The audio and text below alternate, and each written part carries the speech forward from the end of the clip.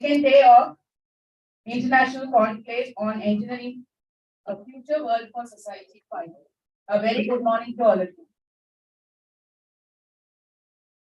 First session will be chaired by Dr. Rama, the Principal, RMK College of Engineering and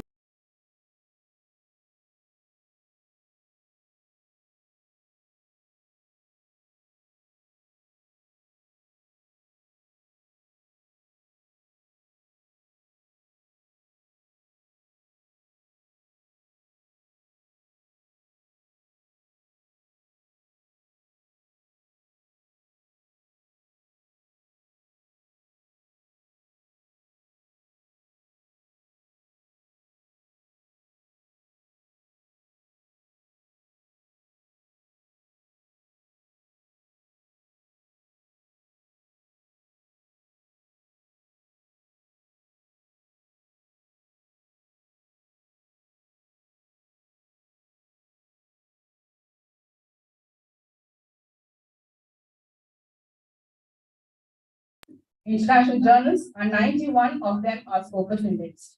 He has 1,642 Google Scholar citations as on 25/11/2022.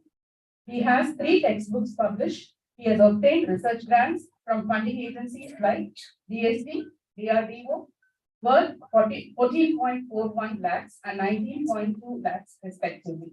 He has received 20 grants, patent grants, and has organized several FDPs, national and international conferences and seminars. I'm very, very happy to welcome sir to chair the session. Wonderful to have you here.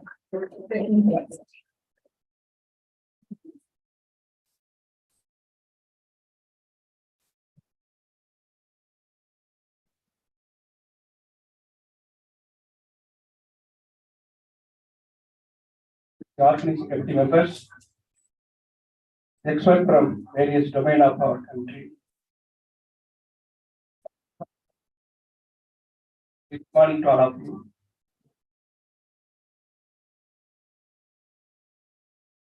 Foremost, I thank the organizing committee of Engineering College for giving this opportunity to share a session.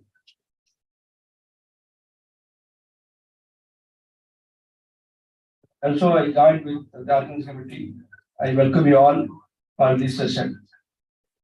The first talk is going to give by Dr. M. Balasubramanian. I'm very happy to introduce before the audience Dr. M. Balasubramanian. Dr. M. Balasubramanian worked as scientist at National Information Center, Ministry of Information Technology, Government of India, New Delhi, and in Chennai from the year 1986 to 2018 in the areas of open technology, CAD, and e-governance applications. He received his PhD from Indian Institute of Technology, IIT Madras in 1987, and he completed his ME program from College of Engineering, Hindi, Chennai, Anna University, Madras in the year 1982, and he it's B honors from the reputed PhD College of Technology, Coimbatore, University of Madras at the time, the year 1980.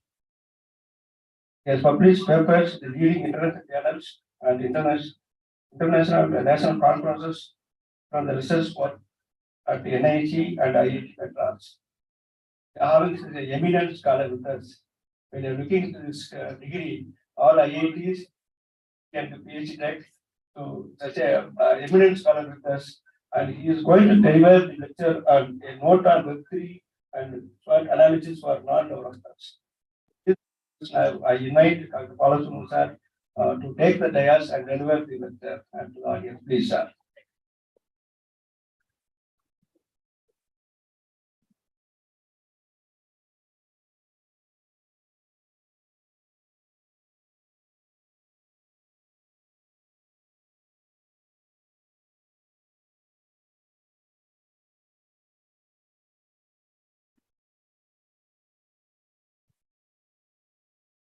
First of all, I'd like to thank the RMT College Management and the faculties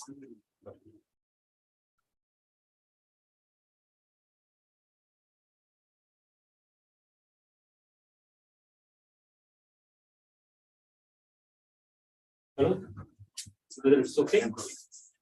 Very good. Wait. Hello? Hello? Hello? Whether it is audible? Thank you. Hello? Hello?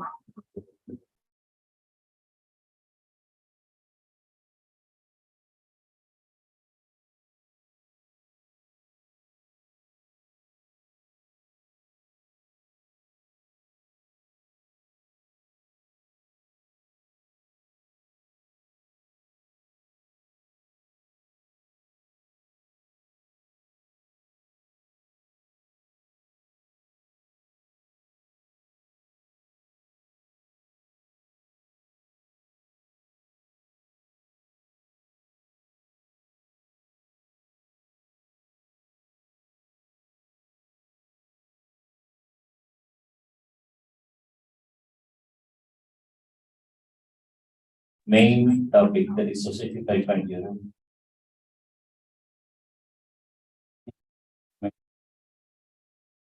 Work in your own different fields, but the Japanese government brought out the society should be focused for all the technology developments and the innovations. That's why Japanese government took the initiative on Society 5.0 as pointed by various speakers earlier yesterday. Here, now we are working on a different subject domains in your own field. Maybe you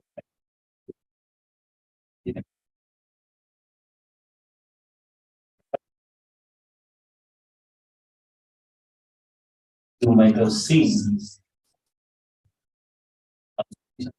in certain environments. You cannot hold the same application on many environments. They begin to see the control. That's why the Web3 has come to overcome the restriction. Here in the bottom side, you can see one drawing is there, how Web1 evolved. Web1 is nothing but you can see the content. You cannot give response to those content. Therefore, it is static content. Web1. Then Web2 was evolved by various social communities and the industries. And here you can give the response like filling the forms. You might have built various forms. It's Web2 technology evolving.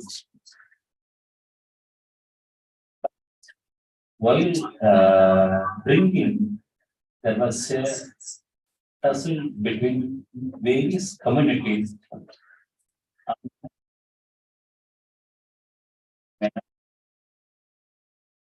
I would like to tell Rai, I don't know whether you have a Rai, those technologies makes no.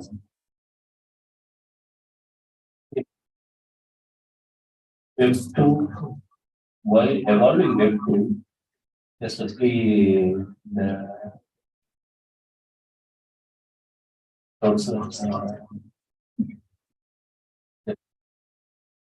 W3 initiatives also leading by the industries, and he tried to make Web2 technologies as free,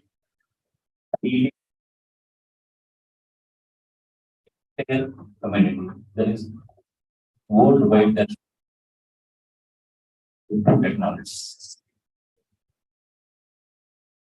There are many studies and other things. But industries, they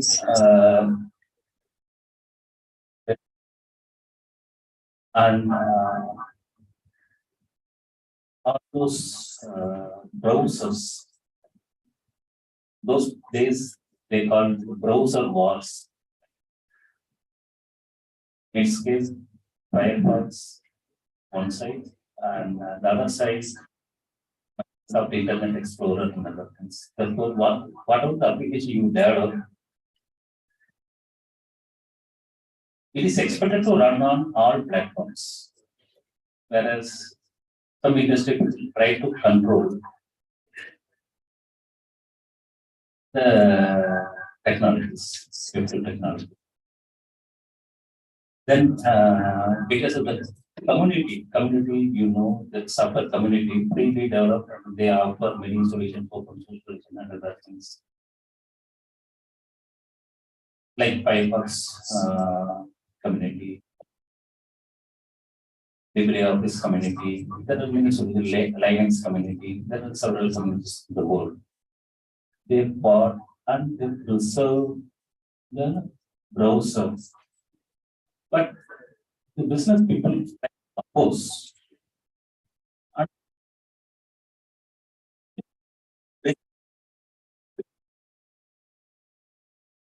therefore, they have to agree for the free standard based browsers. Otherwise, they couldn't survive in the competition market.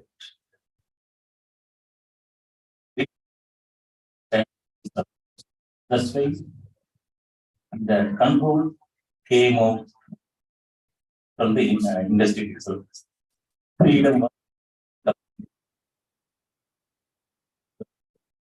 of the standards for whatever purpose you are developing, you can use it without any restriction.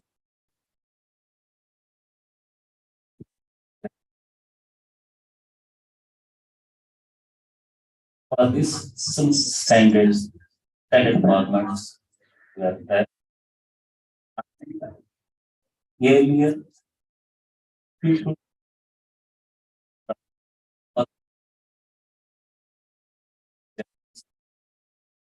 DVD and other things you made aware of it. This is extreme case I'm telling. Those days, 30% of the DVD player or DVD media, people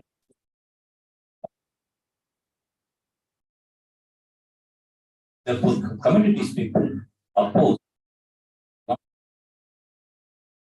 the new technology, Web 2 technology to the entire world. There should not be a restriction. Finally, they won the battle because of the mobile revolutions. These communities throughout the world, during their leisure time, they develop the software, offer the others to use it freely, improve it, and they others also started participating. Therefore, these open standards, open source movements are there throughout the world. And industry came out with another type of restrictions. Mobile app. You might have downloaded in your mobile several applications. But those mobile apps have restrictions.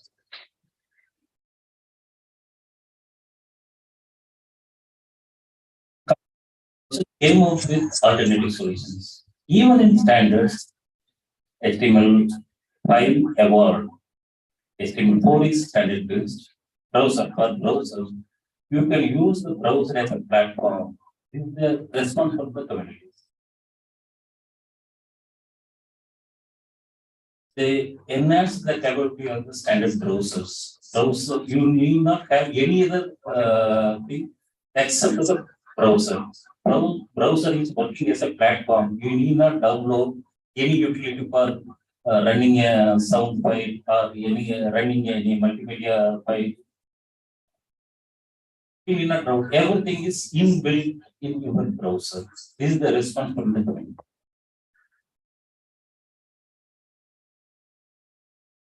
And therefore, this is the history of the evolution of the Web 2.0.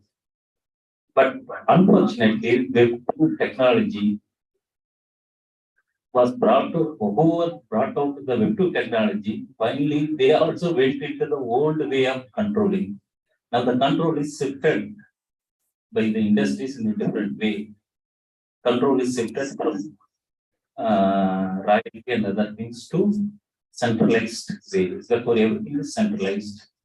Therefore, I live in cloud and cloud I can control. Therefore, all this and the social medias like Facebook and other things, they start controlling the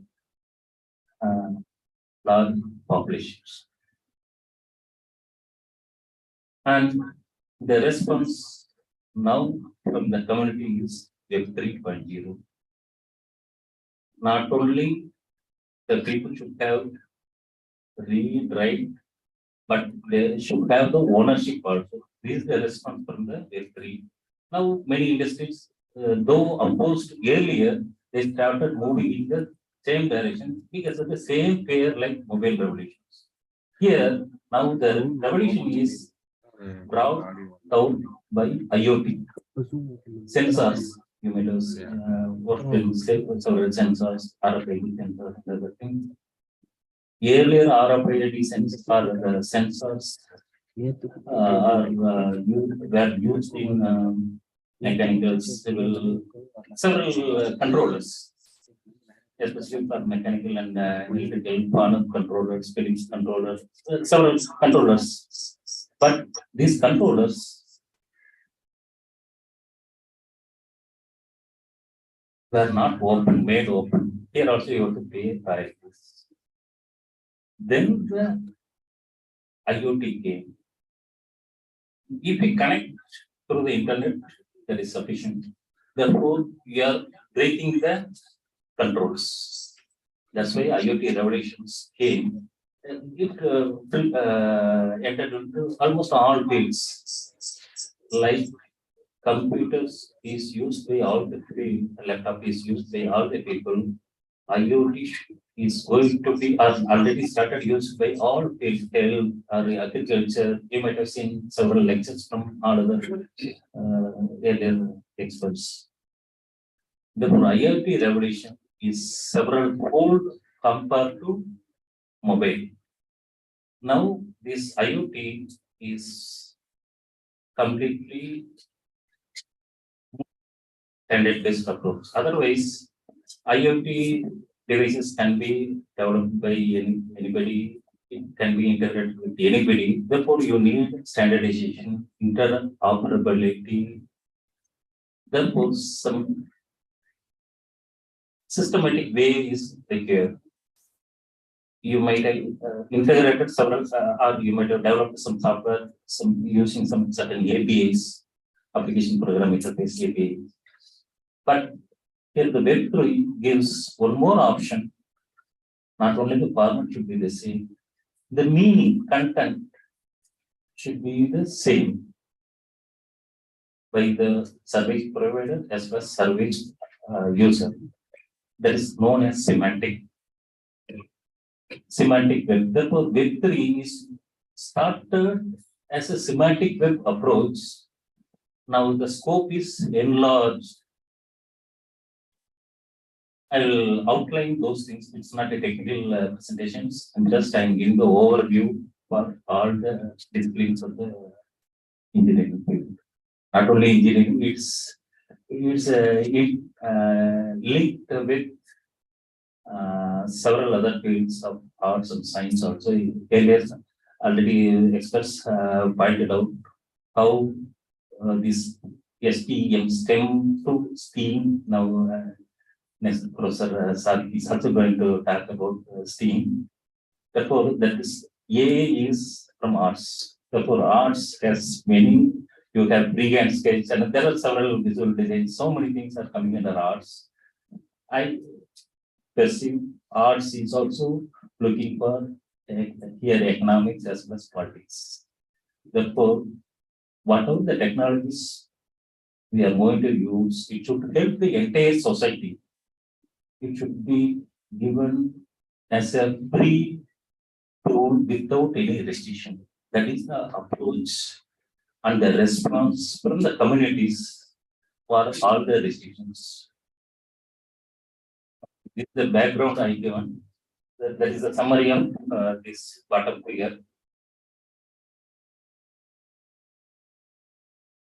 Therefore, because of the centralized controls, and so many problems are there, like your economy is controlled by climate changes or disasters are created by the climate changes and other things. The same disaster is created by the industry because of the centralized pooling of information, analytical data handling, all these. You might have seen even the polling in various countries are manipulated by the Facebook and other things. Therefore, these type of threats are there for not only economic side and politics side also. They can change the politics of any country. That is the threat.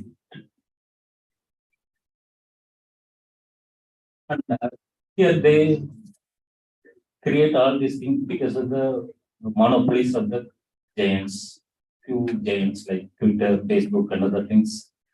Communities are openly declaring either you come out or you will lose the market. Now, giants also, Facebook also started realizing they are coming out from these controls. They are also joining the communities to standardize the ways. You might have seen the worst scenario, even the powerful politician like previous American president was banned by Twitter, Facebook. This is the level of control all these big giants have in their hand. Therefore, just engineering, technology, innovations are not sufficient for society progress. You need arts. Here I consider economics as well as politics also important. Earlier only variety was there. Now variety is overcome by the technology people, and whereas the controls are still existing. Therefore, it can change the democracy features of any country.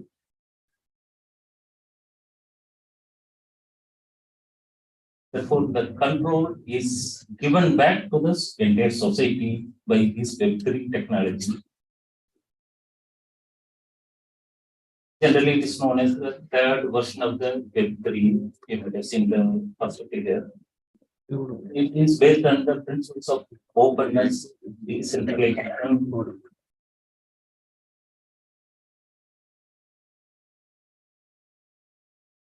security with privacy protection, and joint development. Joint development. Therefore, one model can be created in India by certain people, another model can be created from Russia or maybe Taiwan or Indonesia. Therefore, this is joint development. Therefore, if you want to do the joint development, you have to agree for certain principles for exchanges and other things, exchange of informations. Therefore, all these things are based on openness. Openness is a generic terminology. You have to go into deep in your domain. Here, general openness includes open standards, open format, open source solutions, and open data. Suppose if you are doing some certain results in your whatever maybe the medical or your biomedical or electrical, electronics, whatever maybe fields, many institutes they publish their data. It's when now there is a new trend. Therefore, but at the same time, protecting the privacy of the people. Suppose if you are publishing the medical data, you have to protect the privacy of the patient. But generic information are shared with others. Therefore, those data can be used for improving the health, the trends, how the presentation yesterday, some experts presented how health data is manipulated or used for the improving the society of the society's health conditions. Therefore, all these things are possible with this principles, openness. Therefore, you have to create open data. Therefore, guidelines are there, open standards is there, open source. If you see the worldwide, the large cloud is operated based on the open source like the brands. Therefore, it has all the capacity as the private software. At the same time, it is contributed by several communities. Anybody can download and use the software. It is called open source software. Therefore, you should aware of open standard, open source, open data. All those things are coming grouped as openness and decentralization. Instead of keep all the software and information in a centralized place, delegate the things. For example, I don't know whether you are aware of the cloud and edge computing, mist computing. Therefore, here, cloud computing processing is done at a centralized place. Edge computing processing is done at local factory or workshop level. And does it, Web3 is based on its decentralization. Security with privacy also important because we are distributing to various locations and security is also important. But at the same time, we have to protect the privacy. This is a joint development. Already I mentioned about the joint development.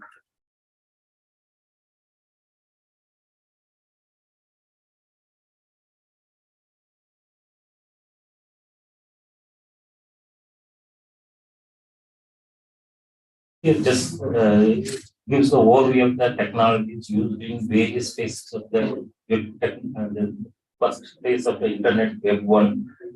It's a read write operations. You see the bottom side. And second portion is the Web 2. And third portion is the Web3 technologies. IoT is the core thing, and edge computing, decentralized data, all those things are part of the Web3 technologies. As I mentioned earlier, IoT especially is going to play a major role. There also we need standardization. Then only you will get the interoperability and you will get the data. You can share the data with many people with the same meaning. That is semantic web approach.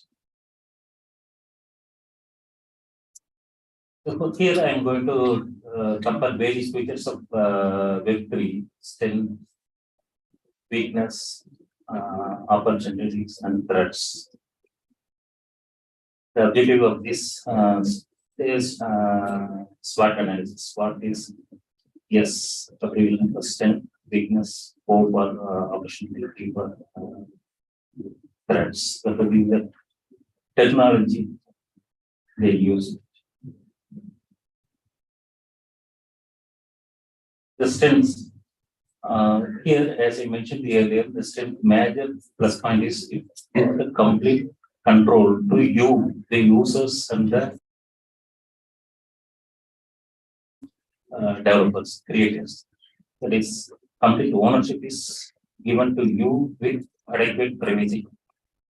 There is no chance or less chance for the monopoly of big giants. And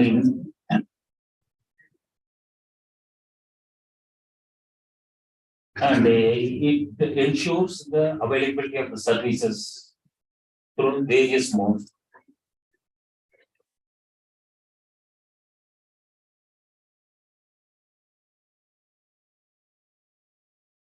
Similarly, without any bias, anyone can access the information from anywhere, from any device. That is also offered by this technology. It offers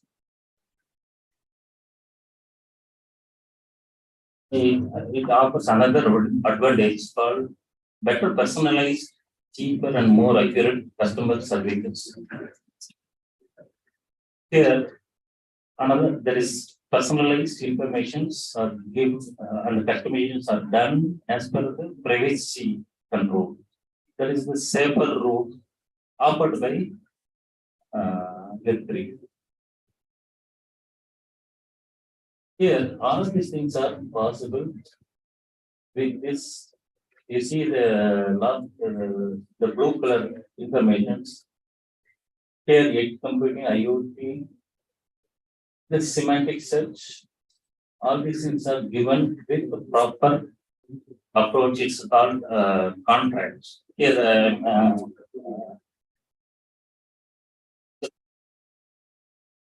the way is also needed. There are certain weaknesses of this new technology. It is still evolving. I mentioned earlier it started with semantic web only. Now its scope has enhanced to several features. Decentralization and all those things are included in the scope.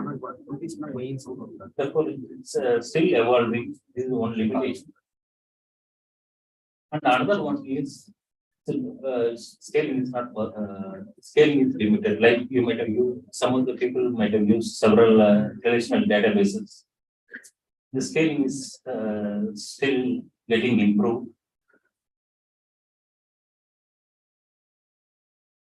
And similarly, if you want to do the local processing, then you need powerful systems. So for using the old systems is another limitation. And here the demand for reputation management is another new limitation they observed. Since earlier, if you are using the centralized approach, who are giving the services, you can evaluate through certain approaches. And those approaches are already standardized. Whereas here, now service is offered by several people in a distributed manner, and evaluating those service providers based on certain reputations. Therefore, those methods are still evolving. This is another weakness. And similarly, it is common for all the new technology. It's a new technology, therefore learning takes more time. This is another limitation. But it gives tremendous opportunities. If you see the most of the recent investments, we call it venture capital, VC investments, venture capital investments. Majority of the investment goes in the therefore, from this you can understand all the new developments, whether even for the big industries, they are investing on this new technology because it gives several opportunities. Because if you give it to only few people, then economic, that is, it's not affordable. If you give it to entire society, it's just like a mass production. Therefore, it is cheaper, you have wider market. Therefore, who resisted the Web3 earlier, now they also joined the Web3 movement. And they started investing in the Web3 technology through the various modes. Here, all these investments are going towards Web3 technologies. There are new several innovations. I'd like to find out a few innovations. And even for the big companies, it offers a new approach, corporate governance in a shared environment. Equal sharing with partnership users without any bias. That's why here on equal footing is mentioned. Without any bias, the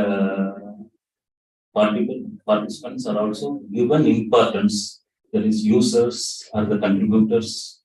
Earlier, you might have seen even almost everybody is registered as part of the social media. They are signing certain things. They are giving full freedom to use our information, data, whatever we entering for any purpose, without knowing the or reading the entire content. But they are giving freedom to use it. But they are doing the business. But at the same time, our privacy is affected. That's why this Web3 technology are good. It's a group of technology. It's proposed by the communities. And here, this offer alternative to the industries. Instead of earning money by selling the privacy of the customer, you earn money through the new technologies. Therefore, for corporate governance also it gives new methods.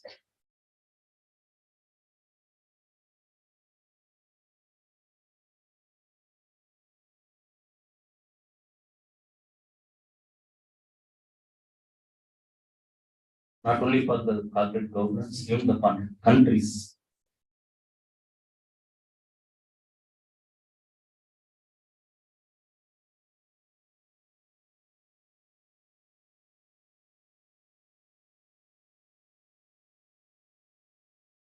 And various sectors received funding is listed here. Virtual assistants who are doing the new software development, new research, new innovations in various fields, like innovations in virtual assistants, innovation in education, innovation in social networking, all these things got funding here. And some of the famous application developers are also listed here. There, Apple's Siri, voice recognition software, all those things are listed. These are listed to give you an idea. It's not just philosophical discussions. It's really happening in the world. Therefore, you can also think in your own domain, electrical or electronics or civil, how to use these technologies and do the innovations, and it will benefit the entire community, the society.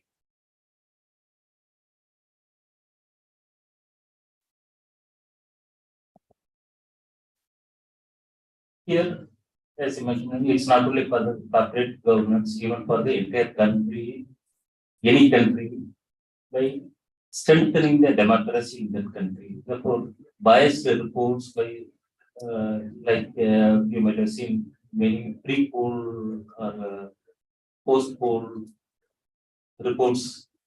These things are manipulated. In many places, only few places they are giving genuine pre-poll reports, post-poll reports. But all those things are avoided because of this technology. It is centralized. Is mainly based on blockchain technology, and that is the core important. But it is in a distributed way. There is no centralized control.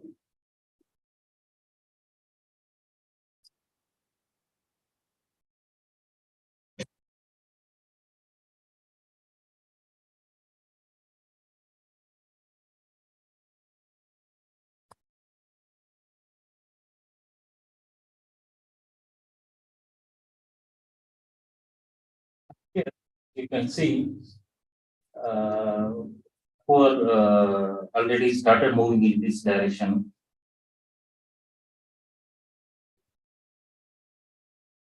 Especially Asian Pacific region, many companies started doing innovation explorations in Web3. In China, of course, China has specific goal, specific interest. They don't want interference from Western countries. Therefore, they are also started many initiatives in Web3. Though initially they resisted, now also they are controlling the Facebook, several peoples, and through another company called Analytica, I think from Britain, they manipulate several countries' poll predictions. Now they started joining this bandwagon of Web3.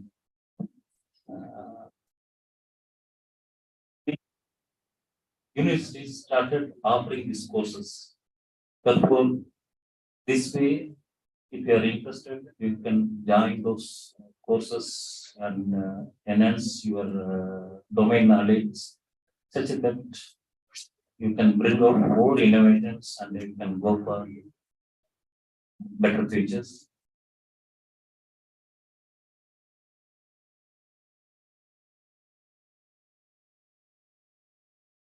Here, there are certain threats are also there in this new technology, since it is evolving still.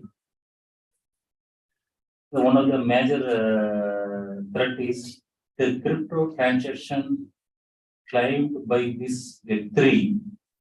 So far, it is not matured enough to offer the safe way of transactions. Therefore, many breaches have occurred. But people are trying to fix those holes. Another threat is lack of accountability. Who changed the things, and those things are difficult right now. But people are trying to bring the alternatives to overcome this difficulty. That's accountability means no one is responsible for the changes and the controls and the things in the distributed manner.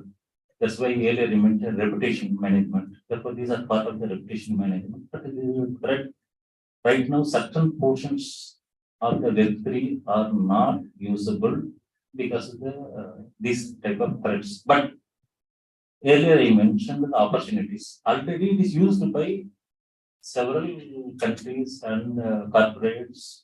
They brought out the products, Apple's product or Facebook product.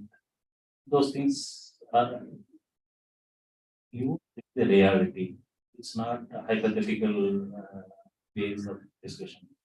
Already available in the market, usable in many domains, but for certain domains, still the innovation or the Web3 technology evolution is not sufficient. Therefore, there is the threat, but people are trying to overcome these things. Finally, I'm coming to the last point. Web3 is not going to replace the Web2 technology as on date, but it shows alternative approach, opportunities, new opportunities, not only for the existing corporates, but also for the end users and the contributors, the creators of the solutions. And it opens a new frontier towards a new internet. Therefore, it opens the new innovation opportunities for the entire society. This is the advantage of this. But right now, it is a part of, or it's a, though it is better than Web2, but it won't replace Web2 as on date. Over the period, it will replace Web2 also. Like the history of Web2, if you see the history of Web2, initially it could not, but later it came up with alternatives. It replaced Web1. Similarly, Web3 is also as on date. Its innovations are not sufficient to overcome Web2, but in course of time, it is going to replace Web2 also. But the overall benefit is not only for few corporates, it gives the entire freedom to the entire society of the world. These are my sharing of information. Thank you. Any questions? I like to answer. What is the need of decentralized data? And even if it is implemented, how it is going to be integrated into database? A decentralized database or a new thing, and right now we are using the relational database or object-oriented database. There are few databases. All those things are centralized. But what is the need for this? Where is the need for that? Need for decentralization. Need. Okay.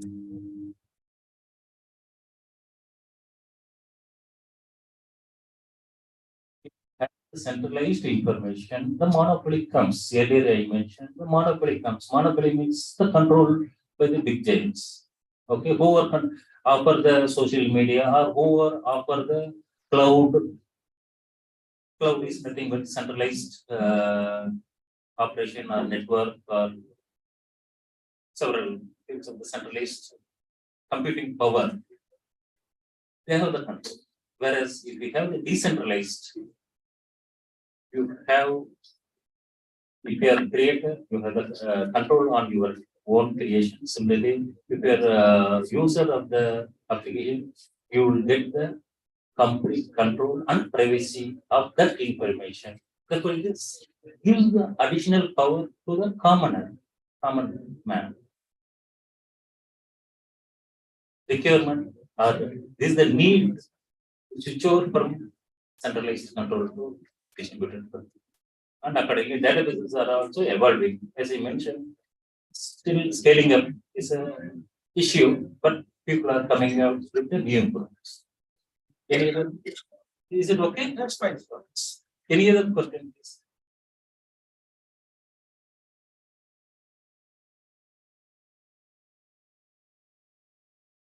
Okay, this is a new innovation technology. It throws away immense opportunities for all the people to innovate, not only engineering, all fields, even arts, science, everybody has to innovate in their own way because it gives several opportunities for various students and the entrepreneurs. Therefore, centralized control is going away and it gives the power to the entire society. Therefore, think of and avail the opportunities and contribute and share your innovation with others. Thank you.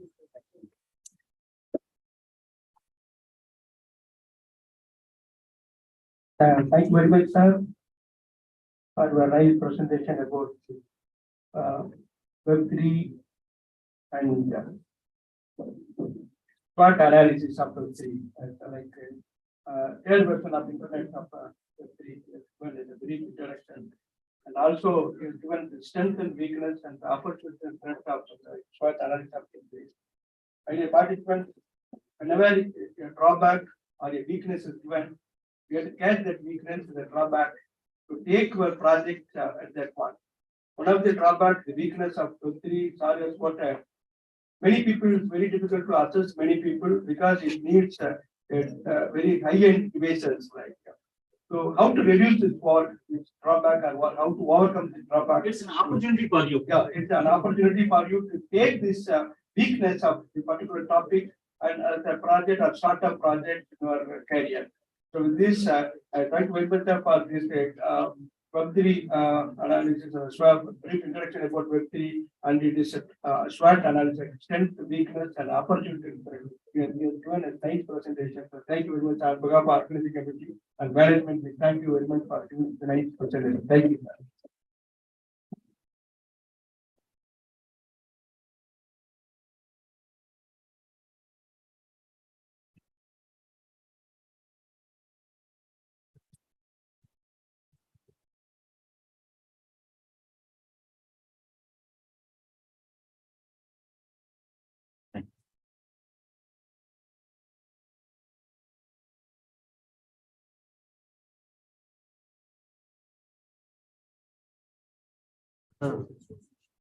அது இது பண்ணுவாங்க introduction கொடுப்பாங்க.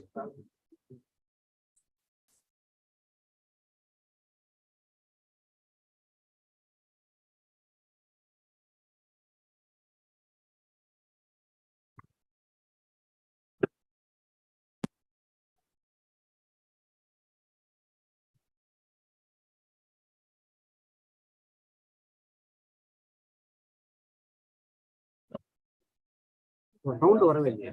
வேண்டாம். எது? Next. Okay okay. அப்போ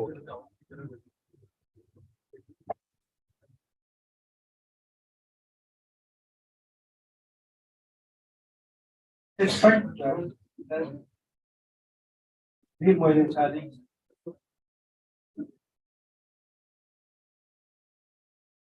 the enhancement and cross cooperation, College of Art and Social Science Process, School of Art, Design and Media, LTU, Singapore.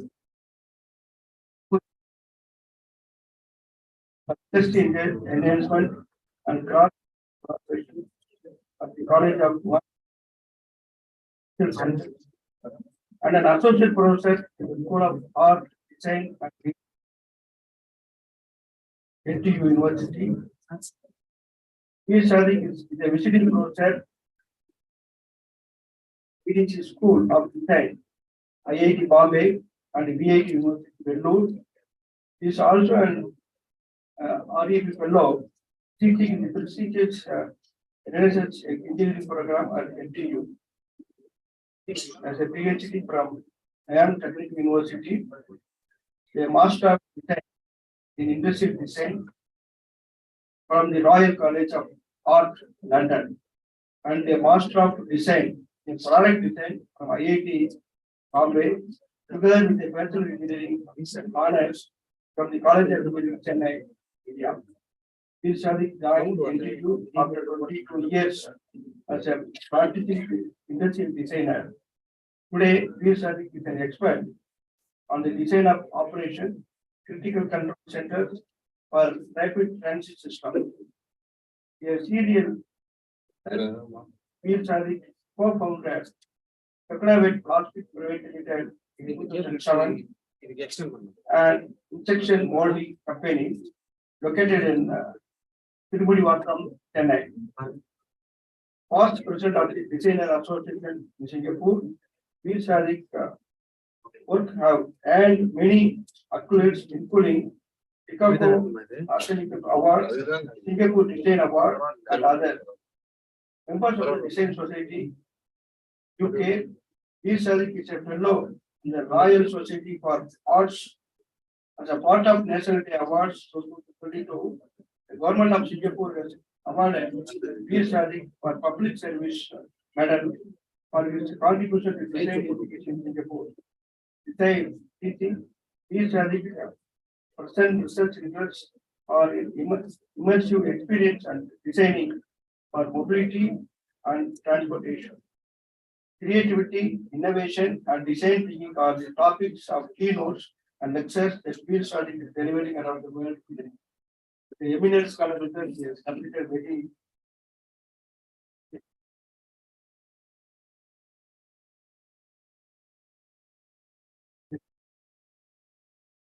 lecture on steam to steam. With this introduction, now I invite Dr. V. Mohin Sadiq to take the dais and deliver. Thank you, sir. Thank you very much, Kevin, for a very elaborate introduction. And I will be telling you a storyline. Okay, so whole idea is to capture me first. Later, you capture what I told you as you understand. Right? Sorry, ladies and gentlemen, I'm sure most of us are becoming engineers, which I did too. So the increasing importance of arts in engineering is what I'm going to talk about. Chairman has kindly told a lot about me, but what's interesting is I don't call myself anything but an artist, designer, and an engineer. So that's the whole story that we're going to hear. STEM was not existent when we were students. It came about in 2001 when the United States, the US National Science Foundation found that they are not competing with many of the people in the world, China, India, Japan, and Korea. So they came out with an idea that we have to center our curriculum around science, technology, engineering, mathematics. It was called SMET, Science, Mathematics, Engineering, and Technology, which is much correct. Science is truth of nature, right? Mathematics is required to understand the truth. E equals mc squared is a simple idea. Engineering is the application of technology to make it into something that human can realize. So it's all a confusion, but someone came out with STEM because it sounded nice, right? So the president of the United States took it upon himself, and this is the official STEM. But it's simple. I took out a lot of things from there. STEM is interdisciplinary approach where academic concepts are coupled with real world lessons that make connection between school, community, work, and the global enterprise. The whole idea is to make someone who, as Dr. P. Subramaniam said, capable of not just engineering, but also looking at from a point of view value proposition in finance and etc. Right? So this is a simplified version of STEM. In other words, STEM was something that started in the United States because they wanted it for themselves. Then we, whenever the United States say something, we follow. Everybody, the rest of the world, eager to be a part of this global enterprise, have rushed to shore up the STEM efforts, which includes every university, including the school here, the college here. All this is fine in the era of globalization, right? Everybody before your generation talked about globalization. Global manufacturing then moved to China. India emerged as a software powerhouse. People and goods were whizzing from one place to another. Then came the pandemic, right? I was in the plane once or twice in a month at that time, right? My wife used to joke that I prefer the airline's food than home, right? So we have three situations which came one after the other. 2002, we had SARS-1. Luckily, nothing happened except a couple of you got the SARS, but Singapore lost a lot of people, right? But the total count was only a few hundreds. Then came MERS from the Middle East, came from a Tamil human being. It also killed about 800 people. I mean, I'm sorry, those who have been hit, I feel for. Right? Then came SARS COVID-19. Count is still on. We were completely taken away. When I came in 2020 February and said there is something coming on, that's why I'm wearing a mask, everybody laughed. Right? Then came the deluge, right? So this stopped the globalization bandwagon. Then reality strikes. Your generation has come completely involved in the climate change. You are worried about yourself now, which is true. You're worried about the next generation, the next, which is true. And many of us, until my generation, are guilty of having done a lot of things, including myself, designing more than 200 products that are plastics, right? So that we started realizing things. Let me stop there. What is the definition of an engineering? Britannica.com, the application of science to the optimum conversion of the resources of nature to the use of humankind. So that's important here, right?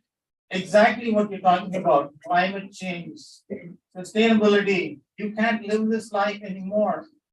Engineering was defined hundreds of years back as resources of nature, the use of science for the humankind. Engineers are normally good at fixing things. Everybody thinks they fix everything, including your mother-in-law and mother thinking getting married, getting a boy in the family is important because they fix the whole thing, right? They fix the marriage, right? So there are 5 challenges that we have today. 5 challenges that you have today.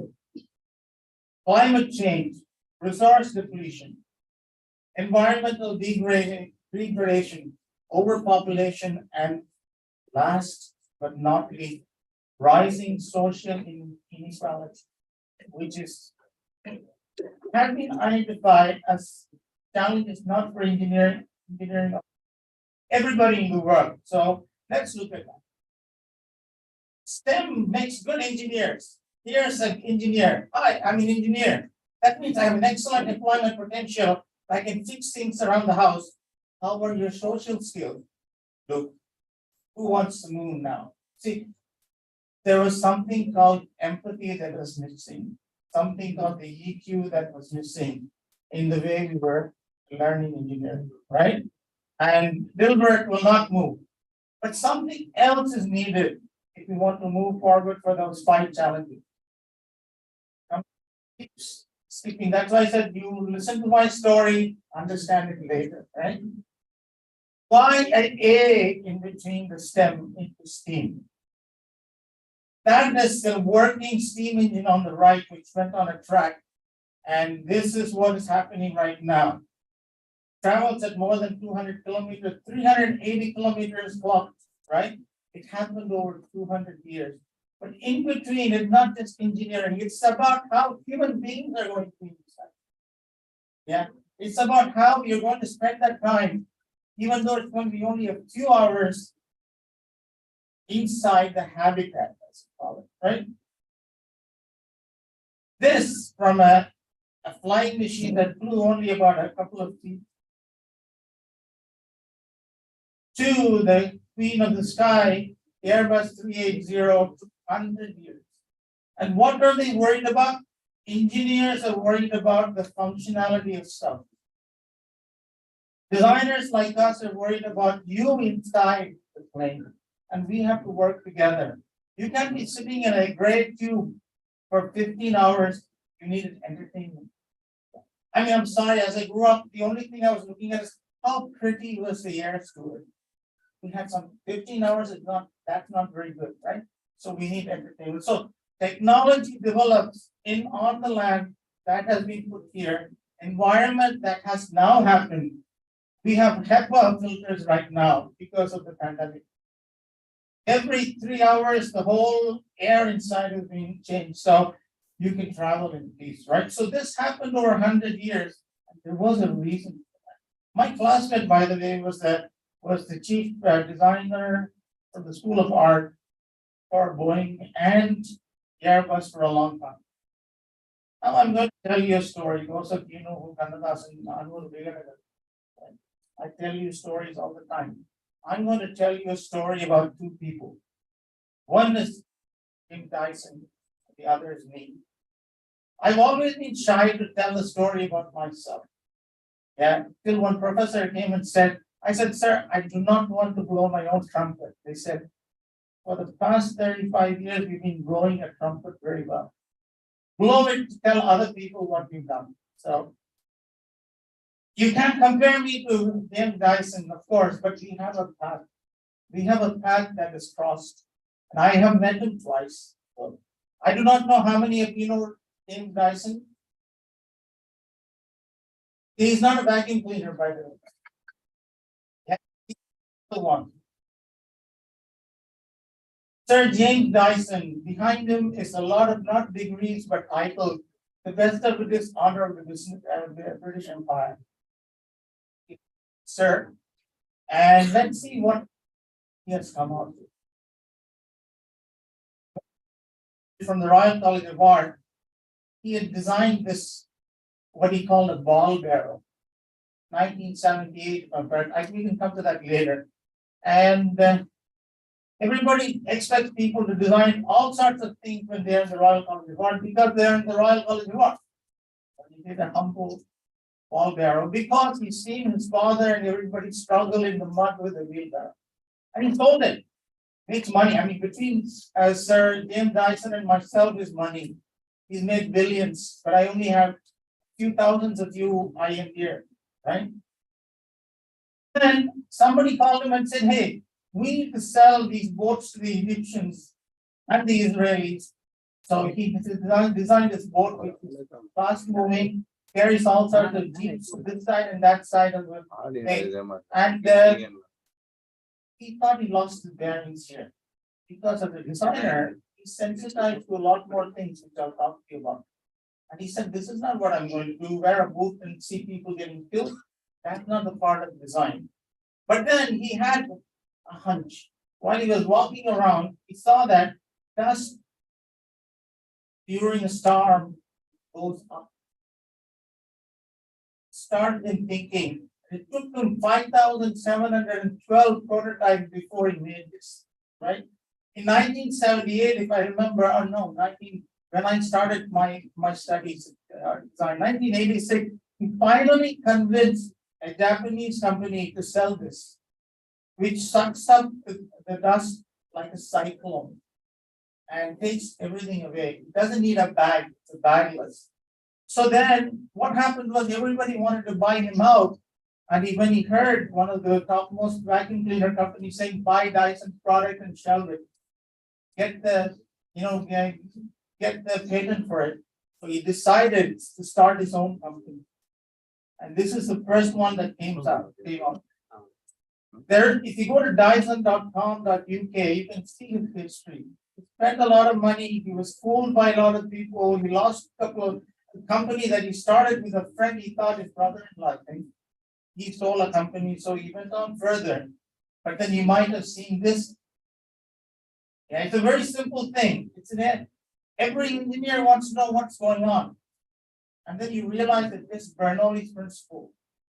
A small amount of air that goes through the airfoil pulls the rest of the air to say, if a particle starts at the same time, it has to come back to the same time. I think you give a point. That's how the airplane flies, right? He got that working. Of course, Dyson is a premium product, but that's how it works. And then you realize you want to do a washing machine. I met him at that time, and he decided I'm going to be in the airflow business. He had the power to do it, he had the money to do it, patent after patent. He will not leave you if you copy his product. Be it in Timbuktu or Taiwan. Then the fast air dryer. Mitsubishi has copied it, but then they're paying him a lot of money, right? Put your hand in, it dries so fast, right? So he was making money along the way. And this, you want to buy this vacuum cleaner, simple one is about 800 Singapore dollars or 600 US dollars. You can buy one for much cheaper than that, right? But people like it because it works. And it's designed so that every loop and corner is covered. So that's him. And he said, I need to, his wife, hand care, she takes a lot of time to dry her hair. Came out of time in the airflow business. So all he does is he blows the air in such a manner that it dries faster. I can dry a hand, I can dry a hair. This is also premium, my friends. For $40, I can get a Panasonic. $400, you get this. Right? But people do buy, I'm in a hurry. I'm the only guy who doesn't have to comb his hair, but my wife has to cut it. Yeah, she has to get ready. It takes hours, yeah. It's $400 to pay me back. Yeah. Here, and those are his products. Finally, this is the product that I want to use. A lot of things he keeps putting in. That's Dyson for you. I have a photograph of him. He wanted to, he came and he's my senior by 10 years. He said, here, take off your shoes. Then I took my shoes off. He put it on his feet. He gave me his shoes and we put our leg out like that. We have an interesting square colored loop. Okay. Said use that as your logo, he said. But behind the man is a history. Yeah. Behind the man is capability. Behind the man is an artistic talent. And he never let it go because he had to understand engineering all by himself. No one is willing to give it to him free. But then the British Library has a lot more than anyone can offer. Yeah. So this is his sketching, my friend. If you are going to work for him and you are trying to say start this, start that, he will come after you. He can sketch for you. Many of you go to design thinking courses and they make low fidelity motor, high fidelity model. That's his team making a low fidelity model of a vacuum cleaner from every other cardboard things he can find. Till you get near fidelity, very high fidelity product, which then becomes this, right? So a low fidelity is something that you look at for the look, the feel, how do you think it will work? As you move along the fidelity in your vacuum, in your working. Then come the engineers, the analytics, measurements, but you have a hunch. That's what the artists have, a hunch. Yeah, and that's what happens. This is the latest, ladies and gentlemen, post-pandemic Dyson for you.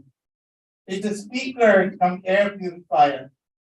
And he has a patent for it. He worked on it for 2 years. When everybody was thinking we're going to catch COVID, he said we would catch this opportunity. Dr. Balasubramanian said. It actually takes the air inside here, filtered many times and comes to you. If you go to the website or Google just that, you'll see how much of effort they put in. Probably will cost you a bomb, right? But it works. Probably we are all afraid of the next pandemic. But it's also a very good sound system as well, right? So if you want to be seen, not in the next sci-fi movie, but in real life, I'm sure it'll come to Mumbai and Delhi and then Chennai and Kolkata. But that's not what he did. As an art, learned that engineering is a very important core of what he does as an artist. So he has money far beyond himself. He has a trust. He gave a lot of money to the Royal College of Art, alma mater, Dyson building you have in London. And he went to Imperial College London, one of the top graded engineering schools in the world, gave him money. This was the post office. I went there. Now you should see the difference. He was recently, a couple of years ago, he started near his hometown, Dyson Technical Institute. Yeah, for engineering. And something interestingly different. He said, thought-based, hand-based engineering has to precede the analytical thermodynamics and hydraulics and equations that you learn. So he has a very special school. It's not far from his house. He has moved his headquarters to Singapore, old powerhouse. Many of us old engineers know what a powerhouse is. It takes a lot of coal to make electricity, by the way. Yeah, and he's moved in here. Government has given him a tax break, I'm sure. And he has moved in his headquarters to Singapore. From a humble ball barrel to a consumer powerhouse. That's what Dyson is all about. Next time you see Dyson in the please remember his Sir James Dyson, honor of the British Empire. Very nice gentleman, but very sharp, very astute, very much into business. Okay? If you want to learn about managing business, learn from him. But what is his background with that? We'll talk about Peter Sadiq, PPA, a guy who just won an administration medal from the government of Singapore, right? So that's me, the artist, designer, and engineer. Products, I'm just going to show you 3 of them. The difference between Dyson and myself is that I design for other people. Millions of dollars. I made a lot of clients, made a lot of students. I made a lot of people endear themselves to me, right? This is me in 1987 at Larsen & Toubro. I was asked to design a petrol pump, which became a Z pump later. I wouldn't sign off on it. So this is the most architecturally sound sculpted equipment you can design. I went to the Indian Army's explosive unit to show that the bottom can explode, but the electronics will not catch fire. But however, L&T and India was not ready for this. But I had the opportunity of meeting people who said that's an excellent work. Well, you go somewhere else to do it. I moved to Singapore not because of anything else. When you migrate, you migrate for 2 reasons. One is to find a better life. I also went to find my better wife. Right? So my wife is Singaporean, wonderful lady. She couldn't take Mumbai at that time. So we went.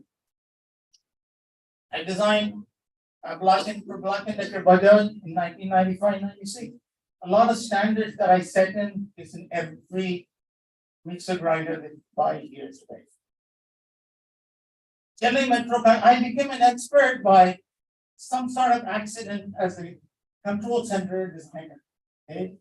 Control center of any driverless metro system. Chennai is not driverless yet. Needs 9 or 10 people to operate. And the metro was designed by myself. I look at where people should sit and why should they sit. Where should the information be given, not what information. I mean, data scientists can do all that, right? And 5% of chance that an accident can happen. Right? There are error analysis. Engineers like you bring out papers after papers about error, safety and all that, but I'm worried about how to implement that, right? And what I would like most was what was on this side of the. I went, luckily I had a Larsen and Toubro architect. I said, "It's looking dull, buddy. What do you want to do?" I said, "Something Indian." So he went to Kanchipuram, and because there's acoustic panels behind, he got specially made saris that he put in. And when I walked in, it was interestingly Indian, right? It's now in operation fully. So if you can see any, it's a security personnel stuff, so you can't enter. Emergency train stop was something that I designed together with my partner. If you go to Singapore and the new ones, you'll see all of them. Like this is the exploded view, right? It's become a standard product. It stops the train from moving in case somebody put their leg out or something happened. But if you misuse it, Singapore is a fine city. It's $500. Misused it by the. But that's how it looks like. But that is one of the 50 iconic products of Singapore, and it's a permanent collection in 2 of the museums in the world. You can't see you can see me. The next to me is Minister Yaqub Ibrahim, who was the Minister for Transportation and Communication. Did you design this? Right. So let me go from there. You saw both of us, yeah. We kind of blew our horns, and that's right. Let's look at Jim Dyson, his career. I mean, summary of it. 65 and 66, he went to a art school that is not existing today, Brian Shaw School of Art. Then he went to the Royal College of Art. That time, getting a master's there, you have to hang around for 3-4 years. Moved from interior design to furniture design to industrial design at the Royal College of Art. By the way, Royal College of Art is the #1 ranked university for art design. Then the ball barrel he sold.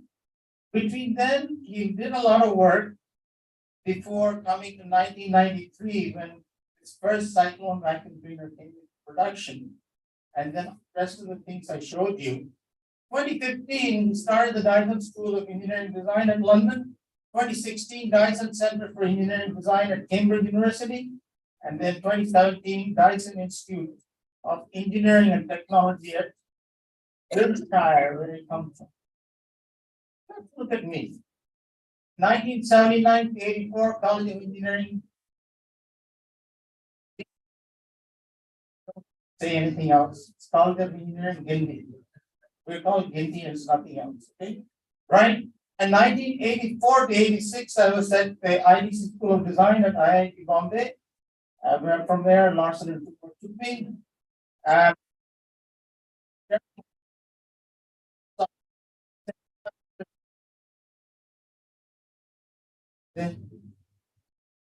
In 1996, I co-founded a design consultancy called Innovation Design. 2 of us, a Malaysian Chinese and myself in Singapore. I was still an Indian, he was still a Malaysian. 2 of us in a room. The only thing we did not want to do is fight. Right?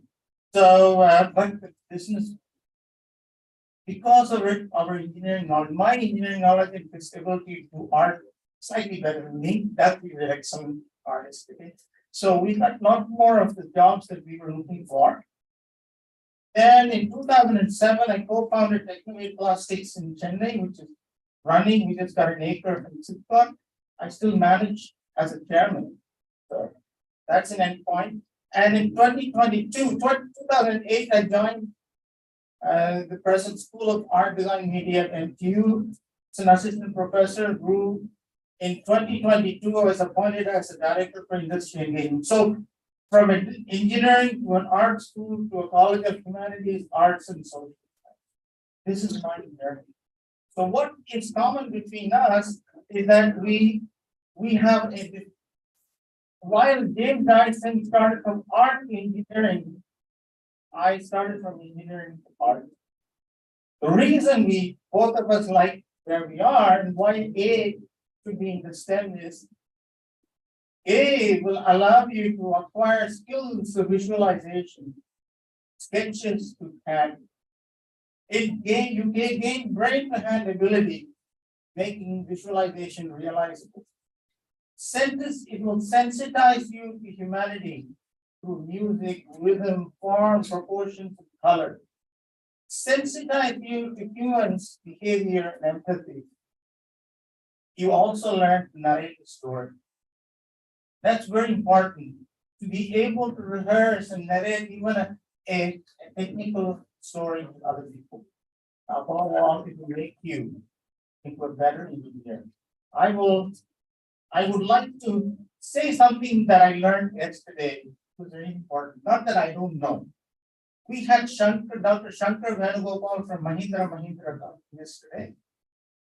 I overheard him answering a Zoom call in a Zoom seminar. Some of the requirements be engineer at Mahindra. He said, we need 4 levels. See, he said, whatever you study, my friends, is only 25% work for him, or in real life. Next 25%, he said, is your co-curricular activity, right? And the third, he said, you need to have 4 things to make the 25 or 50% of what is still left over, right? He said you must learn what is design thinking, what is experiential thinking, what is critical thinking, what is innovative thinking. I'm quoting him because I heard him. He said, these are not difficult for you, you can learn it for yourself. But he said, all this put together is what will make you into an engineer, not that all that we study in thermodynamics to Fourier series and all that, differential equations, they will help you because it's a foundation right on the ground. That's what Dyson found out. We had to go back to engineering, but I said, I have enough roots, I need to put my stems up, right? So this is what is interesting, and I'm going to leave you with Bharatidasan. Said, Kalaye Vadar, Orinme Vidu, Kavida Ipunai Tamara. This was the time when the Soviet Union's 5-year plan was Jawaharlal Nehru's idea of getting in India into glory. It has.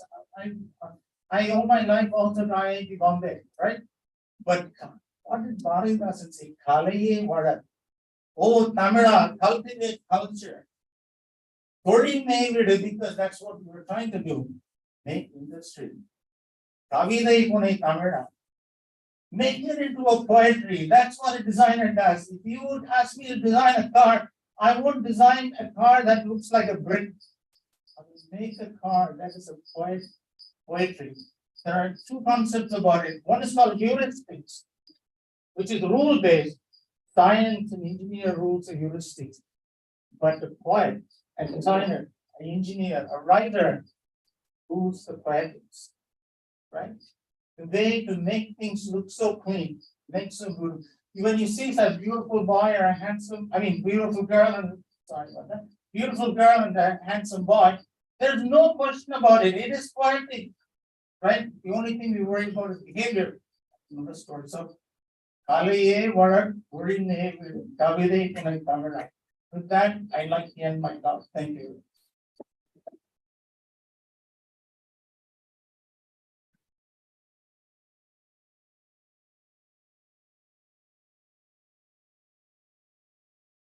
From participants.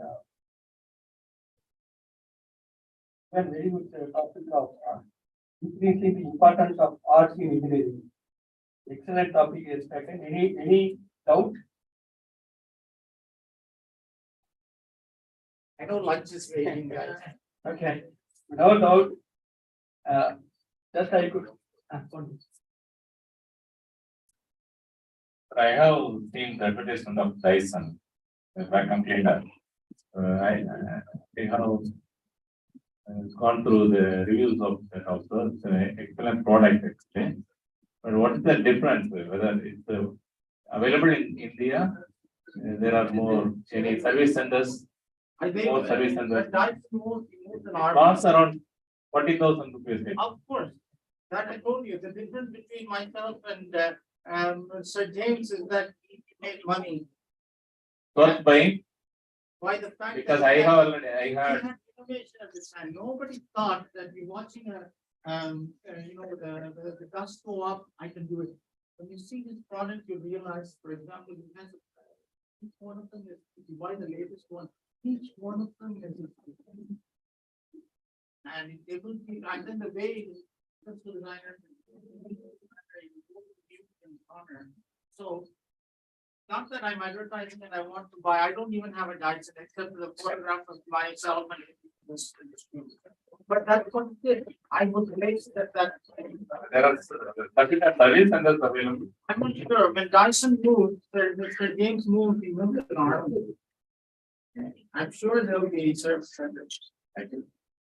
Excellent product. I have seen some. I would like to say something. You would want it. My dad did my service. Most of you know me. Most of you know me. I was a visiting professor here for about 10 years. Then I went on.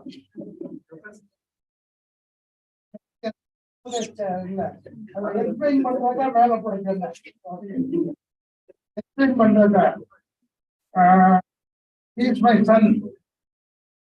He was elected to go to IIT. IIT Bombay, he was elected to go for design. So I put him somehow. And today he stands here. Friends, you are seeing this. Making a straight line like this is easy. Easy to make, but why do you make it? That is the art. Beyond function, that is the art.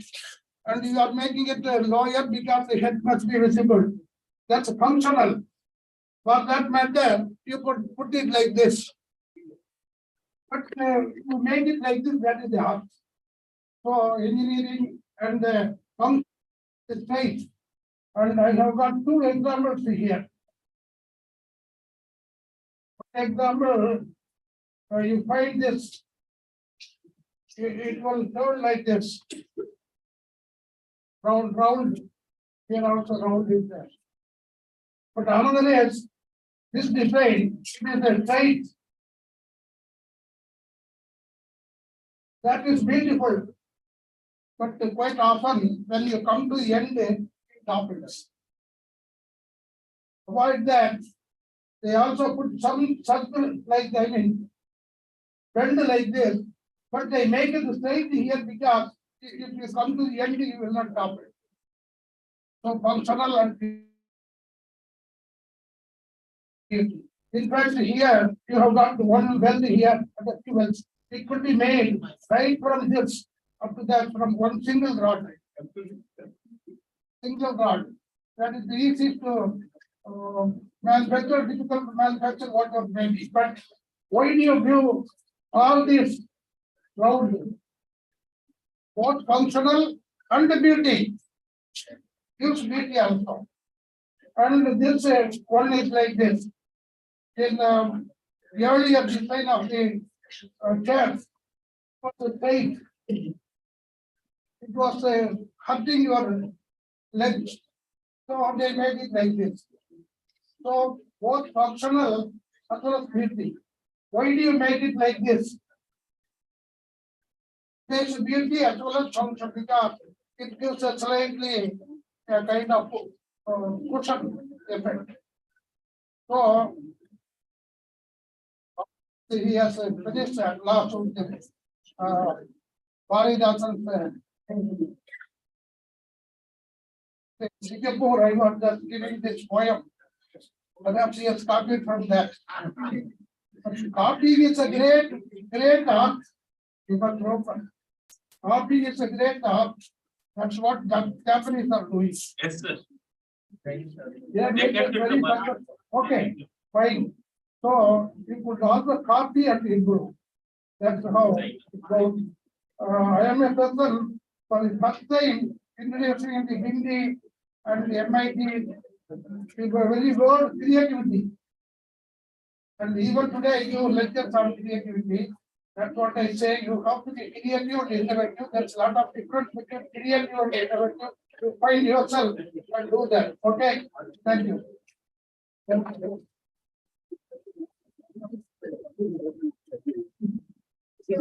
Restart பண்ணிட்டேன் சும்மா check questions, sir. இப்போ audio okay tea பிரேக்ல பண்ணீங்க tea break 11:30 தானே From STEM to STEAM, do you think that engineering colleges should have arts, in their main, the course curriculum which is there, rather than as an elective?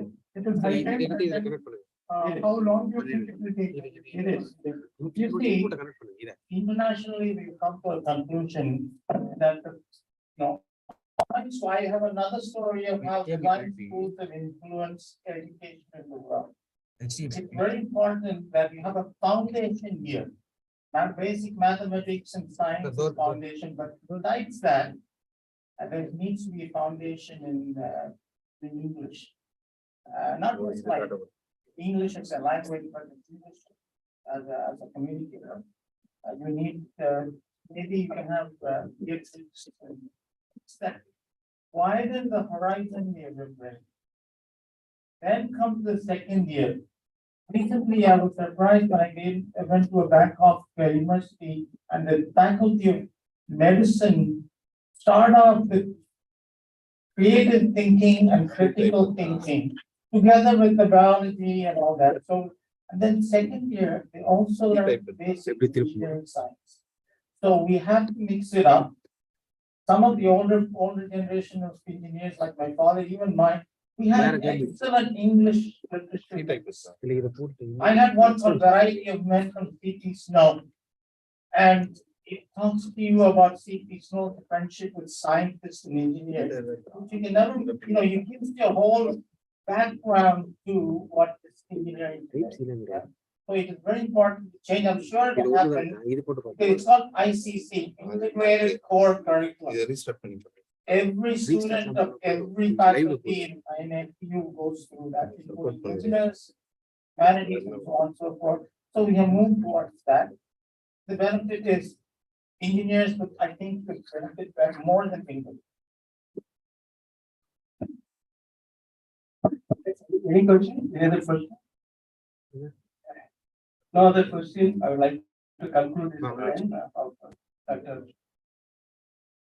My dear participants, there is a statement in Tamil. I will say the statement, I will convert it in English. பறவையை கண்டால் விமானம் படித்தான், எதிரொலி கேட்டால் வானொலி படித்தான். While Wright brothers thought of seeing how the birds are playing, and they design a path like Sari has given from 100 years, how the flight has changed. And they invented aeroplane because of that art of seeing how the birds are playing and design, and they created the developed aeroplane. So பறவையை கண்டால் விமானம் படைத்தான், எதிரொலி கேட்டால் வானொலி படைத்தான். While Marconi, the scientist Marconi, was interested to hear the echo sound. Based on this art of listening that one, he has created the radio for us. Now we are using the radio. So Sarya's technological development for 100 years now, 200 years now, how the train, nowadays we are using bullet train. How this the art has become a designer and become engineer. That's why he has given Sarya given artist, designer and engineer. So I congratulate sir from engineering to art. From somebody is art to engineering, he has given engineering to art. So he is mixing with art, integrating the art of this one. The excellent presentation by our sir. So thank you very much, sir, on behalf of management. especially our chairman and vice chairman and our artist, Dr. Satyajit sir, is very active person. So thank you very much, sir, for a nice person. Thank you all.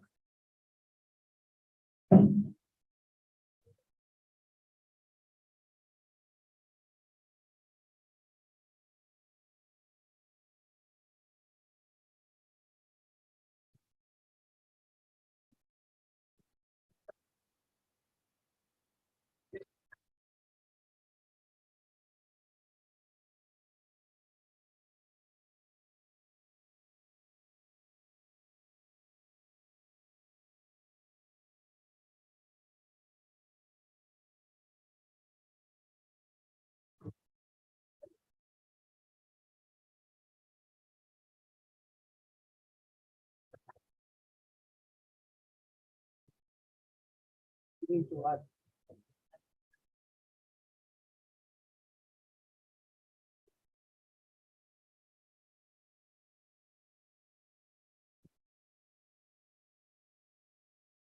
visual system போடலாம்.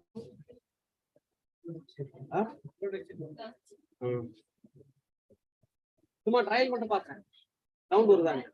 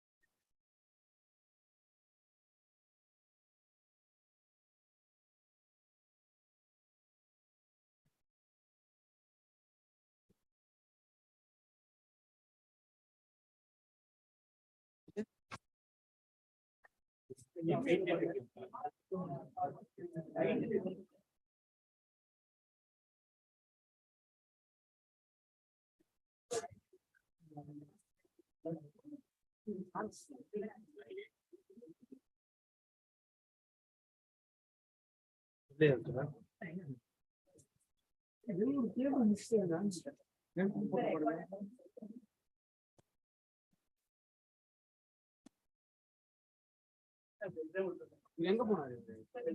மேல ஏதோ work ஆகலன்னு கூப்பிட்டாங்க. லேப்டாப்ல பாக்கணும். இல்ல எனக்கு laptop இல்ல. Loose contact ஆகும்.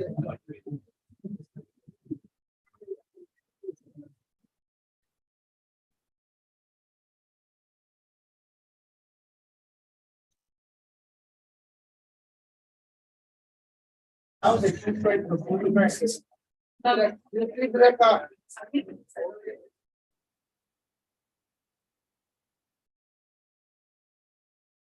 அசிக்கிறோம் பாருங்க.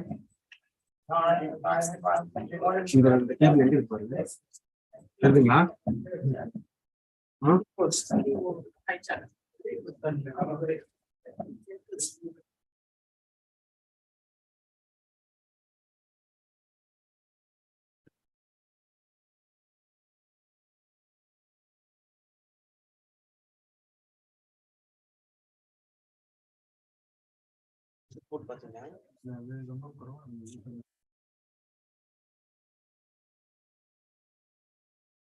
இங்க மியூட்ல இருக்கும். இருங்க.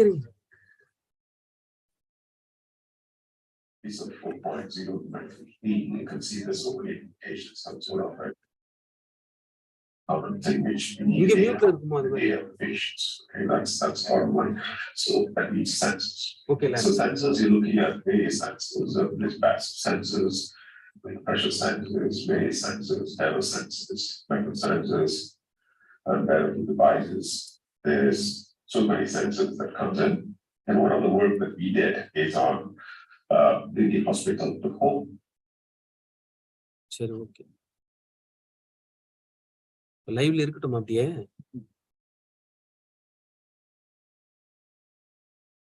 அதுல இருந்து ஷேர் பண்ண போறோம். ஷேர் ஸ்கிரீன் போட்டுருங்க அவ்வளவுதான்.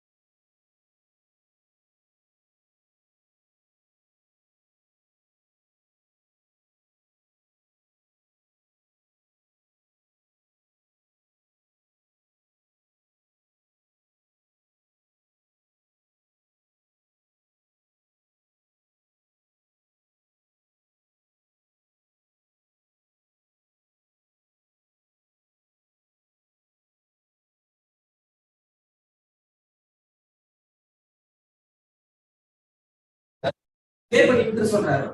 எது ஒரு நிமிஷம் இருக்கு, அப்படியே ப்ளே ஆகணும்.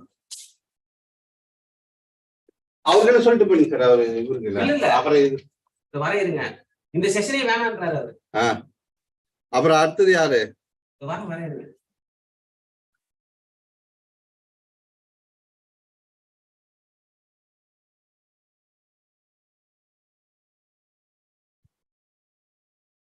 நம்ம இதை ப்ளே பண்ணுங்க. சிஸ்டத்துல வேணாம், இதுல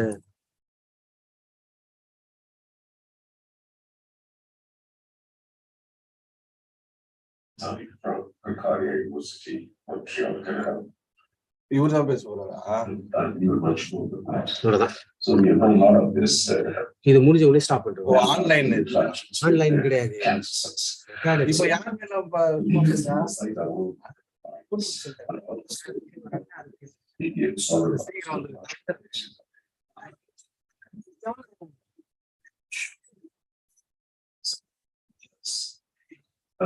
We know that the existing releases in India, they've been using some of the for many, many years in treating cancers of different types. That is best information. Actually, so much safety and toxicity. So I hope that quite effectively set apart those sort of ashore. The cells behavior. So we know what the HeLa cells, the lipids particles inside the HeLa cells are interested in these cell particles actually leaving the cells. And even the DPS different components such as so that this GODASH. That's one thing we found out as these cell particles are not toxic. This one found out, and the cells they just they use it or they don't use it, they just dispose it off. This is what you can see all the black dots, the particles. They are some of the big sides on both sides of the cells, and it's just are also covered by nature here. And this opens up a big area of looking into single Ayurvedic studies in a more systematic way. And I think which also will create as a huge applications for industry 4.0 and IoT. There is something India is our we should look more into that too. So you can see that sort of ashwal, you can see the sort of ashwals that indicated by arrows in HeLa cells. They actually cells even after the nucleus and the nucleus divide, and they also and we also saw that various other cells, not only cervical cells, liver cancer cells, lung cancer cells, we work with various cancer cells, and we understand how these mechanism of cells. Okay, so just be down. Cells be done with their own there was their sort of star and all this the morphology of the cells as a different behavior. Cells. You can see this, the plasmodic response of these particles inside the cell. This is we call intracellular plasmodic. This is something we propose for the lab. Intracellular plasmodic is a new area. The cells absorb into the cells. What can I do? Defy the condition of the cells. This is what we're looking into more and more in future. Okay. So what are the good examples? They organize natural isolation. Okay. What are the exosomes? Exosomes, as we see in the extracellular space, every cell releases some sort of nanoparticle. That'll lose your virus size, 100 nanometer size. That's called exosomes or extracellular vesicles. Exosomes, let's see the term exosomes. They carry a lot of information of cells. Cancer cells, they carry a lot of cancer genetic information. They go from cells, and these exosomes.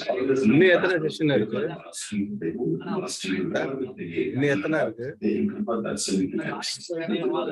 இன்னும் எத்தனை இருக்கு இல்ல afternoon afternoon எத்தனை afternoon வந்து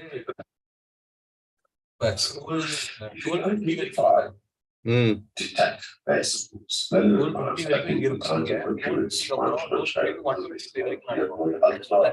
Early diagnosis. Cancer. ரெண்டு section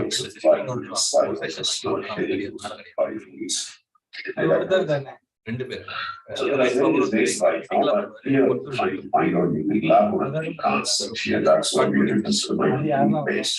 And so we are using LSPR based laboratory. The way is that there's, but we are interested in LSPR. Local accessories, plastic residents, and LOC, laboratory concept here, okay? So here, what we do is we just follow the antigen antibody binding. 6 as our antibody for that. Which has been tagged with the peptide, AB96 peptide is tagged with such a. இந்த zoom போட்டா ஏதோ பிரச்சனை வருது sir. Strong binding between secondary audio biology bodies being used for detecting this. இப்போ ஒழுங்கா தானே இப்போ போகுது அங்க காலர் மைக் எல்லாம் வந்து அப்படியே இதாகுது.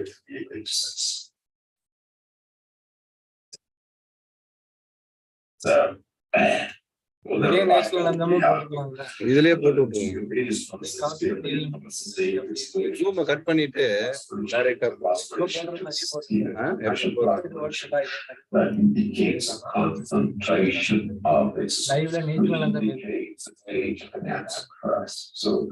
லைவ் அதான் எல்லாம் இங்கதான் வந்துடும்.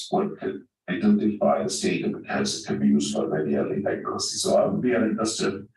Our work is here in this way. Okay, so we can see here some of the concentration exosomes with LSPR shift. So in no cancerous patients, we have somewhere here. Patient stage 4 the cancer here. So if you monitor the concentration of exosomes, then we can completely follow the development of cancer. We are also working much more deeper in this, not only concentration of quality of exosomes, what kind of cancer it is. This is so involving right now with the potential of best. A lot of the students working in this area right now with this. Okay? So this is what the microfluidic chip is. You can see the microfluidic chip and the gold there integrated microfluidic chip and the flow goes to it and you can use it for detecting it.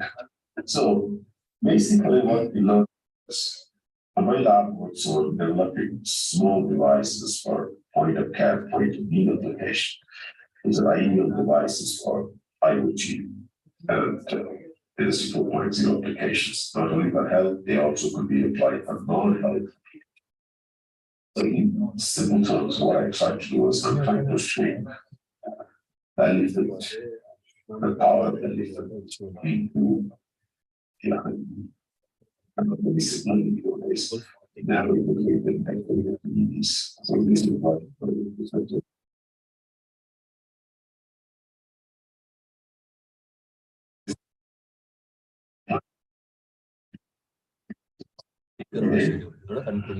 some other time I'll be able to. So this is finally going to make a chip. I want to their hospital new chip so that each one can carry a hospital in the pockets. This is for hospital to home. We work. You can see the potential of such technologies for industry to thank you so much for listening.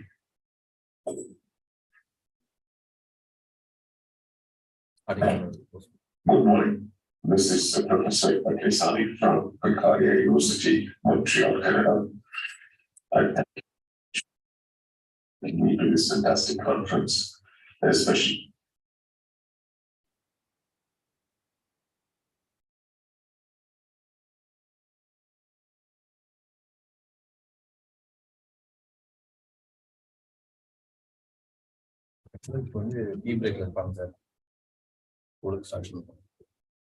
Our join பண்ணிட்டு பாருங்க sir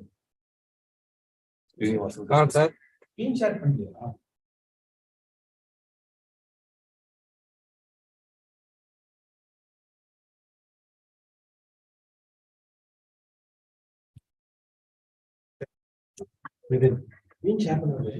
என்ன screen கேமரால வரது மட்டும் தான் live போயிட்டு இருக்கு யூடியூப்ல. ஸ்கிரீன் ஷேர் போடல. ஏன் போடல? அவங்க எல்லாம் இது பண்ண பிபிடி தர மாட்டேன். தர வேணாம் சார்.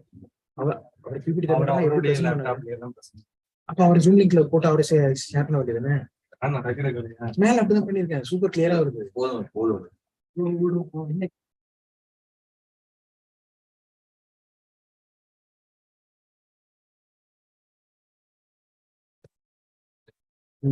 பண்ணுங்க சும்மா யூடியூப் பாருங்க.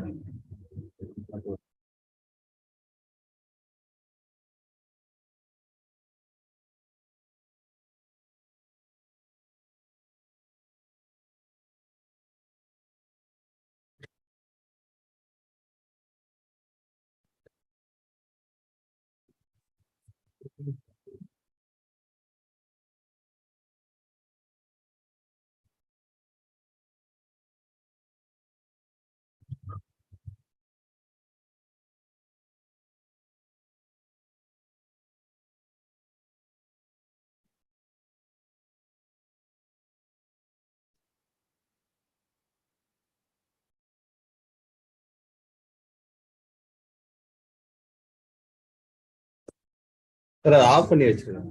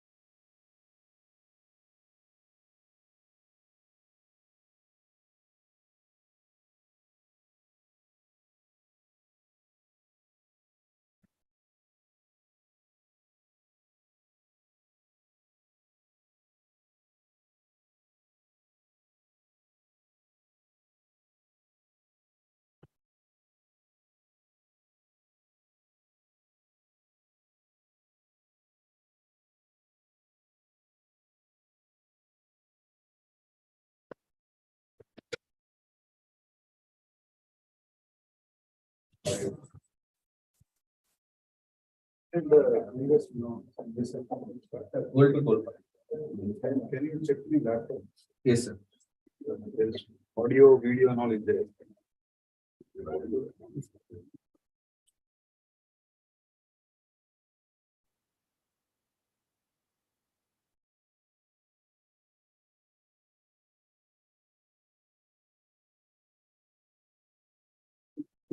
Yes, sir.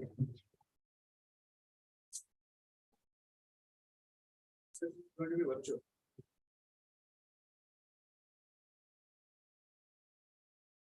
அவரோட இதை எடுத்துருக்கோம். இந்தாங்க.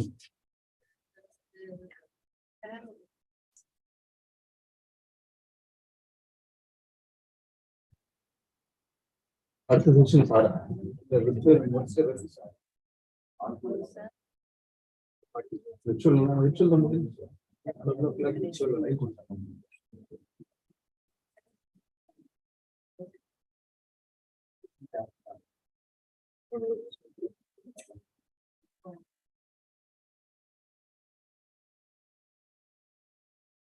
நீங்க ஒரு கேபிள் இருந்தீங்க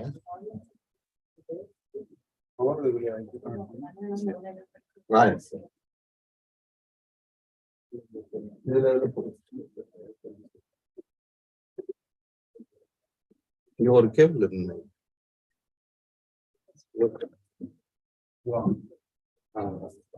virtual session-க்கு எங்க வைக்கிறீங்க லேப்டாப்?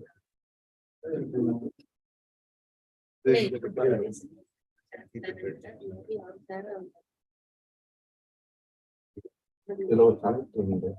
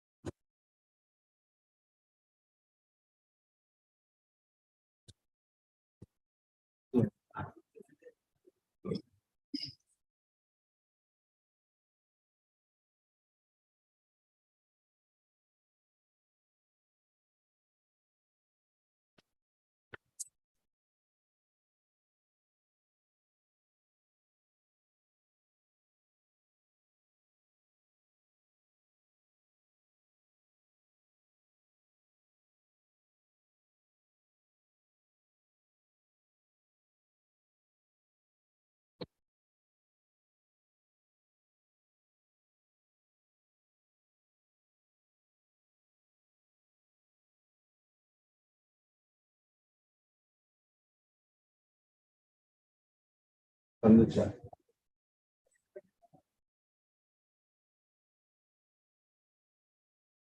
இங்க வச்சாதான் இங்க டிஸ்டன்ஸ் வராது மேல வச்சிருங்க நீங்க உங்க ஸ்லைட் சேஞ்ச் பேசுறதுக்கு தானே பேசுறதுதானே இதுல பேசலாம் உங்களுக்கு வீடியோ இருக்கா வீடியோ வந்து இங்க வச்சுட்டு தான் பண்ண முடியும் எக்ஸ்டென்ஷன் இருக்குங்க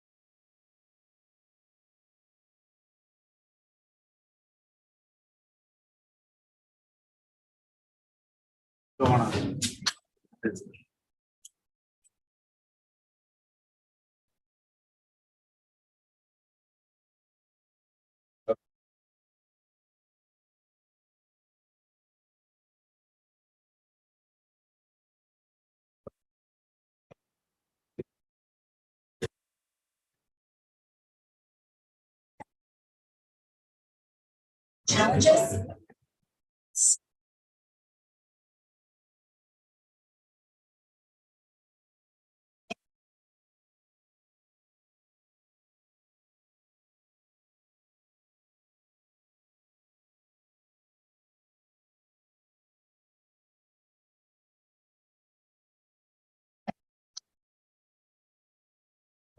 Digital transforms the physical processes.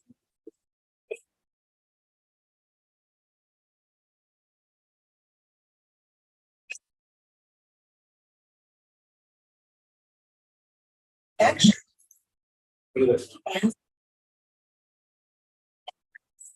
Hello, hello. Hello, hello, testing. Hello. Hello. Hello, 1, 2, 3. Hello. Hello. Hello. Hello. Hello. Hello. Hello. Hello. Hello. Hello. Mic testing. 1, 2, 3. Hello. Hello. Hello. Hello.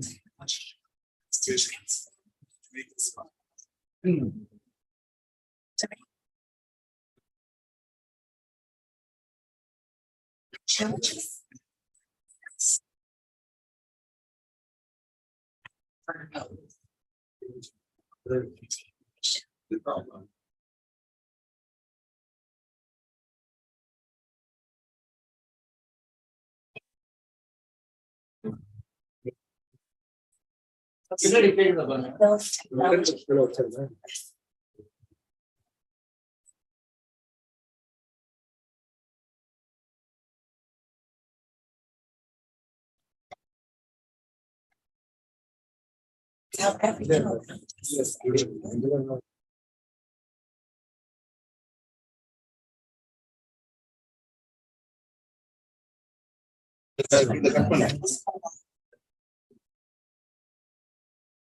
Hello. Can you hear me? Hello. Hello. Hello.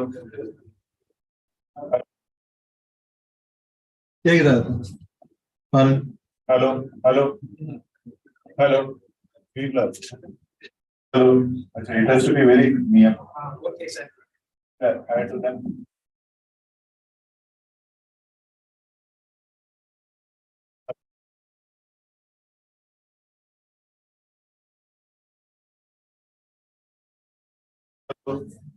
Mic testing. Hello. 1, 2, 3. So inge போடணும். ஃபுல்லா வச்சிருங்க sir. அப்ப adjust பண்ணிக்கலாம். ஃபுல்லா வச்சிருங்க. கொஞ்சம் பேசுங்க.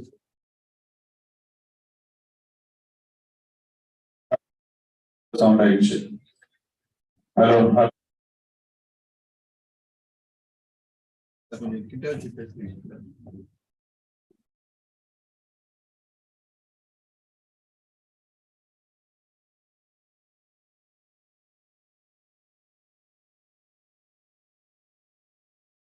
Hello. Hello. Hello. Hello.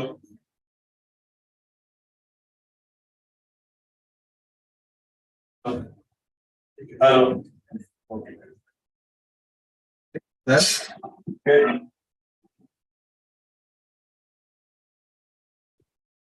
ரொம்ப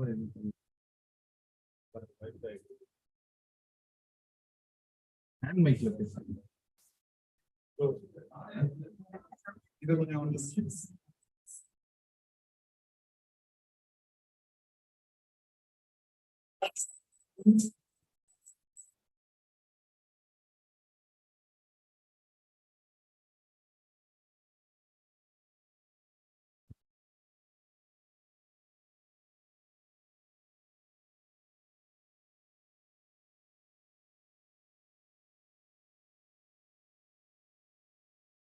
ஸ்லைட் சேஞ்சர் கொடுத்துறேன் சார். அங்க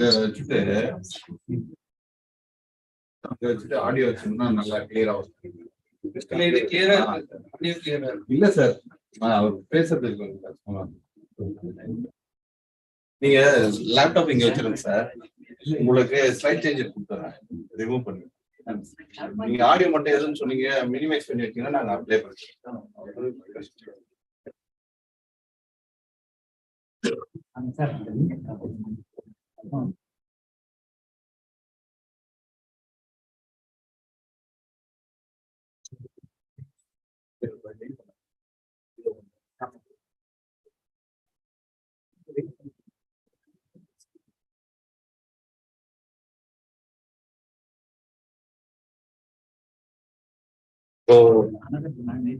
சார் இது எடுத்துக்கலாம் கேபிள்.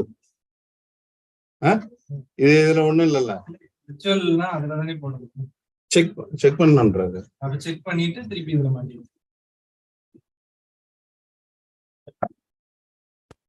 எங்க சார் ஆடியோ?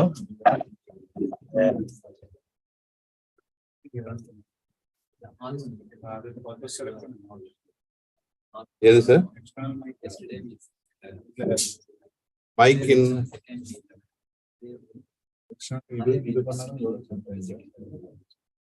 ப்ளே பண்ணு.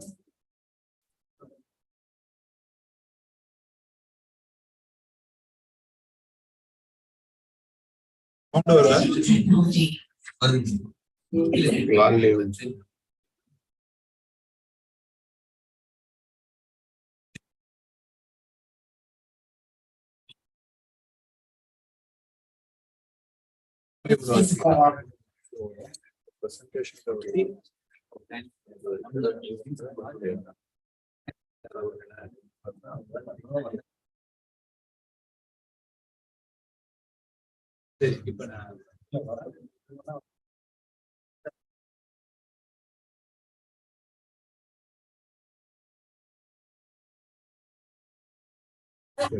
ஸ்லைட் சேஞ்சர் கனெக்ட் பண்ணிக்கணும்.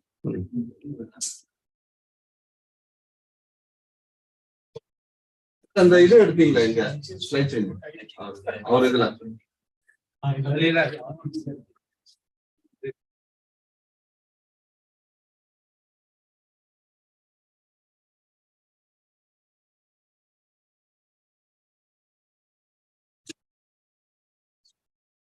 இல்ல நீங்க ஸ்லைட் சேஞ்சர் கொடுக்கலனாலும் எனக்கு இது இருக்கு.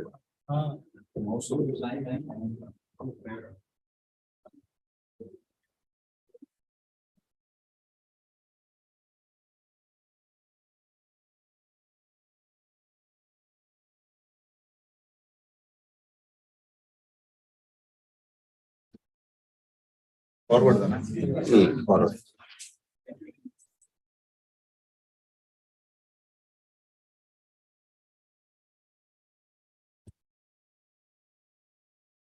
மைக் யூஸ் பண்ணிட்டு எப்படியே பார்த்து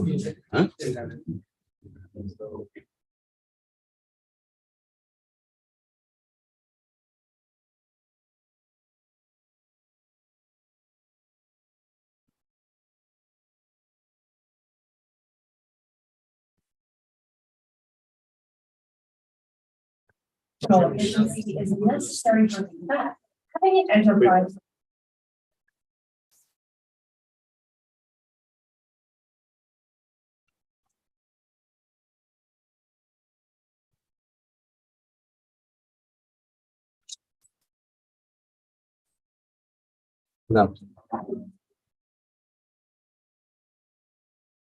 ஒரு கான் பண்ண அந்த டைம்ல. ஆமா சார். இந்த டேபிள்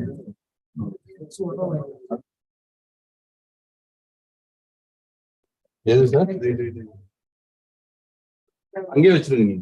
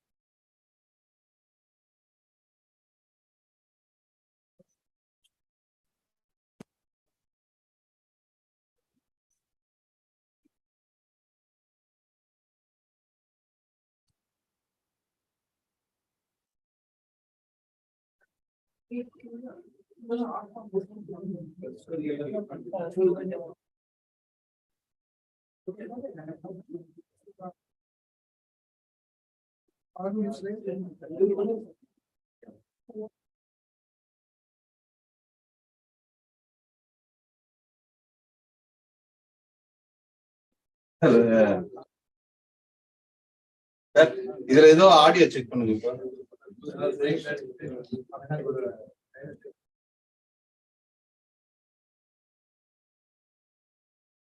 ஒரு யூடியூப்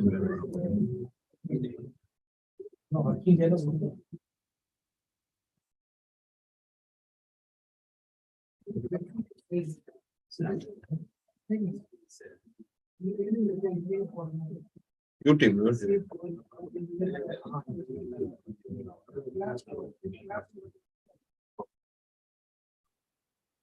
Audio.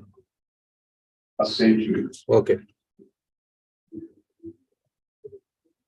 National anthem. இது ஓடுதுன்னா அதுவும் ஓடுது. வரும். அப்புறம்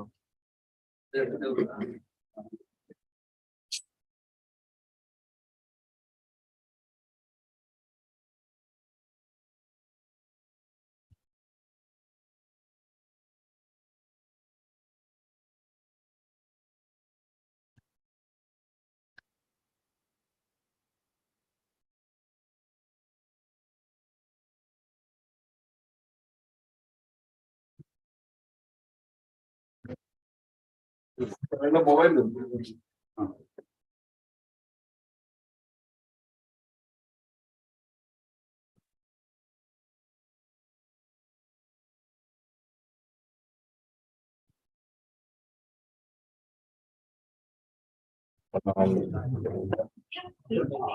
இது அதான் இது வைஃபை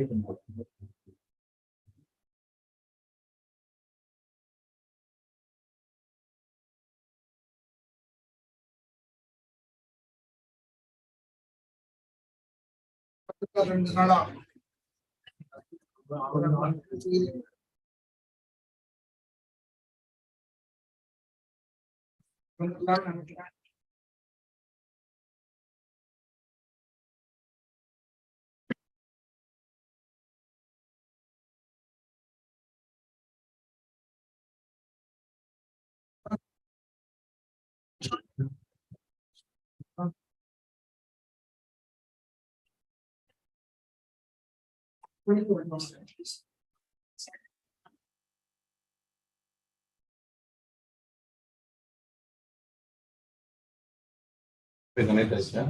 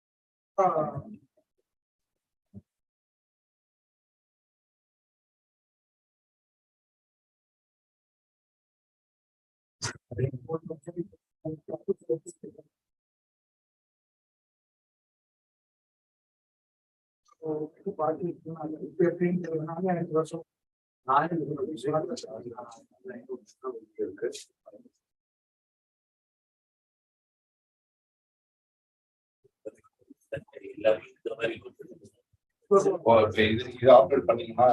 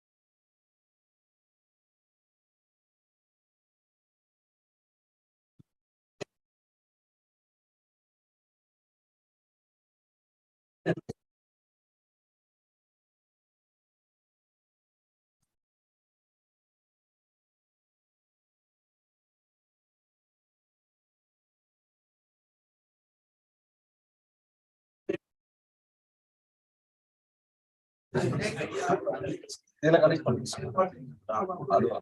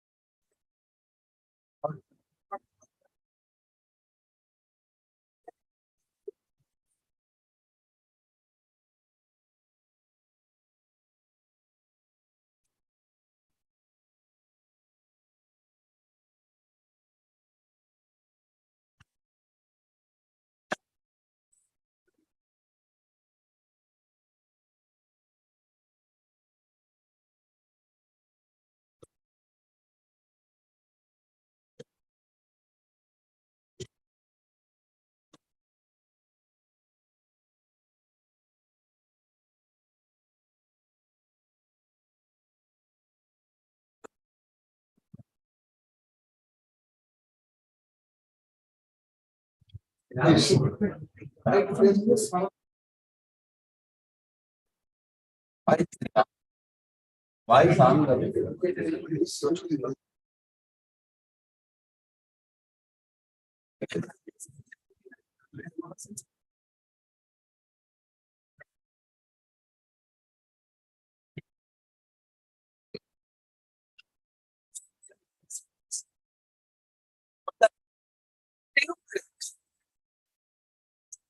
சரி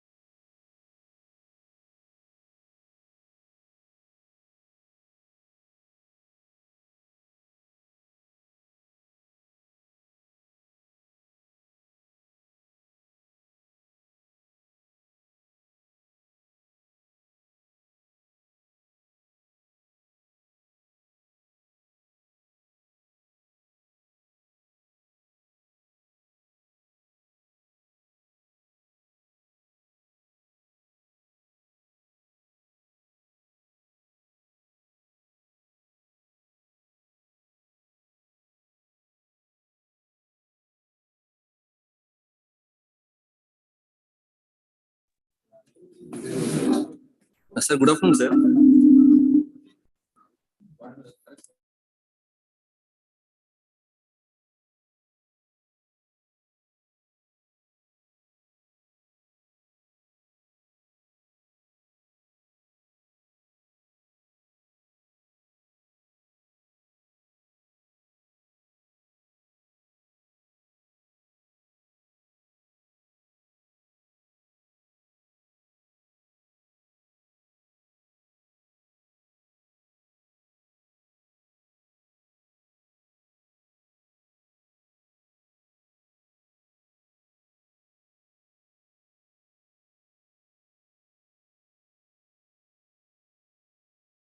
பண்ணுங்க.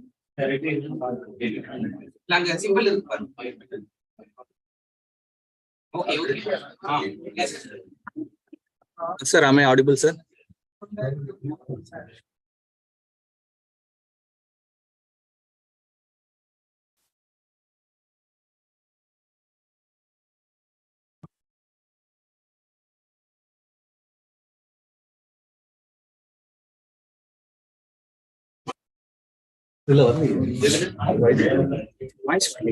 Yes, yes, சொல்லிருக்காரு audible. Sir, can you unmute now? அவருக்கு அன்மியூட் பண்ணுங்க. Good afternoon, everyone. Let us move on to next session.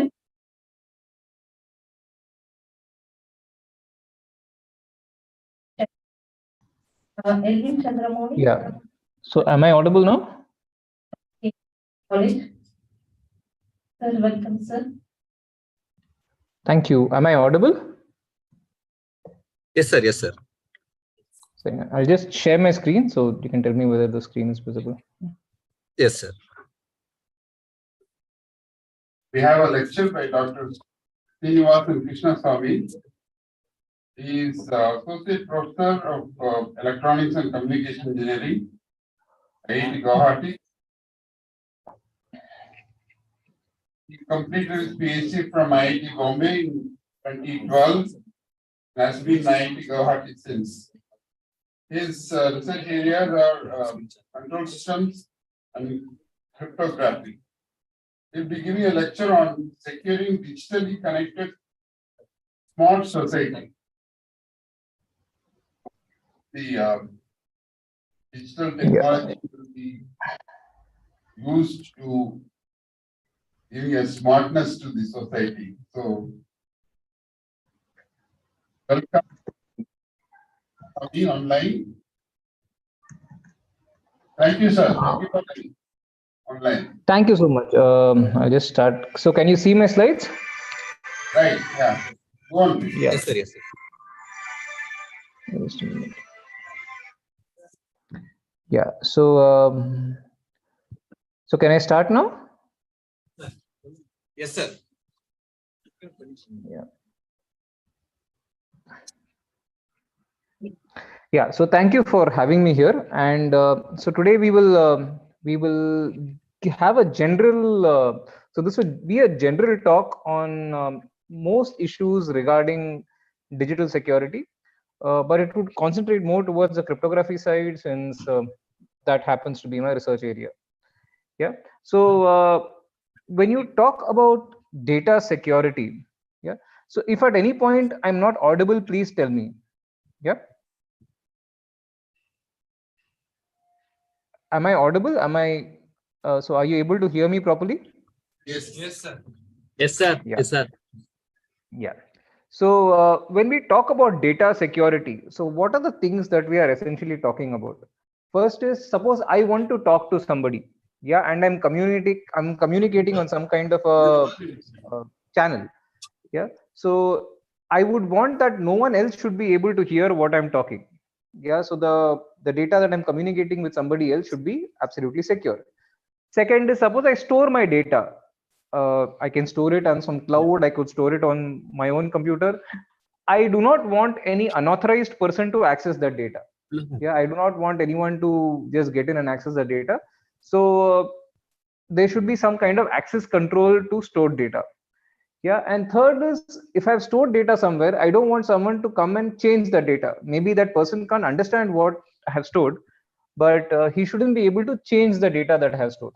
So these are essentially the aims that we are trying to solve when we are talking about data security. Yeah.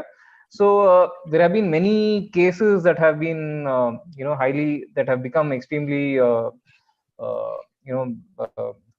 infamous, wherein you had very sensitive data that's been leaked from various clouds and various other sources. So you don't want this to happen. And so we'll see how this kind of stuff happens and how you can prevent this from happening. Yeah. So, so let's see the first thing. So suppose, so these are three of our friends that generally stick around with us when we talk about cryptography. So this is Alice, Bob, and Eve. So Alice wants to send a message to Bob, and Eve wants to hear in the middle. Yeah, so the idea is that Eve should not be able to hear anything that Alice is sending to Bob. Yeah, so that's the first aim that we try to solve using cryptography. Yeah, so this is what we talk about remotely stored data. So when you have data that's stored on some kind of a cloud, yeah, so you might be so all of you all might be using stuff like OneDrive, right? OneDrive or Apple Cloud and all that. So so you have data there, and you don't unless you log in with your password, or unless you give someone else the permission to access the data, you don't want anyone else to access the data. Excuse me, sir. Yeah. It should be in the projection mode. You are not seeing. I have shared my. I have shared my screen. So so on my screen it is coming in the slide mode. So pardon? Slideshow screen. F5. You can share that Yeah. screen. So this is, so is it visible now for you? Yes, now it's Slideshow mode. Yeah, it is in the slideshow mode. On my computer, it's on the slideshow mode. So do you see the slide titled remotely stored data? yes. Yeah. Yeah, and it's full screen, right? It's in the slideshow mode there. It's not in the. It's not in the slideshow mode, sir. F5. Slideshow. On my side, it is on the slideshow mode. You are not sharing that screen, sir. You would have shared a different screen, maybe. The original slide deck we are seeing. Shanmugam sir, இதுல பண்ணுங்க.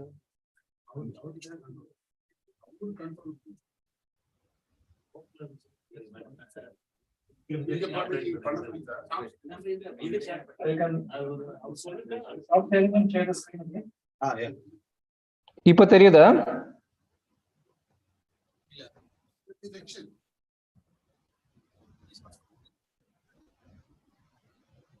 So I'm just sharing it again. Yeah.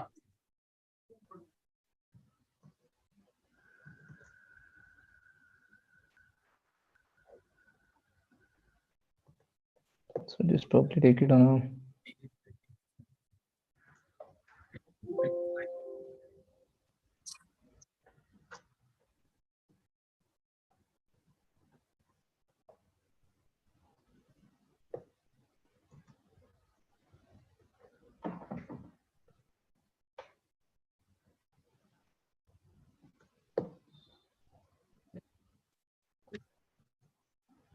So can you see my screen now? Yes. Yeah. Can you play the slide for me? Essentially seeing that the slide deck not the. So now do you see the whole? Now do you see the full screen? As long as you can manually move the slides, you can carry on. So can I carry on? Hello. Yes, sir. So this is visible to you, right? Yeah, visible, yeah.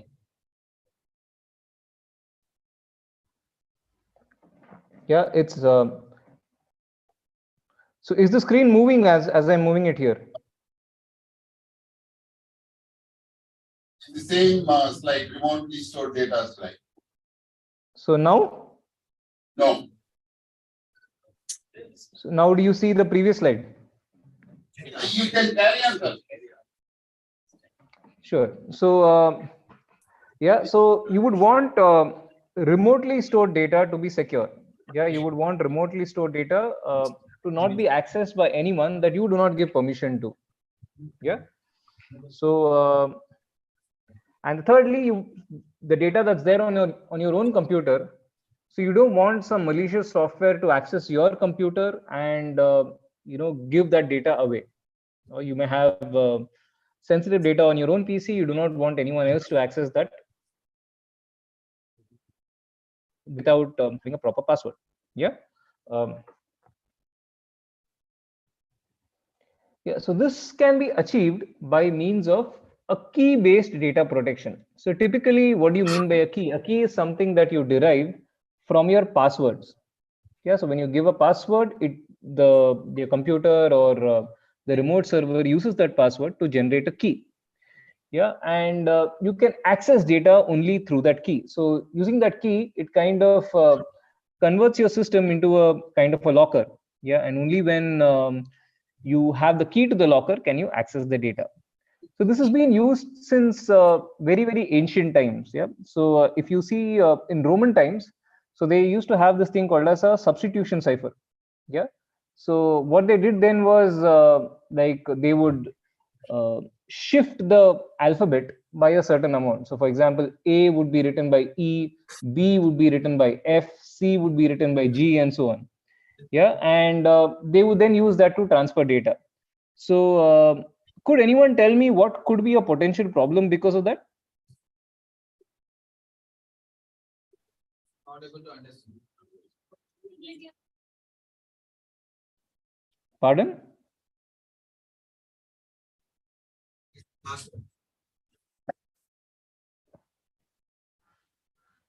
Are you able to hear me? This is Harmorari. Hello, can you hear me? Able to hear you. Yeah, and you're also able to see my screen now, right?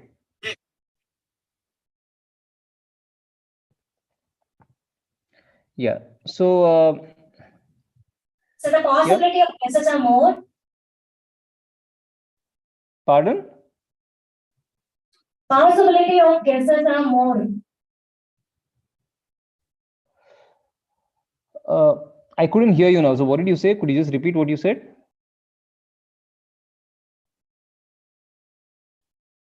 So if A is written as C or B is written as Yeah.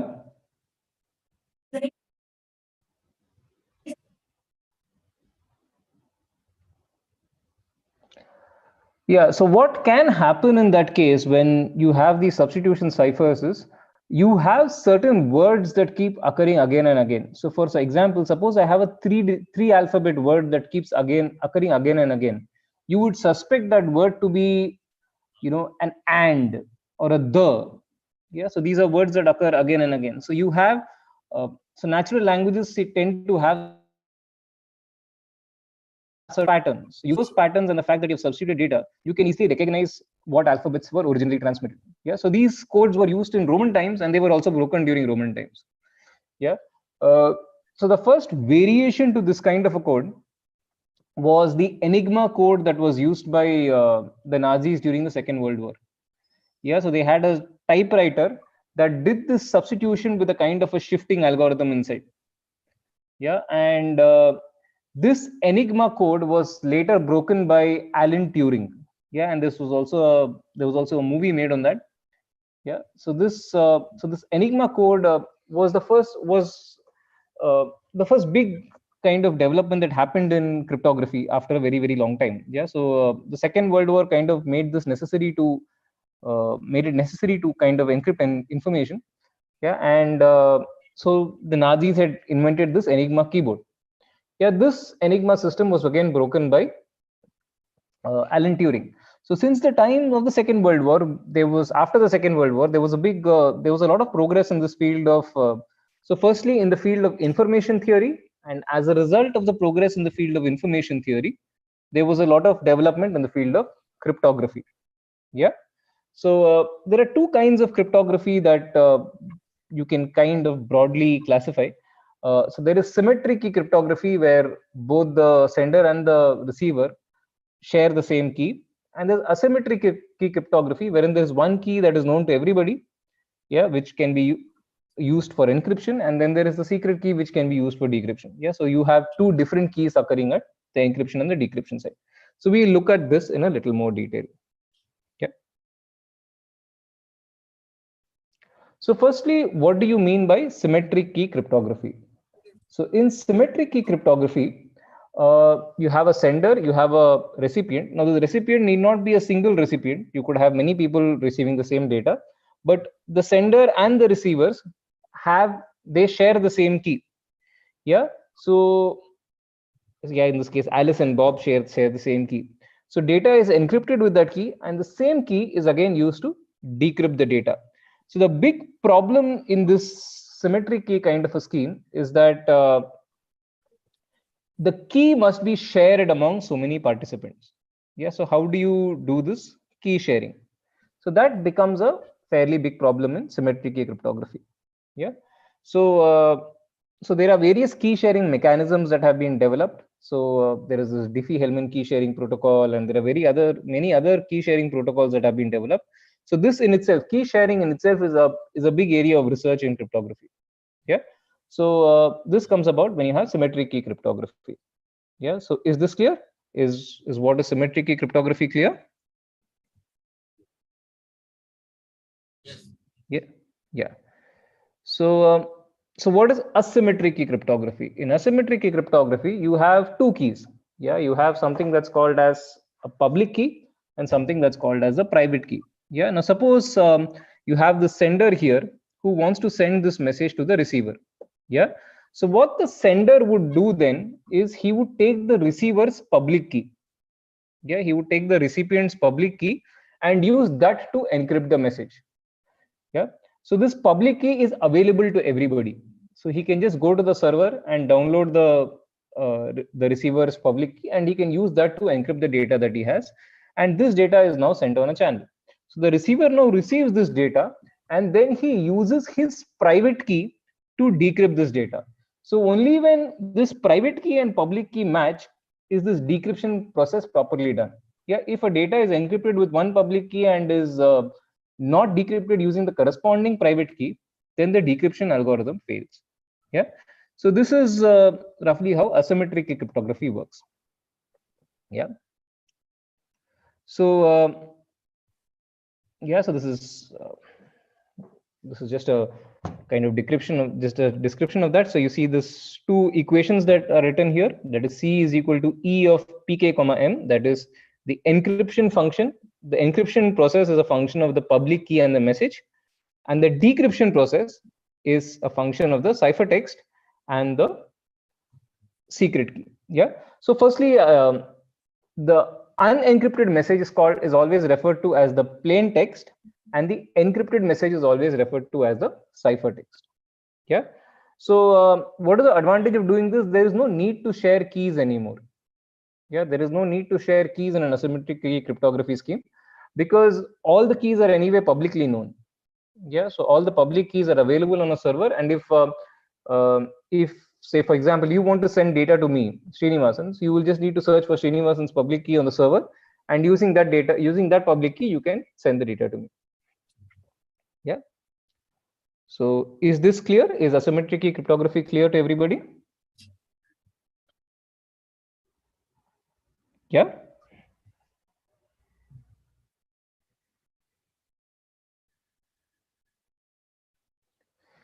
Yeah, so what becomes important is how do we quantify this security? How do we say that a certain scheme is secure or not secure, or how do we quantify the security? So there are two primary notions that are used to quantify security. The first one is information theoretic security, and the second one is semantic security. So we will start by defining what we mean by information theoretic security. Yeah, now suppose I have enough data, that means I have enough ciphertext and plain text. Yeah, I have a lot of data available with me. Using that data, and suppose I'm given a certain ciphertext. Yeah, now from this ciphertext, you should not be able to retrieve any information about the plain text. So do you all understand what you mean by this statement? So does the audience have an exposure to information theory?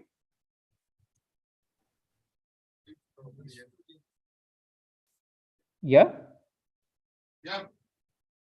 So yeah, so what happens is, so if I look at the plain text as some kind of a random variable, yeah, if it's a random variable, then that random variable will have some information theoretic entropy. Yeah. Now, once I get the ciphertext, so conditional to the ciphertext, the entropy of the plain text should not reduce. Yeah, so that is the condition that, so if that condition is satisfied, then we say that the scheme is information theoretically secure. Now, there is a big catch to information theoretic security. So for information theoretic security to hold, for every message, you need to have a new key. And besides, the key must have the same size as the message. Yeah, so just listen to these 2 points again. So for a scheme to be information... This meeting is being recorded. Yeah, for a scheme to be information theoretically secure, 1, the key must be of the same size as the message, and 2, for each message you need a new key. So what is the problem with this idea? So can anyone tell me what is the problem with this idea?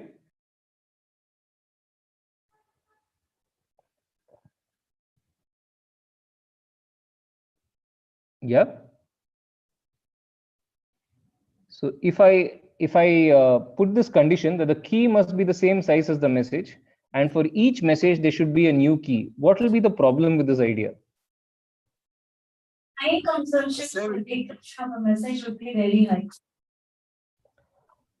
So firstly, see, what was your original problem? You had to send this message to so many people. Now the next thing is, now you need to send the same key to so many people, right? Now key is as big as a message. So the problem of sending the key is as big as the problem of sending the message. So how will you send the key securely now?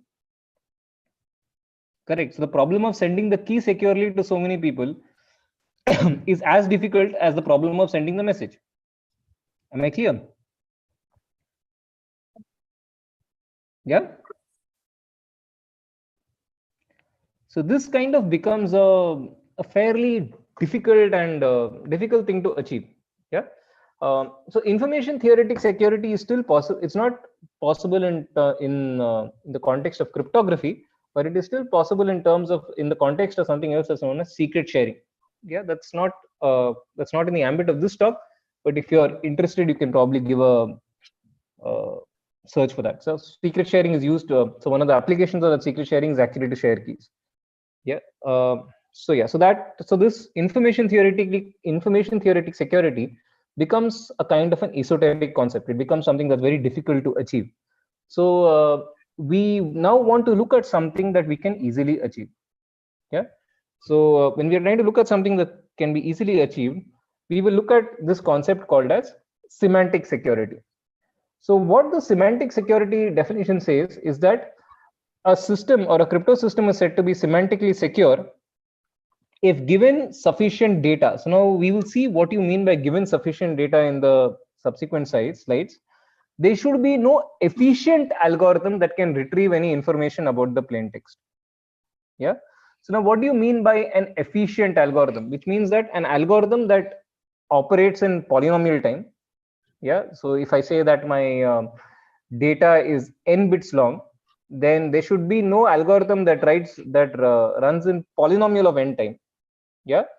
That can retrieve any information about the data.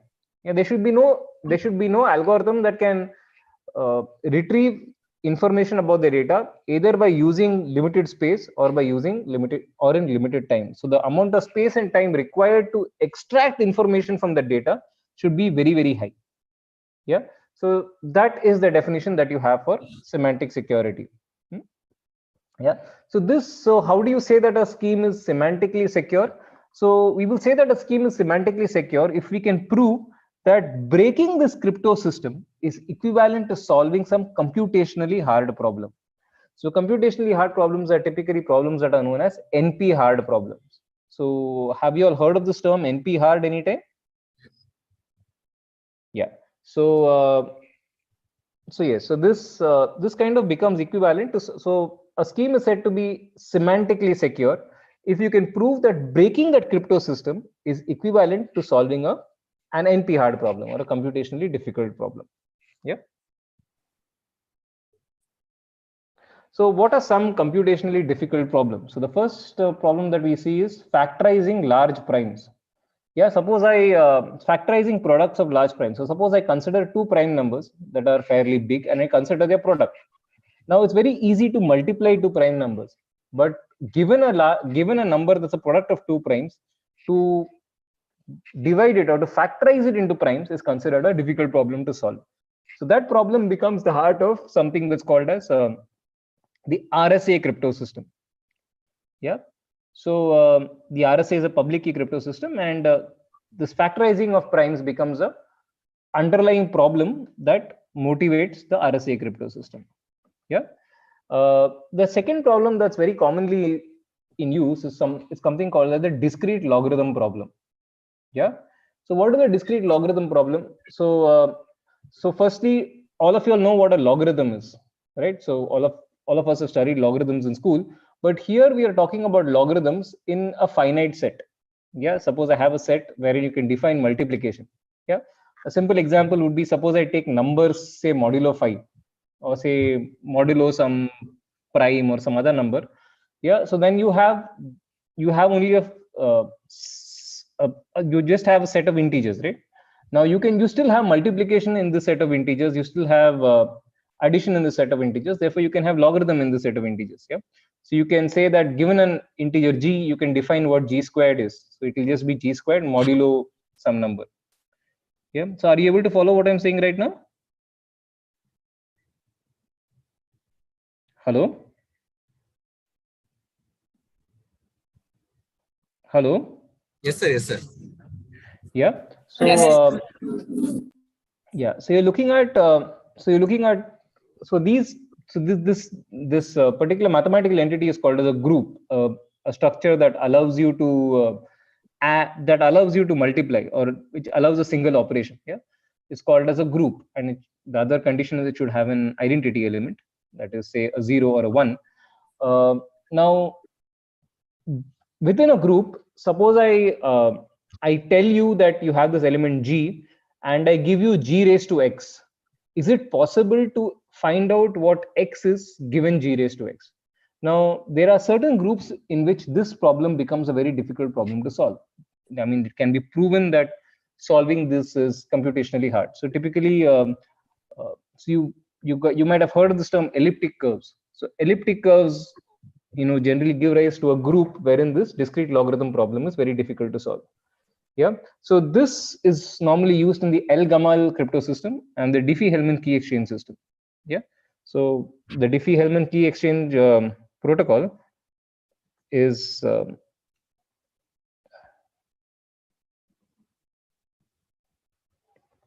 it's based on the Diffie-Hellman problem, which is that given g raised to x and g raised to y, suppose I give you g raised to xy, can you distinguish g raised to xy from a random element of the group? Yeah. So this is known as a Diffie-Hellman problem, and this gives rise to the Diffie-Hellman key exchange protocol and the El-Gamal crypto system. This also gives rise to various other beautiful objects that we will see later on in the talk. Yeah. So these are two difficult problems. There are many more difficult problems based on which you have crypto systems. Yeah, and yeah, so this computationally difficult problem becomes the heart of what is known as semantic security. Yeah, so suppose you want to prove semantic security, the idea is to prove equivalence to one of these problems. So you can say that suppose I have an oracle that can solve this crypto system, that can break this crypto system, then the same oracle can be used to solve these computationally hard problems. Yeah? So if you can prove that, then you can prove that the scheme is not secure, or you can prove that the scheme is semantically secure. Yeah. So so is the idea of semantic security clear to everybody? Is there any doubt in this? No, sir. Yeah. So typically, what are the kind of attacks that you would anticipate? So these are attacks that are from a very cryptographic point of view. So these are not attacks in the sense of malwares or viruses and so on. We look at them a little later, but these are typically attacks purely from a cryptographic point of view. So there are three attack models that are considered. The first one is known as the chosen plain text attack. Then you have the chosen ciphertext attack, and then you have something that's called the adaptive chosen ciphertext attack. Yeah, in the first one, in an IND-CPA attack, so this IND in each of these is indistinguishability. It's not independent. IND stands for indistinguishability. So we will see what this indistinguishability means. Yeah. So firstly, what's an IND-CPA game? Yeah. So in an IND-CPA game, the attacker has access to certain. So the attacker has an access to an encryption oracle. So what he can do is he can take a plain text of his choice, ask the oracle to encrypt it and give it to him. Yeah. So this is, suppose you have there is a certain key that is there. So you want to find out what the key is, or you want to be able to break the crypto system. So you can give this encryption oracle whatever messages you want, and the encryption oracle will encrypt it and give it to you. Yeah. Now, after collecting a significant number of plain text and ciphertext pairs this way, yeah. Now, suppose now the challenger will choose two messages, M0 and M1. So there are two messages, M0 and M1, and the oracle now randomly chooses one of these two messages and encrypts it and gives it to you. Yeah. Now you've got to find out which of these two messages had been encrypted. Yeah. You should be able to say whether M0 was encrypted or M1 was encrypted. Yeah. So so this is the model for a chosen plain text attack. So if you can distinguish between an encryption of M0 and an encryption of M1, then you can break the INCPA game. Then you can win the INCPA game. So I just repeat this thing. So you have an access to an encryption oracle. You can give this encryption oracle any number of plain text that you want. So this oracle will give you the corresponding ciphertext. So this way you can create a lot of plain text ciphertext pairs. Now using this as data, using these plain text ciphertext pairs as data, suppose I take two messages M0 and M1 and I randomly encrypt one of those messages and give you. Can you tell me which of those messages was encrypted? So if you can tell me, then you can break the INCPA game. So can anyone tell me what could be the possible motivation for this game?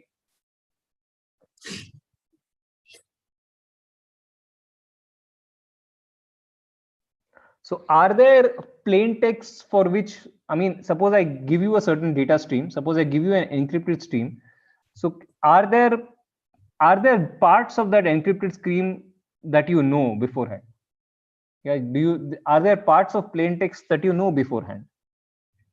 The answer to that question is actually yes, because you normally use protocols, right? So you would normally use, say, yeah, you would use HTTP as a protocol, or you use various protocols. So when you use these protocols, you typically have protocol bits. You have start of text, end of text, start of header, end of header. You have a lot of these kind of protocol bits. So these bits, you know beforehand what those bits are.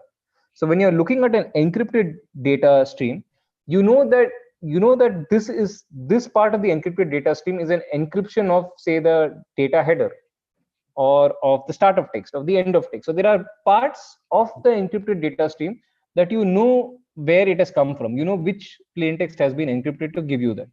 Yeah. So so this becomes the idea behind the INCPA game. Yeah. So that this kind of becomes a generalization of this kind of knowledge. Yeah. So the next attack model that is normally seen for attacking crypto systems is what is known as a CCA model, or chosen ciphertext attack model. So what happens in this model? So in the CPA model, you had an encryption oracle. In this case, what you have is a decryption oracle. So suppose I have a lot of ciphertexts, yeah, and I do not know which plain text it came from. So I can give these ciphertexts to the decryption oracle. The oracle will decrypt the data and give you the plain texts. Yeah. So that way you can again create a lot of plain text and ciphertext pairs. But in this case, you know which ciphertexts you want decrypted. Yeah. So again, the attack model is the same. So once you have these plain text ciphertext pairs, given two messages, you will have to distinguish between.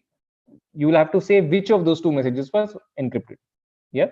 So if you can do that, then you can break the CCA game. So the thing that you need to remember is, in the CPA attack, the attacker has control over which plain texts are encrypted. In a CCA attack, the attacker has control over which ciphertexts were decrypted. Yeah. So am I clear so far? Is there any doubt in CPA and in CCA? No, sir. You can carry on. Yeah.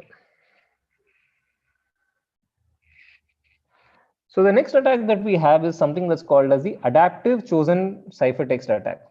So what happens here is it's very similar to an in-CCA attack. So the thing that you remember in in-CCA is that the in-CCA attacker also has access to the encryption oracle. Yeah, so it's something in addition to an in-CPA attack. So it's considered a more powerful attack than the in-CPA attack. So here you have even more power in the sense that after you're given the encryption of one of these messages M0 and M1, yeah, so the oracle randomly chooses one of these messages and encrypts it and gives it to you. After you have that encryption, you can give the decryption oracle some more ciphertexts to decrypt. Yeah, depending upon the ciphertext that you have got, you can give some more ciphertext to decrypt. So you can use the decryption oracle even after you have the challenge. Yeah, so if you have that capability, then the attack is known as a adaptive chosen ciphertext attack. So when you're trying to prove security for a crypto system, you generally have to prove security under these three kind of attack models. So these are kind of considered the standard attack models, and you have to prove security using these three attack models. Yeah, so these are fairly theoretical constructs in CPA, in CCA, in CCA2, and so on.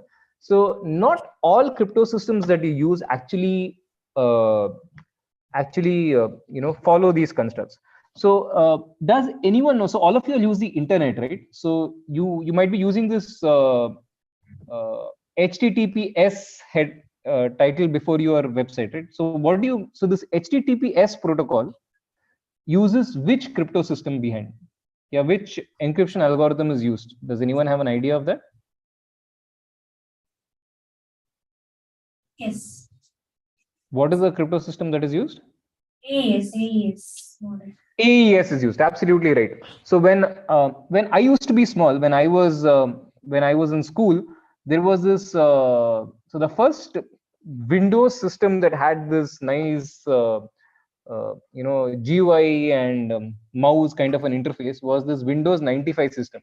So if there is anyone here who was born in the 80s, they would probably remember MS-DOS, wherein you would use commands like copycon and all that to create files. So when Windows 95 was used, and in the initial versions of the internet, there was another crypto system called as DES that used to be used.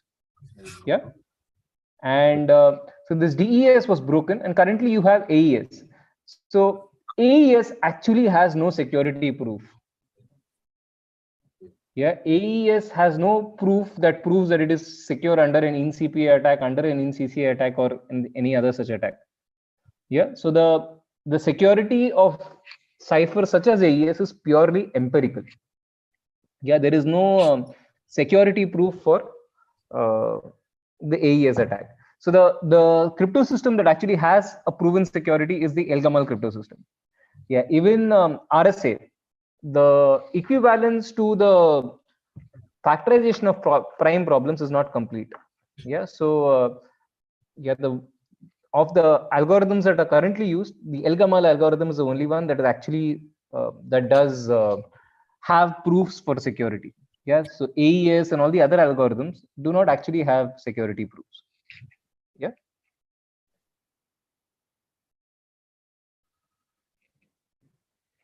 Yeah, so another broad classification of ciphers that you have is that of stream ciphers and block ciphers. Yeah. So what happens in a stream cipher is you have a data stream and you encrypt that data stream bitwise. So typically what you have here is you have a pseudo random number generator which gives rise to a pseudo random number stream, and that pseudo random number stream is added on to your data stream. Yeah. So this, so you see, this is what the key stream generator. The key stream is a pseudo random stream, and the data, which is represented by P in the diagram below, is added to this key stream. And when you again add the key stream to it, then you get the data back. Yeah. So addition in this case is just XORing. So if you're looking at binary data, addition is just XORing. Yeah. So these key stream generators typically have something called as a seed. Yeah, the seed is where you put in your key, and based on that seed, it will give you a data stream. It will give you a pseudo random stream. Yeah. So pseudo random number generators or creating good pseudo random number generators is another big area of research that you have in this field of stream ciphers. Yeah. So typical stream ciphers that are in use are Snow, SUSE Manuk, and there are many more. So Snow has many versions. It has Snow 1G, Snow 2G, Snow 3G. Do you know where stream ciphers are used? Do you know where stream ciphers are? For example, where is the Snow stream cipher normally used? Yeah, any answers?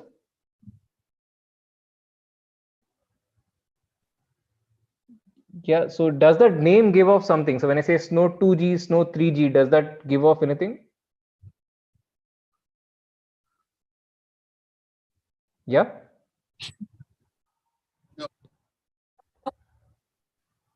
So Snow is used in mobile communication. So when you have real-time mobile communication, so you would normally use stream ciphers for encrypting bits there. Yeah. So that's why this name comes, Snow 2G, Snow 3G, Snow 5G. Yeah. So these are Snow streams that were developed for those particular generations of mobile systems. Yeah.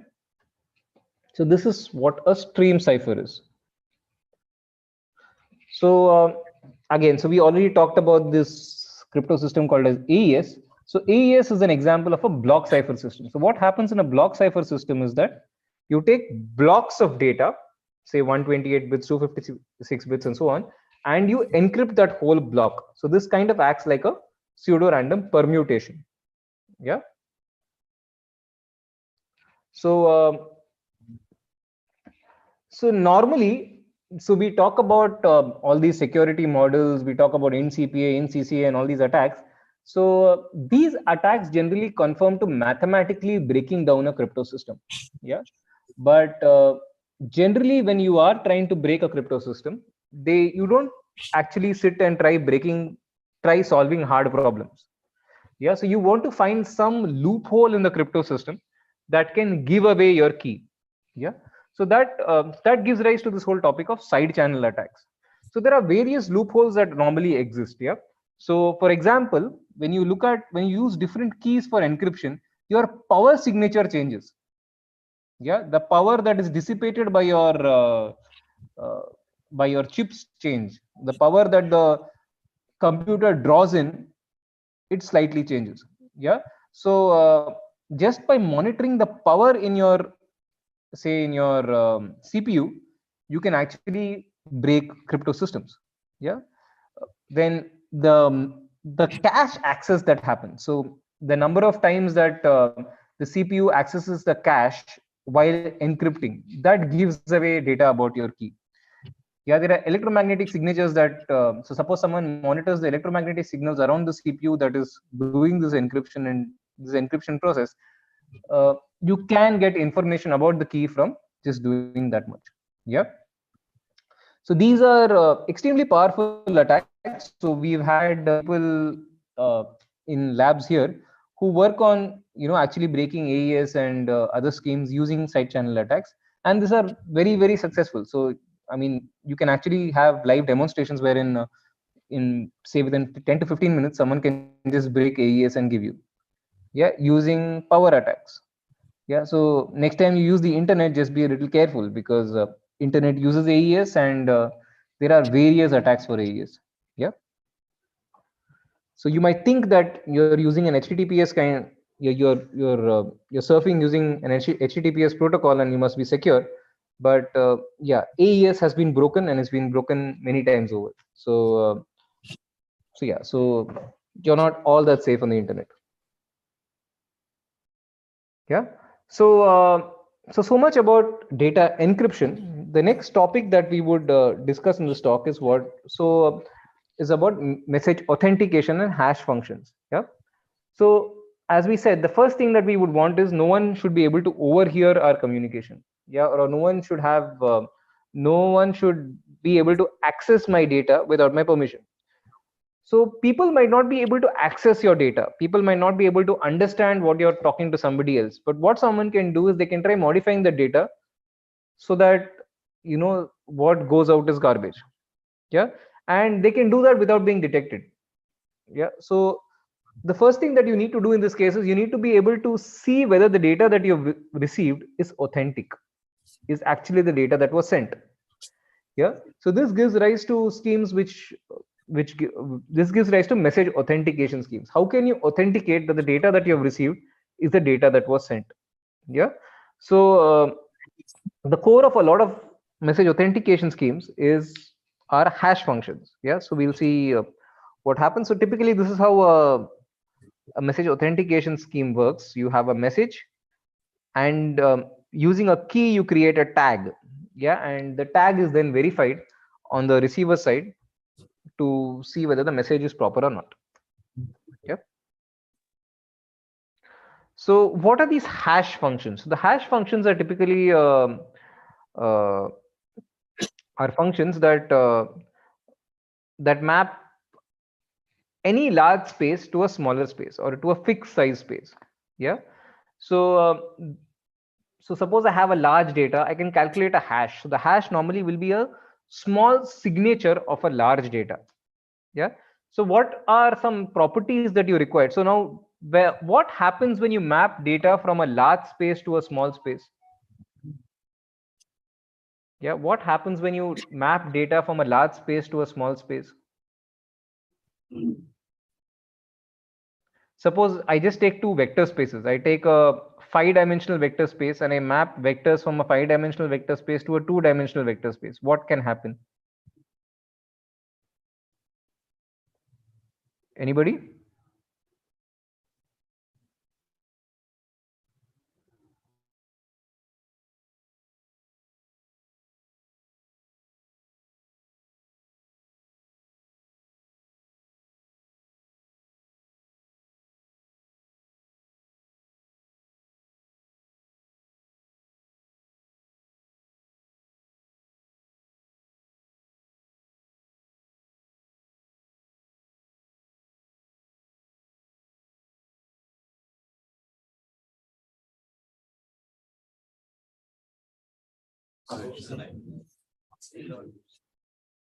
Oh.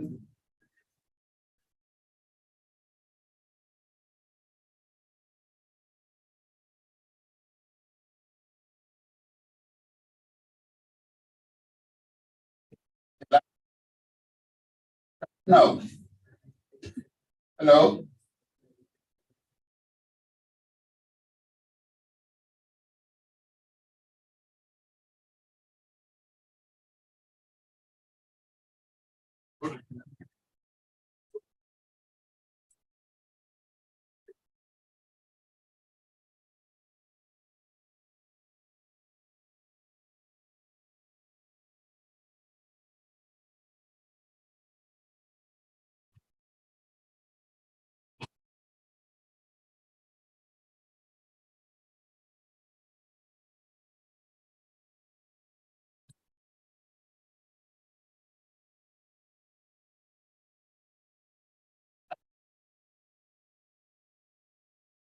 Can you hear me?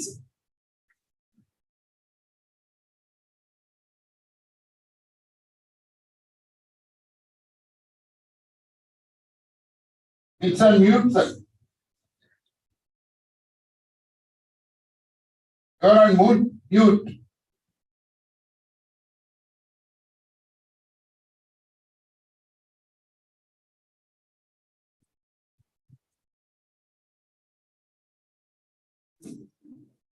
Sir, please unmute, sir.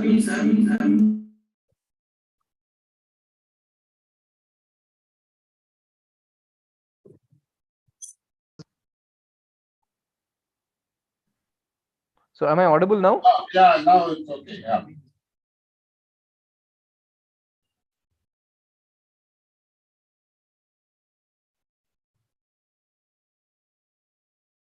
Yeah.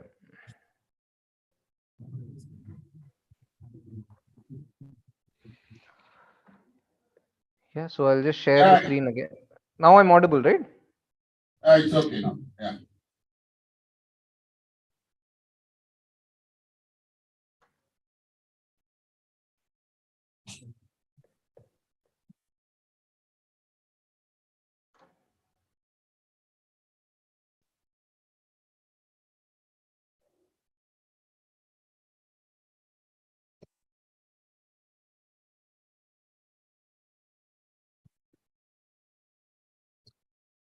So can you see my screen now?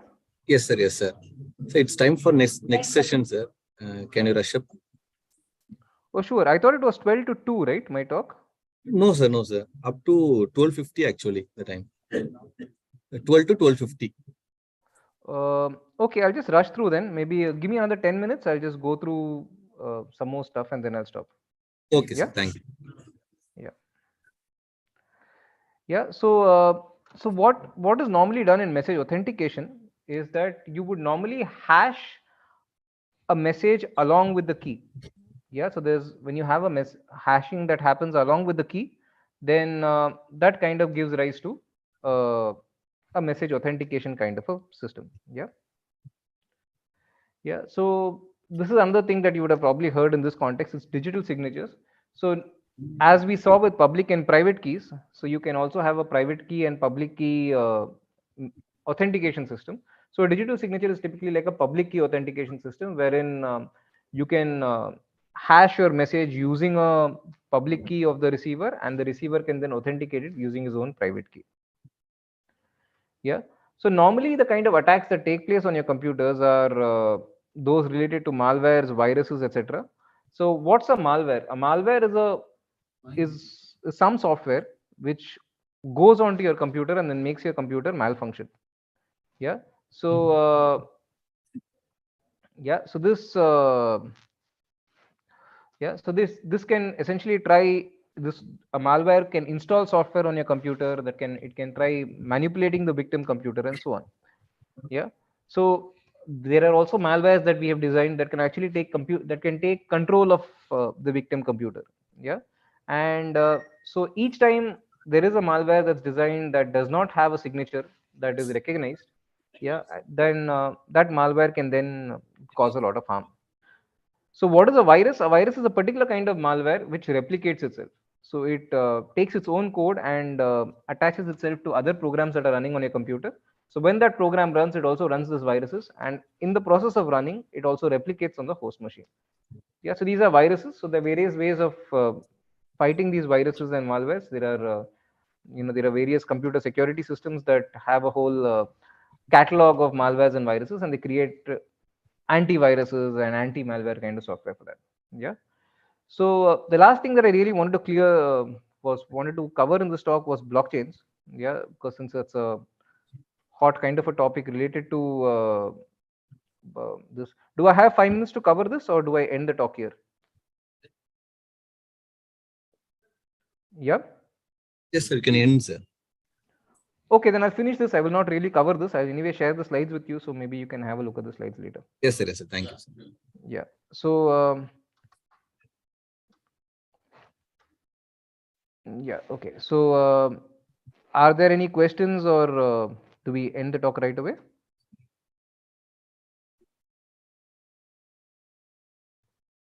So are there any questions there? Yes, sir. Yes, sir. There is a question. So since we have discussed about attacks, I would like to ask you one question. So when we look for any products in e-commerce sites, based on our interest or previous searches, we might get some recommendations next time when we search for any products. Yeah. Yeah. Right? Yeah. So how these e-commerce sites and search engines secures our data, sir? Firstly, when you access that e-commerce website, there is nothing that stops. So that e-commerce website has a record of the kind of things that you're searching for. So that is something that comes in your terms of use of that e-commerce website itself. Yeah. So each time you keep searching, there is this record that's maintained of all the websites that you have been searching for. And then there are various machine learning algorithms that try to estimate your state or try estimating what your likes and dislikes would be. And that gives rise to various ads that come up. Yeah. So a lot of time, your choice of what you're buying normally is not even secure. You are not even, there is no agreement that tells that Amazon or Flipkart should not reveal that you're buying this product. Yeah. So this is not actually a cryptographic breach, but this is the very nature of internet searching that it is not about only e-commerce sites. Even in Google search, we might get some pop-ups like based on our interest, some pop-ups we used to get like Correct. So Google search normally has access to your history. So suppose you have this in your computer, you would normally have this thing called as history, right? You would normally have seen that you would have history of your websites that you have searched. Yeah. So Google does have access to your history. Your history is not a secure part of your computer. Yeah, it's something that anybody can access. Yeah, so Google can look at your history and give you recommendations.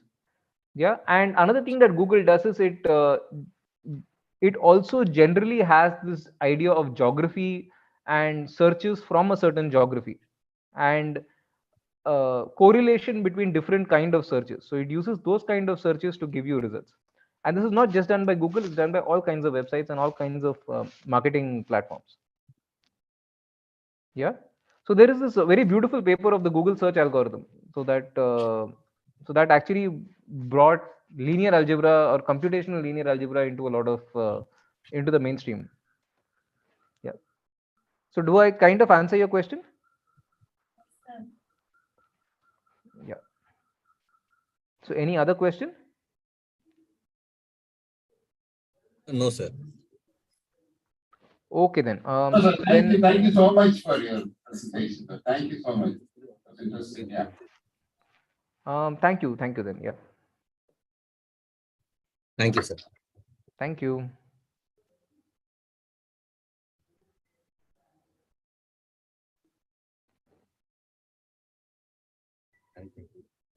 Yeah, I'll leave the meeting then.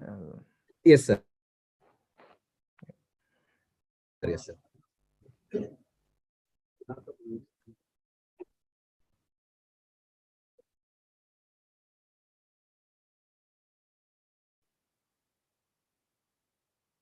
Next, we have Mr. Suresh Arancheri from PTC India.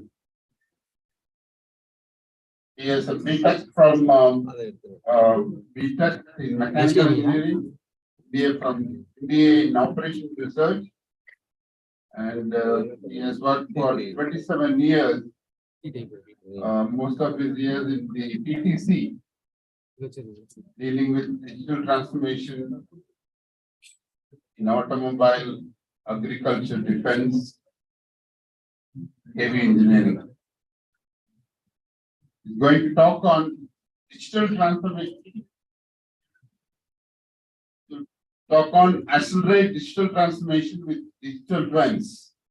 As you know, digital twins is going to be the thing of the future, where any system can be simulated and can be analyzed. So it's a very good topic, and we'll be talking on this digital twins. Over to you, sir.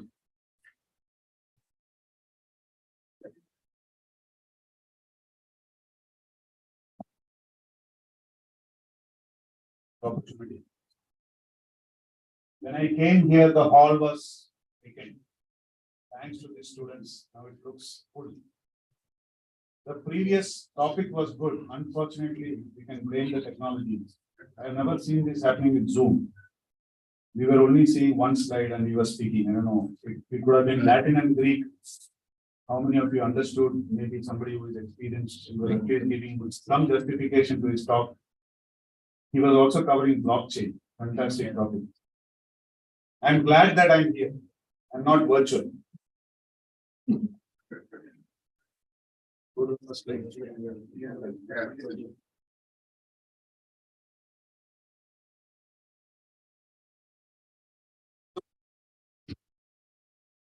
Lunchtime. Fortunately, the students have come after lunch.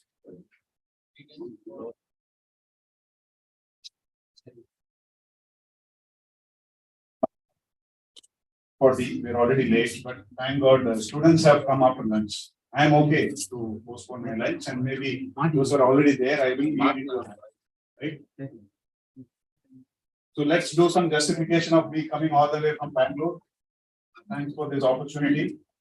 This is an interesting topic, but then I just want to know how many of you are mechanical engineers?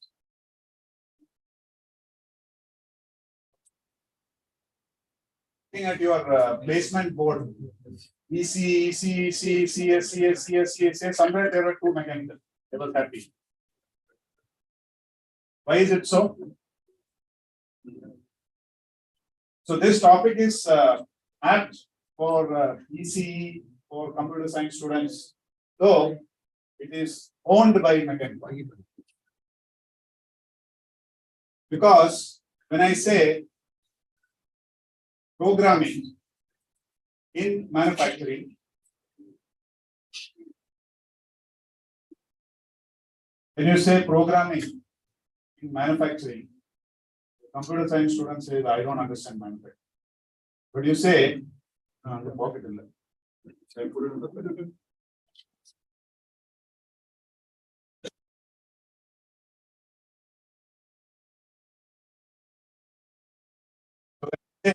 programming in medical, programming for retail, programming for Amazon.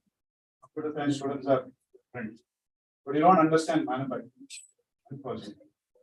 So my another objective of this session is that you please appreciate what is manufacturing and what is the kind of automation is happening in manufacturing. And when I go and speak to college, I went to IIT Tirupati. They straight away took me to computer science department. They said, what's in it for me? Coding பண்ண முடியுமா? I said, yes, all that analytics and all those things is coding, but then I don't understand manufacturing. So it's not one department's work, what I'm going to present. I don't know how many of you know Industry 4.0. Do you know? What is Industry 4.0? Anybody knows? Just lift your hand. I'm not going to ask questions later. How many of you know Industry 4.0? Yes, you would know. Just asking the students. When I raise it, you will also raise it. That's right. In Tamil Nadu, all of you are from Tamil Nadu? Yes. What I have understood is you guys are good in content, but bad in communication. Even if I allow you to speak in Tamil also, you are shy. Don't be. In any session, in any class, no answer is stupid. Only the question is stupid. Okay, fortunately, I came from a school where we had all these right teachers, and the first time I spoke on stage was on 6th standard with one single mic, and I was afraid. What I had to do? Just one poem. Thanks to that kind of training, now I am very good in public speaking. I don't fear. Even if Prime Minister comes and stands, I can speak. So don't be shy. Okay. And try to discuss among yourself after the session also. And maybe through the organizers, you can contact me if you don't understand. But I'll try to keep it in a way that you guys understand. Okay. I was given 40 minutes, but I'll take 1 hour. No problem.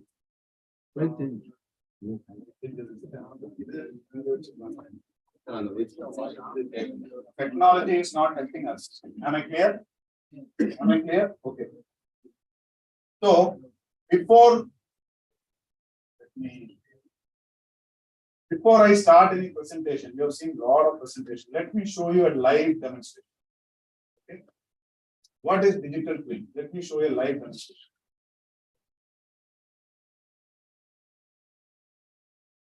Web server, explain for me.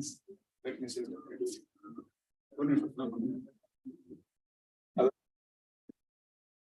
Okay. Project are there. Why it is not projecting? Laptop and the project are not. Don't know? Again, technology. Yeah.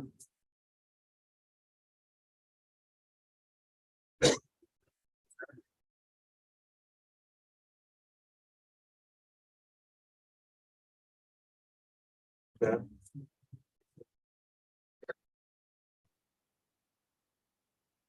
God, I am not working. You see my iPad?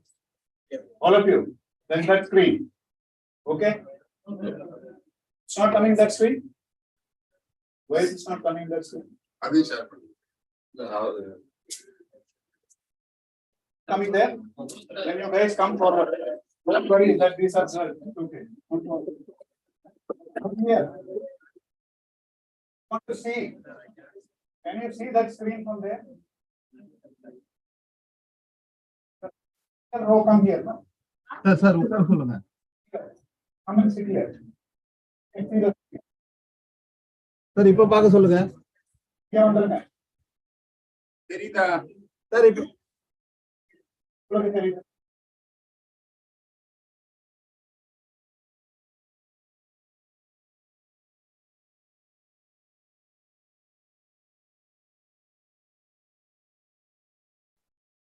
No point in speaking if audience cannot.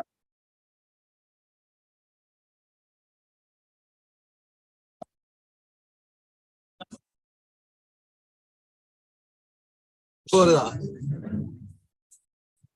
Sir, அது ஏதோ adjust பண்ணு.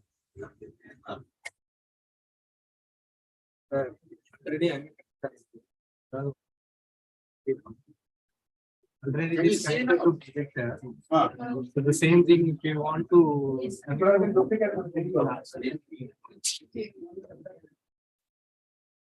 Windows. Control P.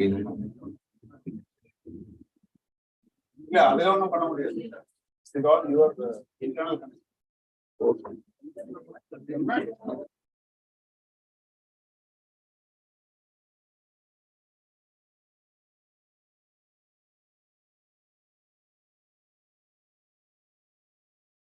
Okay.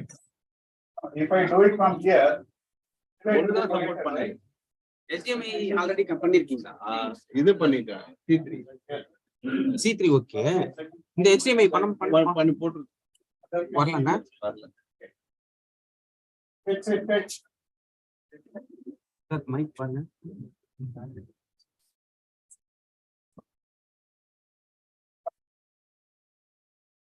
You get some knowledge from here, or you please go out and have your fun.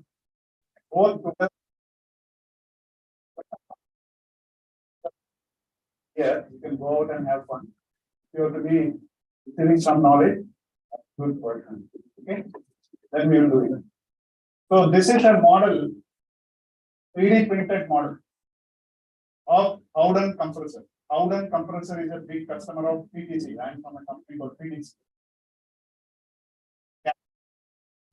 Design, PLM, Internet of Things, and augmented reality. I don't know how many of you know all these names. So this is assume that this is my actual compressor. Okay, I have just brought a 3D printed model. I cannot carry compressor which is very big. So what are we talking? What is the today's topic? Digital twin. What is the explanation of digital twin? Whatever is there in the physical, we are replicating the same in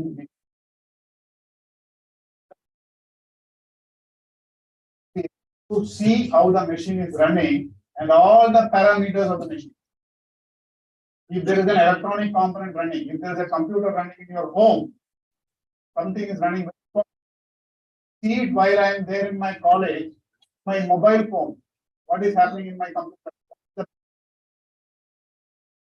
Running. That is happening in the physical computer, but I am seeing it here in my mobile device. That is also an example of digital twin. So what I am trying to do is this physical twin. Assume that the bigger Howden compressor. I am going to keep it here in this room. Assume that this compressor is working somewhere. So I have an app called Vuforia View, VUFORIA. I am using of augmented reality and Internet of Things. How many know? But how many of you know virtual reality? So the 3D gaming that has been there in the market for so long, but augmented reality is new. Very simple terms. Virtual reality is you are simulating anything which you would have otherwise done in the physical environment. You are simulating in a virtual environment. For example, if I am trying to maintain an aircraft, I will see everything in a virtual device. I can walk through the aircraft. I can see where are there. I understand all the things. Keep my eyewear there. Go to the actual aircraft and do the maintenance. But completely in a virtual environment. You are not in the physical environment. What if I enter the aircraft and some digital experience helps me on the aircraft itself to guide me that this is where this seat has to be fitted, this is to be fitted. How does the aircraft work? Is everything is working fine? Is the cockpit buttons are working fine? On the aircraft itself, if it is guided, then the effect is better. That is called as augmented superimposing digital experience in the physical context. And that is what we are going to do now. This is my physical context, this pump. I am going to use to expand that. And alter.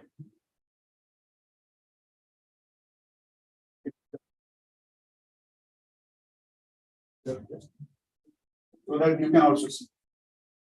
So what am I seeing? I am seeing the outline of this pump. We call it as info. Now, why is this required? Because whatever information I am going to see from the pump should be of this. Sorry, it's not a pump, it's a compressor. Of this compressor only. I should not get information of some other compressor on this. So I have created a check that only if this outline matches the information of that physical compressor will going to match this one. As soon as I matched it, the digital compressor is superimposed on the physical compressor. Now I am in a training mode. I don't know what are the. For information, this particular pump has nothing but the outer shell only, nothing inside. But I have the 3D model of this pump. Because of that, I am able to superimpose the digital experience on the physical pump. So I am in a training mode. Now I can see. I say, what is my cross-head piston? There. Similarly, you can relate it to your electronics and.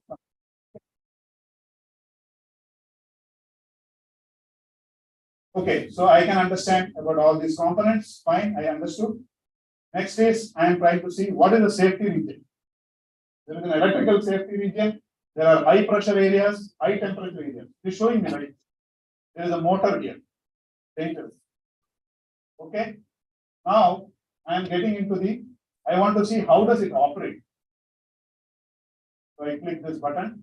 Now you see it is operating. It is not just mechanical. I am also seeing the parameters. Motor power.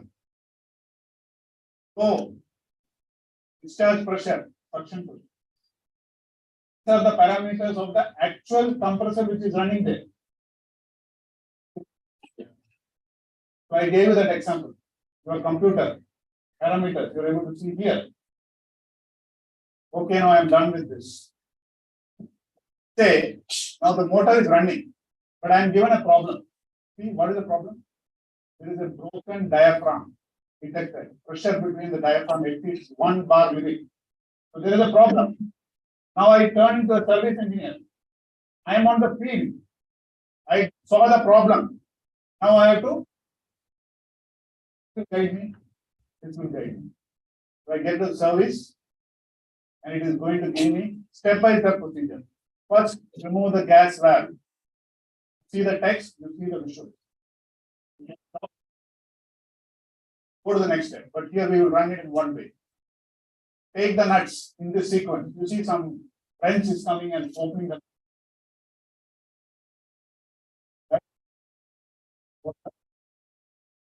In the field.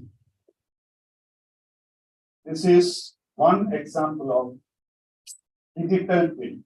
Any doubts? Any doubts? No doubts? Here? Okay.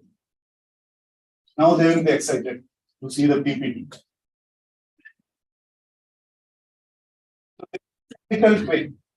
Superimposing digital information in the physical context. What is the advantage? The compressor is there in a very critical condition, high temperature, high pressure, but I can still access it from a distance. I can see all the internal components moving. I can see all the parameters. I can see if there is a problem. And if there is a problem, I can also serve this. Another example. Tesla, you all know what is Tesla.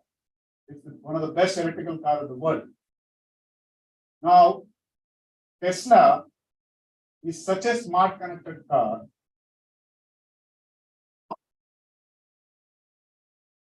The battery platforms where the battery is mounted, even though the American roads are very flat, you know that American cars got very less ground clearance. You understand what is ground clearance? They're all mechanical terms, but it's car, right? So you should understand. The distance between the road and the lowest portion of the vehicle, that is ground clearance. So the vehicle, when it takes a turn, this battery platform is hitting the road and sparks are flying. There is a danger. Sparks, battery, fire. Before the Tesla got to know this because it is a smart connected car.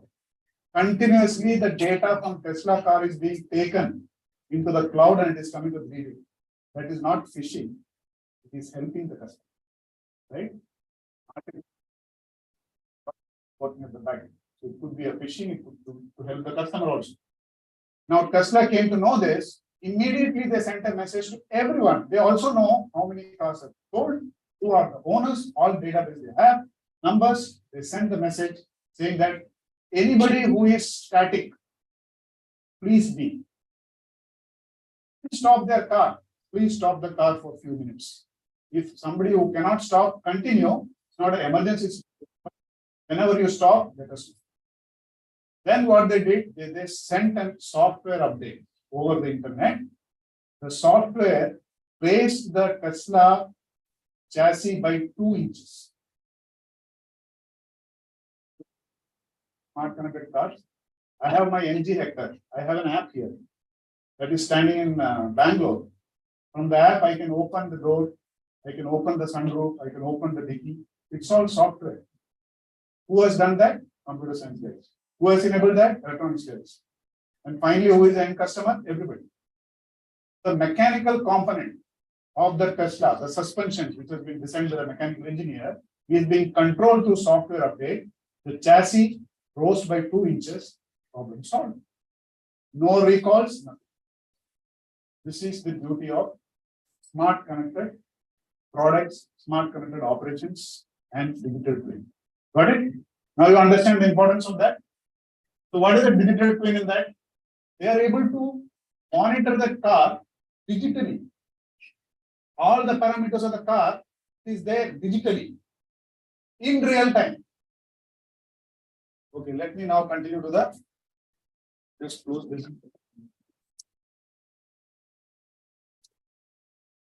I'll skip all this because I cannot assure you that I will be recruiting you. Still, I'll give a brief introduction. We are a global company based in US. In India, it is headquartered in Bangalore, the same headquarters. I belong to that office. But our big R&D is there in Pune. Biggest R&D after US. You are all welcome to get recruited in our R&D. Lot of software developers and quality guys are required. Okay. Now we have been there in this field since 1980. That's why we say 35 plus years of heritage. We deal with a lot of solutions. If you understand or don't understand, CAD, computer aided design, product lifecycle management. That means PLM in short form, in electronic form, it is PLM, product lifecycle management. Any product you create, any information which is associated with the product, software, code, hardware, electronics, test specifications, documents, everything will be managed in the system. Plus the people who are involved. Somebody has to do something, somebody has to transfer that to next person, all that things, the changes, everything is managed till the product dies. That's what is PLM, and you have PTC's Vinchin PLM here in RMK, which is being used well. There is a center of excellence. Mechanical department, please expose the other departments also to that. Let them understand. Then IoT, everybody understands? Internet of Things. There is something called Internet of Everything. But We are more into IIoT, Industrial Internet of Things, application of IoT for industrial applications. IoT can be there for anything. Then augmented reality. You saw that example now. This is augmented. Then spatial technology. You can also capture the space. I will show you some examples. So these are the platforms or technologies we are talking about. And we are already having these two solutions, IoT and AR in SaaS, software as a service. In 2025, all our solutions will be in SaaS. We have a global footprint. We cater to industrials, electronics and high tech, A&D, aerospace and defense, retail and consumer, Nike, Walmart, IKEA, they're all very big customers for us. Automotive, life sciences, medical devices, etc. GE, healthcare, Siemens, they're all big customers. Let me skip this. What is Industry 4.0? Just now I mentioned, Industry 4.0 is the fourth revolution, wherein before that, you should be digitized. Digitization is a prerequisite before you get into Industry 4.0. What is digitization? The first level is computerization. Do you think in India everybody is computerized? A small scale drilling machine guy or machine, lathe machine, is he computerized? No, that's a challenge, but we are coming up. Computerization is the first requirement. Second one is connectivity. You should be connected. 4G, 5G, those kind of connections, and it should be sustainable, robust, seamless. That is the second requirement. Once these two are met, then we say we have reached maturity level 2, we are digitized. Then we get into the Industry 4.0. We will connect our machines so that we will understand what is happening. This machine was connected, we are seeing what is happening, right? The pressure changing, temperature changing. Then we saw that some problem was there. We should be able to understand. Now we saw what is happening. Now why that pressure increased? We should be able to understand why it is happening. That is where the analytical tools will come into picture. It will see the data for some time. It will see whether it is abnormal or normal. It will run a lot of algorithms and it will analyze and tell you why it is happening. We can also predict what will happen and when it will happen. That is the maturity level 5. We call it as predictive capacity. In maintenance, we call it as predictive maintenance. And the final one, which is complete autonomous. The system itself will know what will happen, why it will happen, and it will take corrections. Do you know the Tesla example which I gave you? It is not some human being sending that message to everybody. No, it's a system which sent the message. It's a system which did that. Autonomous stage. In India, I don't think there is any company which has reached that stage, but they are in that part. There are many who are in this stage. Thanks to Industry 4.0, thanks to connect our physical machines with sensors, collect the data into IoT platforms, analyze it, predict it, and make the human being smarter by giving them what is happening, why is it happening, when it will happen, and make it happen.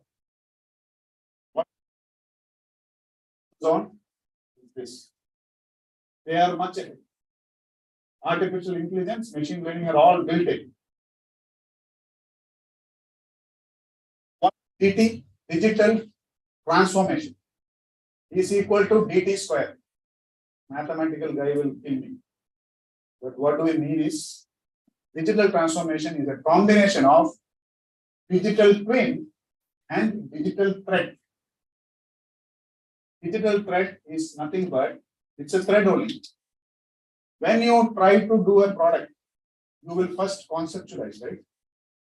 You will not even create anything, you will just conceptualize. For example, TVS scooter. TVS conceptualized this scooter. I need a scooter which should be light enough, but strong enough. It should be attractive. and it should be for the college students. That is my planning or conceptualization. Then I get into work and final the scooter is out. So till I conceptualize and till the TVS scooty is there in the market, I need a thread of data flowing from that stage to this stage, completely associative and traceable. If at any stage something is happening, can I trace it back why it happened? I launched my TVS scooty. Somebody is driving, it just fell down. Did I conceptualize correct? Was it really meant for 18? Aged people 18? Can they manage? I have a doubt now. Or is it the problem with the gravity of the scooter? Those kind of analysis can be done. Because seamlessly connected, I am able to go back to my concept, look at my design, look at my production, look at my post sales service, and take actions. That is what is called as digital thread. So you have your smart connected product. You have your human being, which is having a mobile device with the AR experience, which you just saw. You have the cloud, which will do your analytics. Data from your smart connected product will go to the cloud, all the sensor data, and then it will do the analytics, it will control back the product. Then from here, the data will also come into your augmented reality, which you saw now. And also, you will have a vision of the product. So there is a product vision and the data vision. And finally, you will get complete collaboration and you will have smart connected products thanks to IoT and sensors. Smart connected human beings because you have AR technology and smart connected processes. Okay, this is the ultimate objective of Industry 4.0 or digital twin or digital thread. It's a heavy slide, but what I'm wanting to say is that if you are in manufacturing, we are talking about smart connected manufacturing, we are talking about remote and telling whether the manufacturing floor is operationally effective. Can I do analytics on the quality? While I am in service, can I do predictive service? In healthcare, I asked my neighbor who is in GE Healthcare, I said, do you know what is IoT? He said, I don't know. Do you know what is predictive maintenance? He doesn't know. Do you know what is predictive service? He doesn't know. So I asked, okay, you explain to me, how do you, he's dealing with machines, those scanners, CT scanners. He said, what do you do when you have good service? He said, before I go to the customer, in my system, I will know what is happening with CT scanner and where it is happening, why it is happening, and then I will have the right tools to go and service it. So I inform the customer and I go there, service it for the first time, and I come back. That is what is predictive service. You already know what is happening. You could predict it and you went with the right tools and service it. So that poor guy didn't know what is all this technology, but he's doing it because GE has enabled it.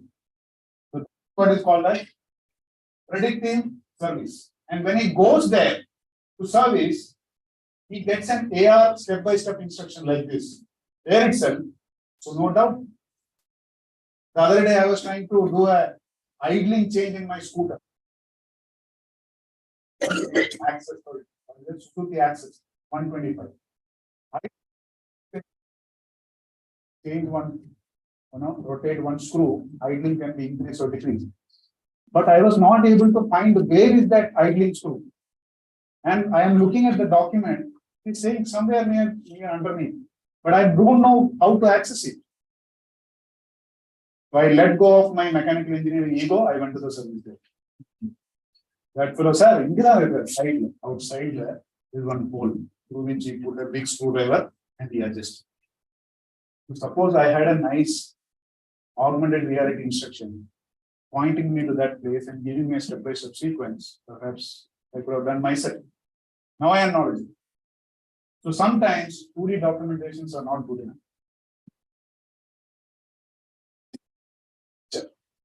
We require you guys to be skilled and help the industry achieve this. We are already moving to this. Call it as connected digital landscape. This is the final product, be it a bike.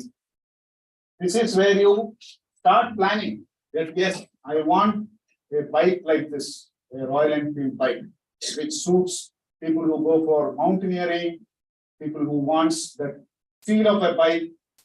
I plan it here. Then that plan goes into a concept and detailed design. I use a lot of tools like computer design. When I go ahead, I get lot of documents, lot of information. I manage this in this tool called PLM. Then once my design is done, my production is done. After production, there are a lot of things we have to do. That is done in ERP, Enterprise Resource Planning. So there is a transfer of information from PLM to ERP. And then the product is produced. And I'm not stopping at that. I want to know whether this product is performing well. I want to know whether that user is satisfied. So what I do, I collect all the data which is there as a sensor back to my IoT system. I also collect data from my factory into my IoT system. So if there is a problem which is coming, I can figure out, is it because of the design? Is it because of the user problem? Is it because of the manufacturing problem? Because I'm getting the data and I do analytics, right? And also I provide augmented reality to the user to do the service himself first time. Meanwhile, the service engineer will already know there is a problem in Royal Enfield. He will come to the site and help.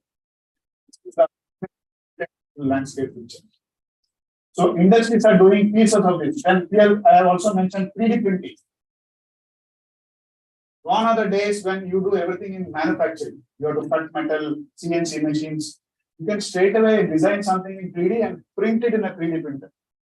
Any complex designs can be printed and fitted into the bike. So this is not limited to bike. It can be for a car. It can be for an aircraft. It can be for a ship. It can be for a UAV. It can be for missiles, tanks, radars. Why I have shown all this? Because they are all our customers. They are in the path to achieve this. This is the final picture, that maturity level 6, which we are talking about. And digital twin, digital thread, industry 4.0, IoT, name it, AR, everything is contributing to this. What's my point? So you guys have to understand various aspects, help the industry to achieve this. Somebody can become an expert in AR. Somebody can become an expert in data science and analytics. Somebody can become an expert in sensors.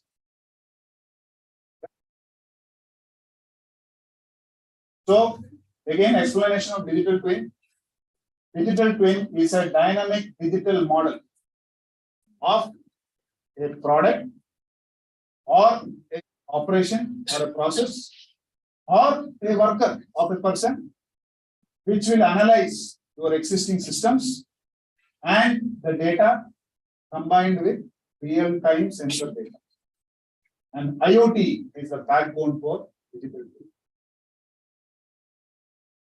This is industry saying that by 2023, so much of money is going to be invested for digital twin. So we have a lot of scope.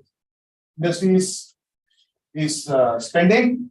We want skilled manpower. What are the use cases? Where all digital twin will be applied? First one is digital twin of product. That is what you saw now. Digital twin of product. Second one is digital twin of process. If I can replicate how a manufacturing process is happening in my computer, that is digital twin of process. Third one is digital twin of people. You're from which department? Data science. You're a faculty. So you have a lot of knowledge.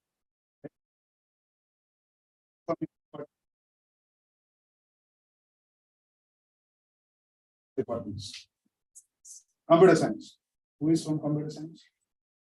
Where is computer science, guys? Nobody is there? Any computer science guy? Nobody from computer science? Okay, no problem. You have a lot of information on artificial intelligence and machine learning. How do I transfer that knowledge to you? You call in a class and you speak. Right? Okay. I capture that intrinsic knowledge in some format. Anytime he requires. One way of doing it is by capturing a video and giving it to you. But if I can capture it as an augmented reality experience, and he can visualize it not only on laptop, but also on mobile phone while he's traveling in train to his hometown or whatever, if he can understand in real time, then it will be great. Right? So digital twin of people means whatever expertise you have, we are capturing it, converting into an AR experience and giving it to others who can learn from that. And finally, digital twin of place. This entire area can be scanned. I can scan each of you, right? And I can find out whether this seating arrangement is good enough or not. Why are the boys sitting at the back and girls in the front? Can I optimize it? Just joking. Right? Is it an optimal mix of crowd? No.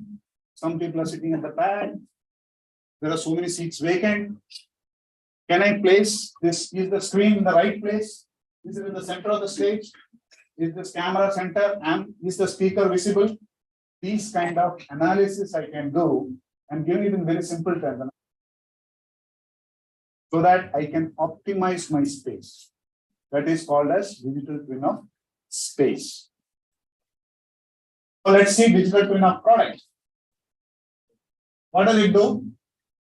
It helps in the visibility of the behavior of products in the field. It will help us to analyze, compare. I designed it for something, but how is it being used? Again, I give this nice example. In Tamil Nadu, all the Tamil Nadu buses travel like this. Thanks to you guys. You will always love to hang on to the door and then travel. You don't want to go inside. In North India, they all travel on the rooftop. So do you think that Ashok Leyland or Tata Motors will make the left-hand suspension stronger than the right-hand? No, they keep it safe. But still it is managing. Correct? That is because they give that extra factor of safety. Instead of giving 3 mm, they will give 5 mm brackets. So how is my product being used in the field? The buses are traveling like this. Can I analyze and do something about it? So design data as use data. We are always good Indians in something called Jugaad engineering. We will use the product to the maximum. You can see one TVS, what is it? Small vehicle? Excellent. How many people sitting on that? Milk containers. Then we can also, because of that, when we get the data, we can create high quality future products.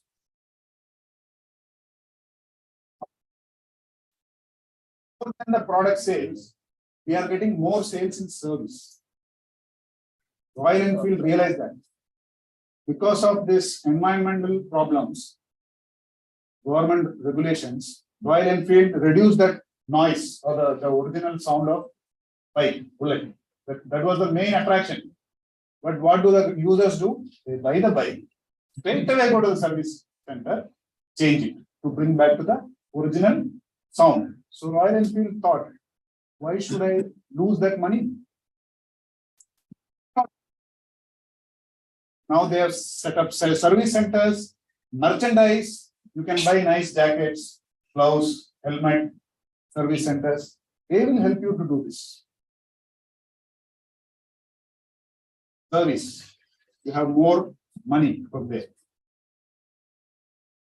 Then smart connected design. Look at this example.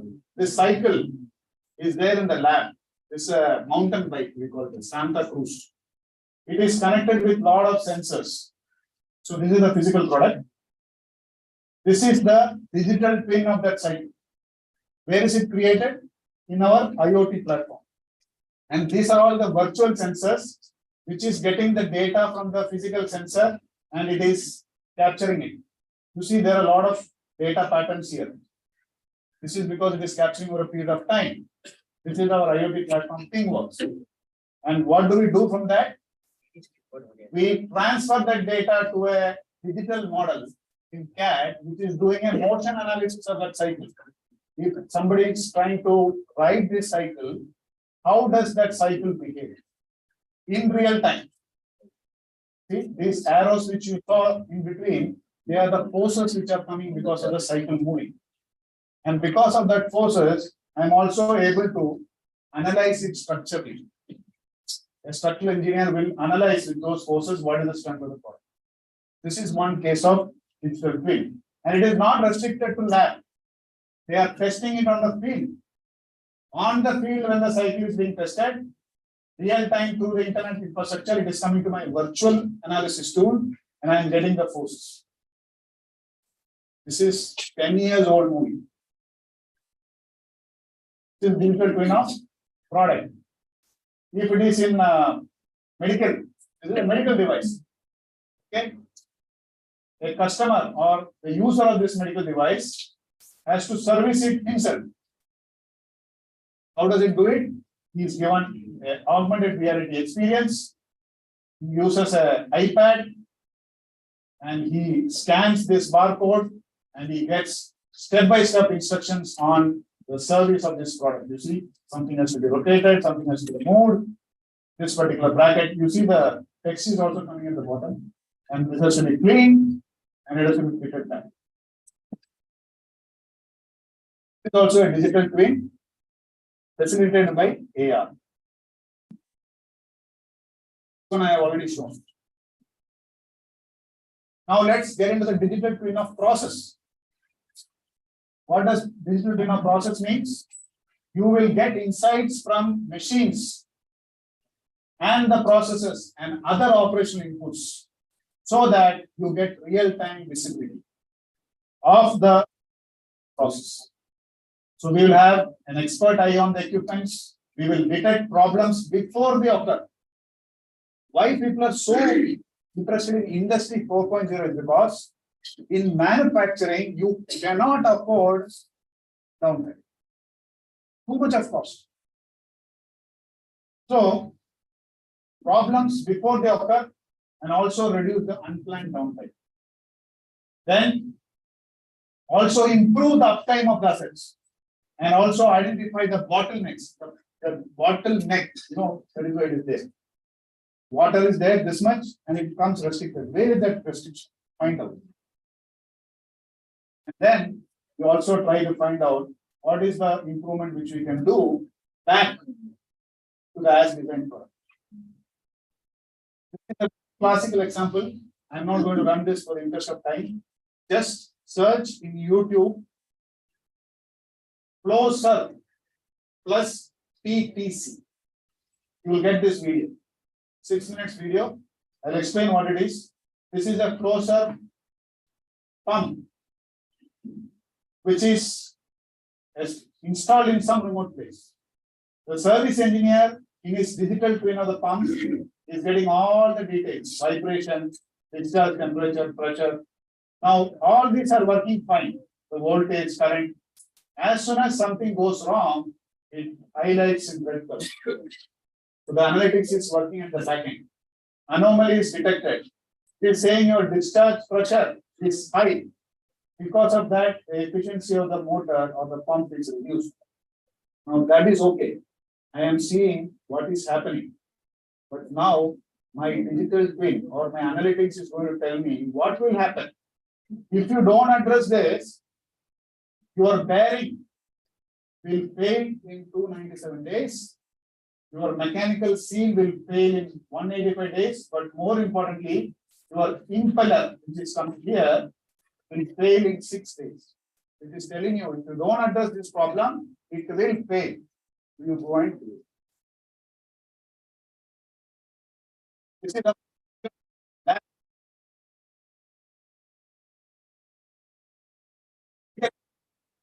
I can look at the entire medical equipments, which is there everywhere. Each and every equipment, while it is operating, its parameters, everything they can monitor. And then, of course, there is a audio running, but because of technology, it is not running. So let's see this. Now, this medical lab, what they're going to do is, they have all these different tests which they have to do in different devices. Right? These are all that commercials.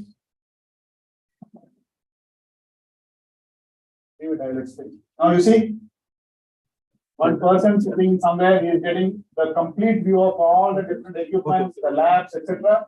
in his dashboard, and they are able to understand how it is running. Just click OK. Click OK. Yeah. See how it is running, where it is running, is there any alert, is there any maintenance problem, how many are ready, how many are running, how many are down. So that is the concept. Okay, let's skip this. This is an example of a plant. This is a digital twin of the plant. You have coating machine, you have welding machine, you have so many other machines. Each machine you can go in depth, you can find out the various parameters, the production parameters, the status of the machine. So this is a digital twin of process. Then you can take actions. If there's a warning, if there's an alert, you can take actions.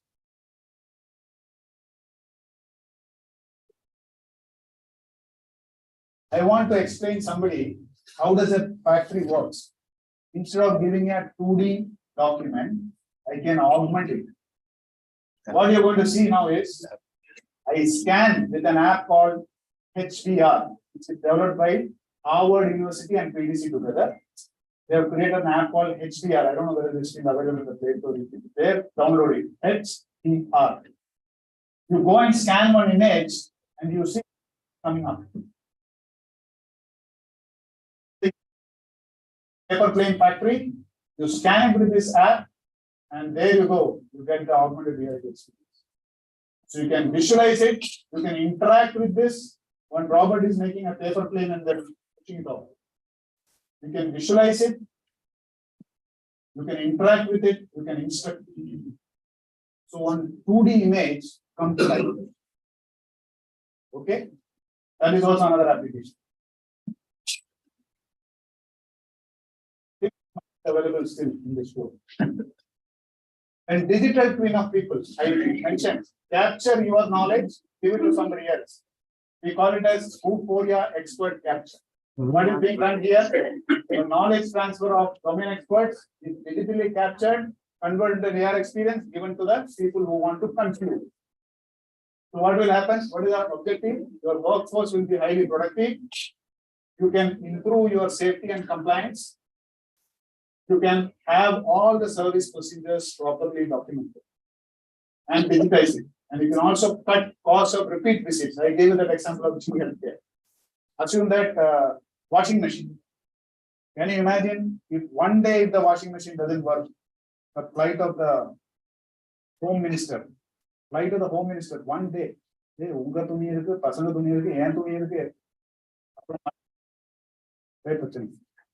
if one day doesn't work. But what it always works. So the Whirlpool or LG guy should have a collection of the data of your washing machine, and he should be able to say, Madam, before it goes down. You'll be happy, right? That is digital, that is cutting cost of repeated visits. So one time itself we will come and rectify it even before the washing machine goes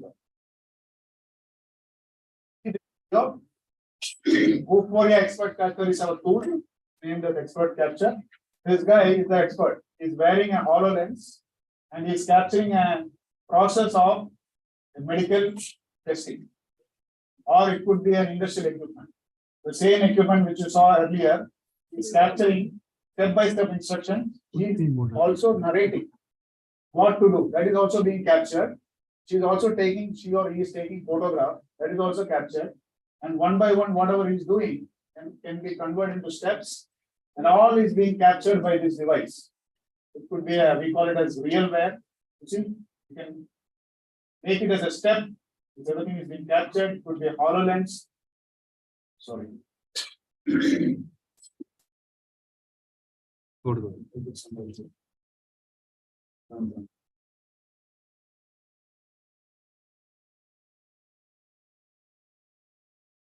Okay, so he's capturing, expert capturing one by one.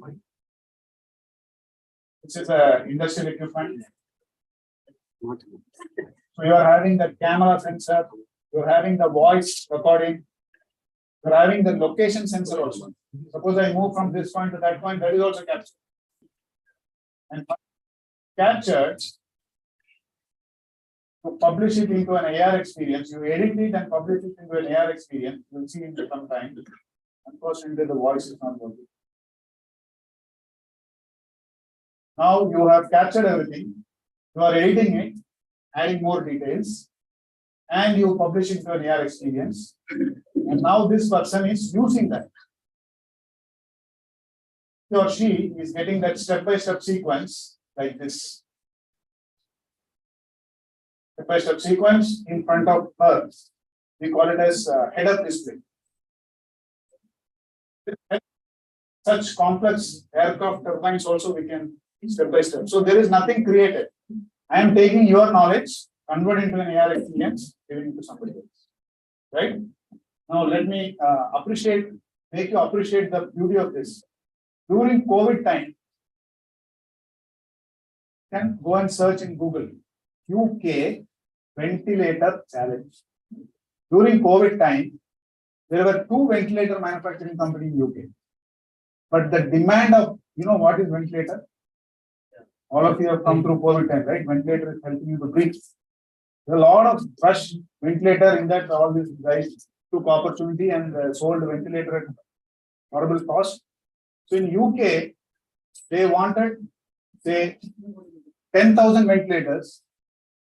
The 2 companies were ready to produce, but production of the components is fine. You have to assemble that, test it, package it, and send. They didn't have people. So the appeal to the other industries, if you are running at 50% capacity because of COVID, companies like aerospace, automotive, etc. They said, can you help us? They said, yes, we will help. But you have to tell us what to do. We will use our 50% of our facility, we will use test it and package. Now, how do you do that? Then they approached PTC, or actually we approached.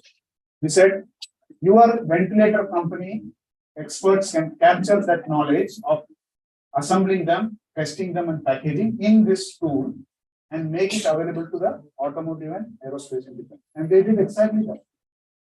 They captured everything, made it available, produced the components. These guys also fixed it, assembled, tested, packaged. It's called UK Ventilator Challenge. Similarly, we also have a tool called Vuforia Chalk. This is just like an audio video call like WhatsApp, right? I can call from a mobile phone to another guy.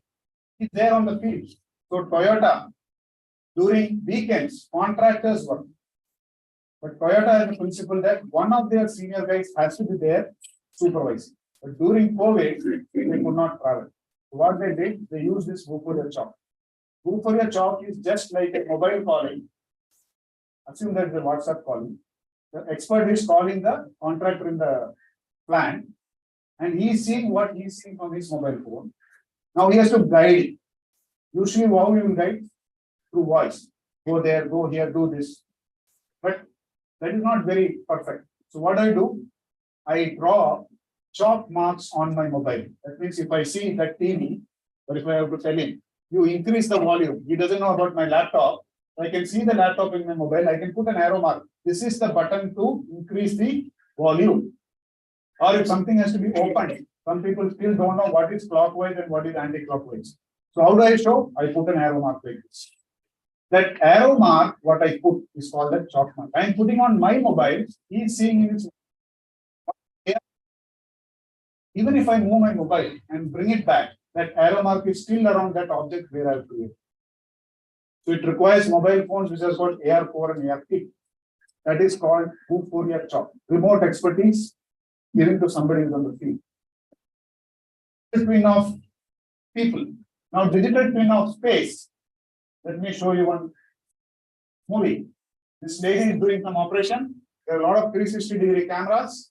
She is capturing each and every action. There is a robot working there. She is also doing some operation. Now you see, this is the human being equivalent of digital twin. This is the space occupied. This is the robot moving. You are capturing everything. Once you capture all these, you can play that movie and find out whether the space occupied is correct, whether the movement occupied is correct. You can do method study, work study to optimize the space, optimize the actions. I'm an MBA in operations research. So we studied this time study, method study and all. One simple example to explain that was, suppose I am giving this floor, this stage. I have to clean this with a best way to clean it well as well as in the minimum of time. What is the best way? Do I go like this and then come back? Do I do that? Or do I do this? What is the best way? So you said the best way is start from one corner. Don't assume I keep doing it in my home also. Take this mop, do this way and this way. Step back, do this way and this way. Try it at home. This way, this way. Once you finish here, you are here. Go this way. This is the most optimized way. Similarly, lifting a bucket of water.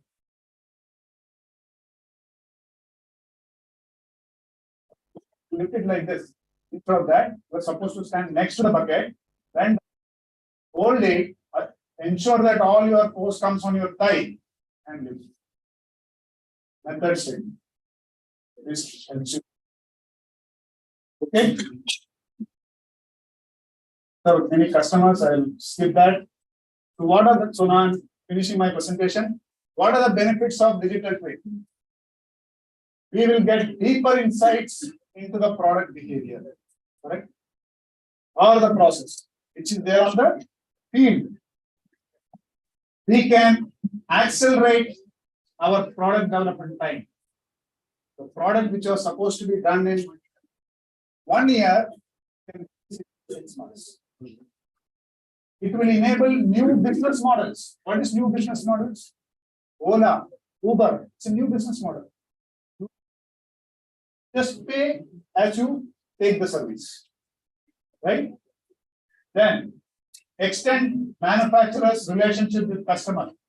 Customer is happy. Improve the operational efficiency of the factory. Improve the service efficiency.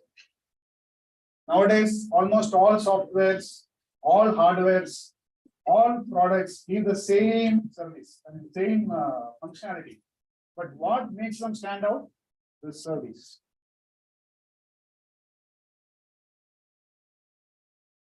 Now, if you have to have success, I'm coming to last 3 slides. Everything is fine, but I am not successful.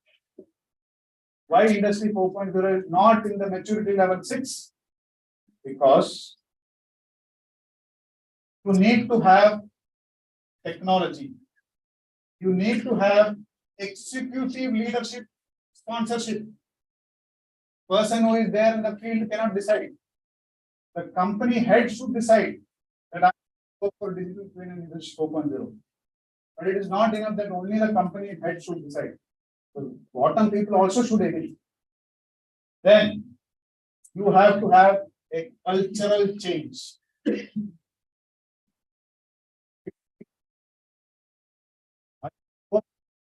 To place B, I will only call my known driver, known taxi. How can I call some Ola Uber? I don't know even that guy. How can I call him? Now anybody is thinking like that? We have already adopted that, right? So we have a requirement for cultural change.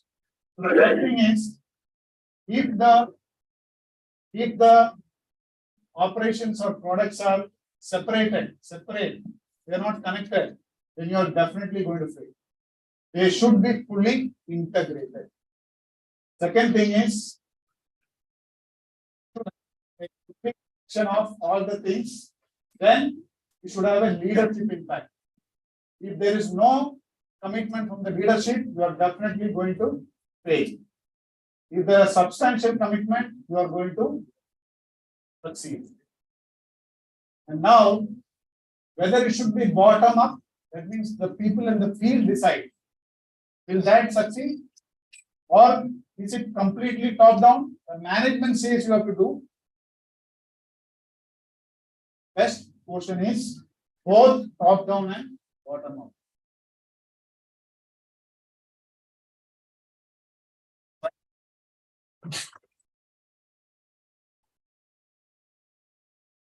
So I just sent you guys sitting there, and thanks to that professor from IIT Guwahati, speaking a lot of good things. But unfortunately, thanks to the technology, even I didn't understand. So did you understand? Any question? I will encourage girl or boy, or even you guys. Any questions? Welcome.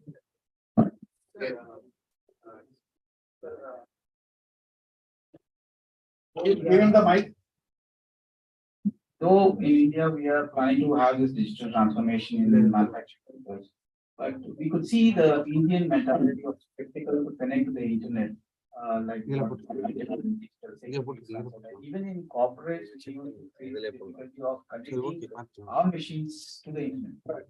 That is really a major challenge, though we are emphasizing it, and we are also having an integration of bringing the internet into the machines itself. So where they get connected, 100%. What you were talking about Tesla, where you collect the data and then do the analysis and try to preventive maintenance.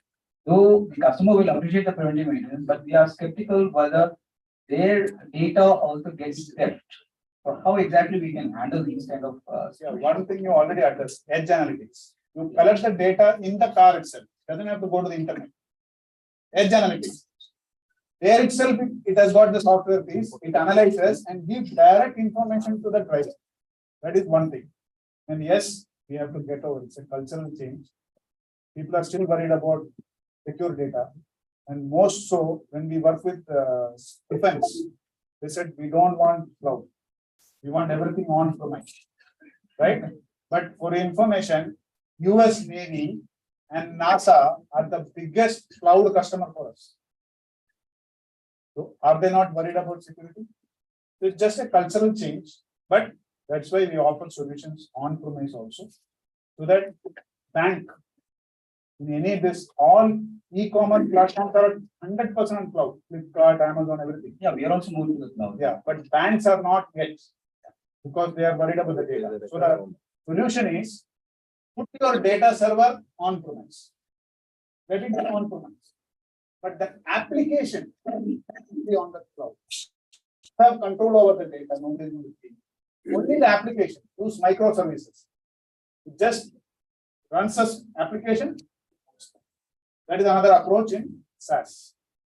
Yeah, but still, what happens is we have the necessary tools, but it's very difficult to get implemented in India.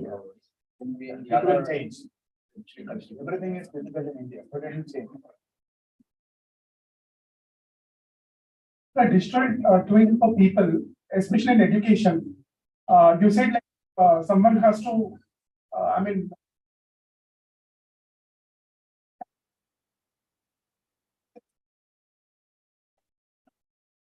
especially the hologram. I think that's the future. But for hologram, you also need the 6G technology. We are still in 5G, but we need that 6G. What I'm saying. It can be captured and can be downloaded offline and made it available in desktop, mobile device, and if you can afford on a HoloLens also. It need not be real time if you cannot afford that 5G. you can capture it and it can be made offline also. Whatever experience I have shown you now in iPad, it was not because of it downloaded offline. Only thing is that it will not be real time. Wherever you want real time, you definitely have to have this 5G connection or internet connection.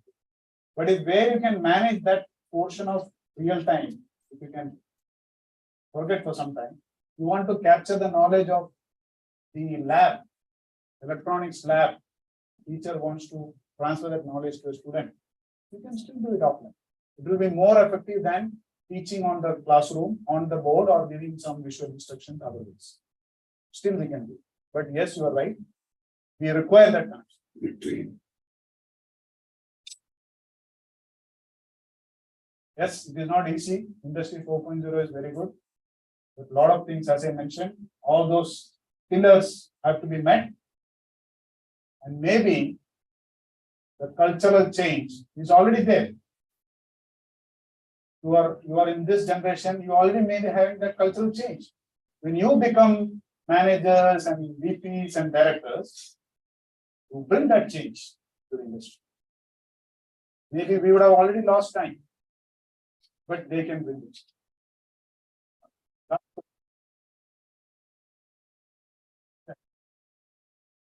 Bike, cycle is working fine on that. It's like same type human body is working fine, lungs, something like that. It is continuously monitoring my BP.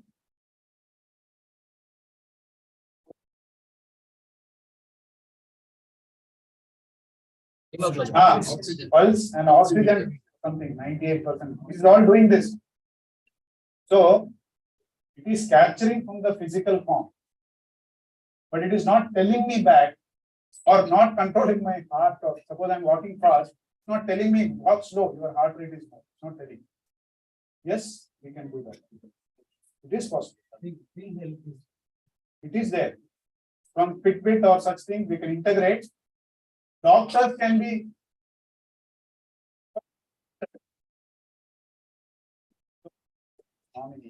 they can be alerted. But beware, it is limited to your physical condition, not what all, where all you go. Thank you. Thank you. Fine. Thank you.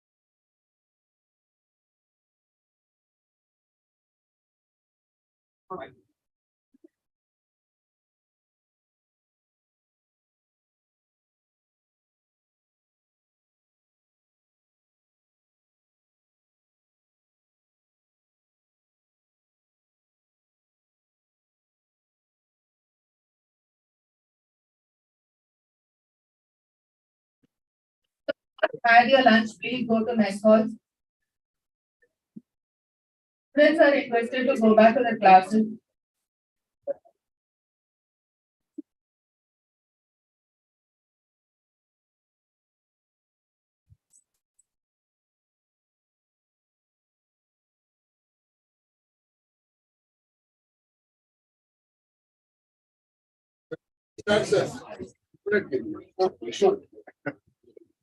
We are planning for so many years.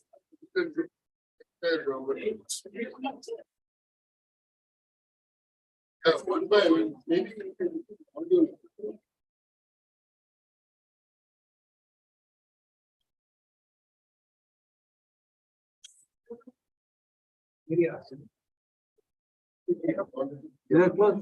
No. Not talking about this.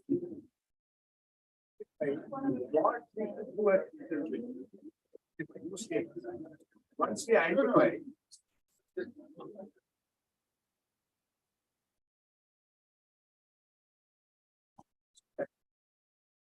The material wherever we have seen, what the solution. They don't know what to do about it. Okay, let's see. So we will help you with that.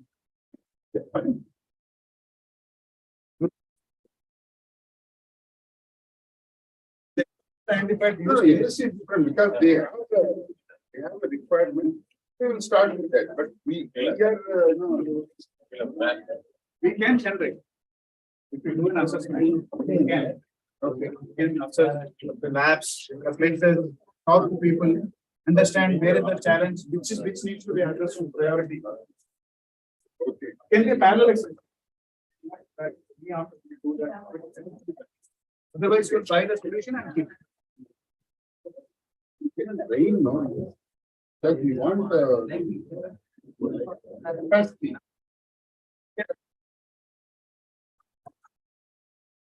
The use case, when they identify, they can apply. They can use case, then rain. Sorry. Yeah, start with the people. Start with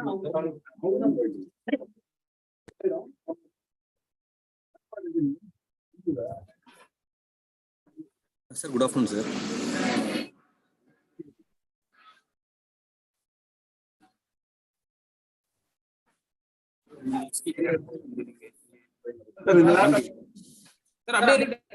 ஒன்றும் பிரச்சனை இல்லை, இவர் இருப்பார் sir. அது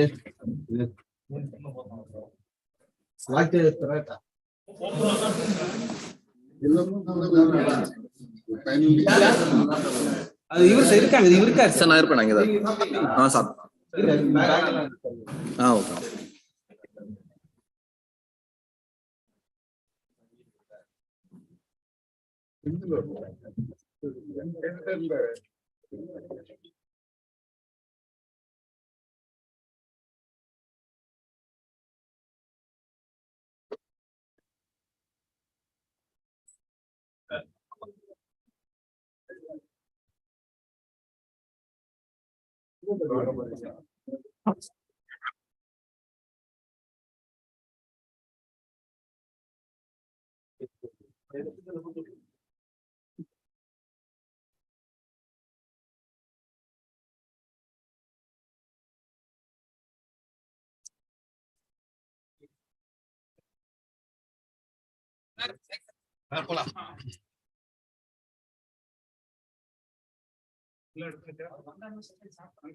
நீங்க கொஞ்சம் பாத்துங்க.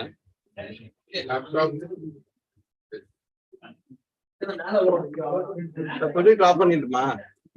ரெண்டு இருக்கட்டும்.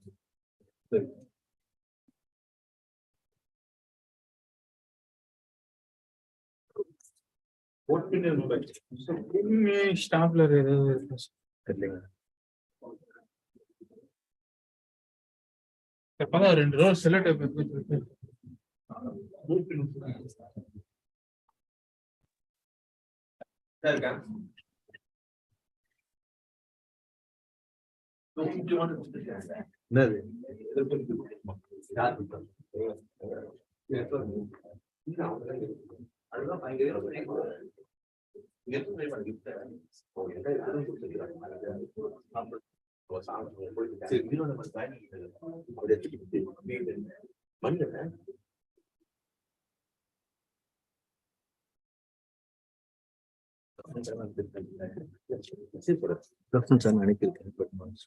Still 30 minutes more time is there, sir. 15 minutes.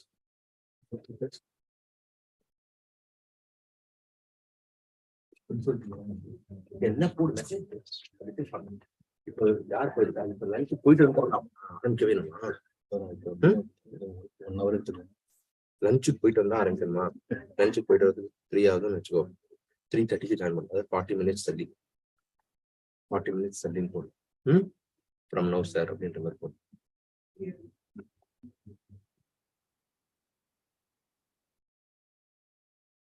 ஆன்லைன்னா பண்ண டைமிங் கரெக்டா வைக்கணும் பாருங்க. அதை மெயின்டைனே பண்ண மாட்டேன்.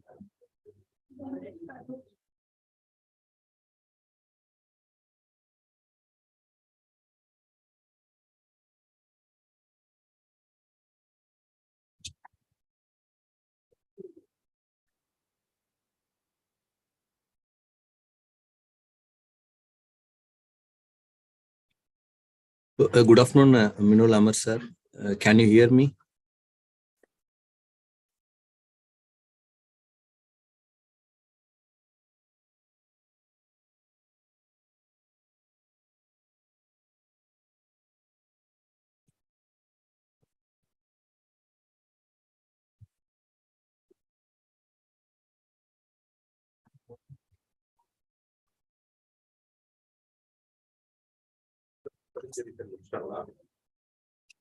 ரமேஷ் பாபுவும் இவன் லாமஸ் அவங்க என்ன பண்ணிட்டாங்க? அங்கிருந்து பண்றாங்க. எனக்கு எப்படி தெரியும்?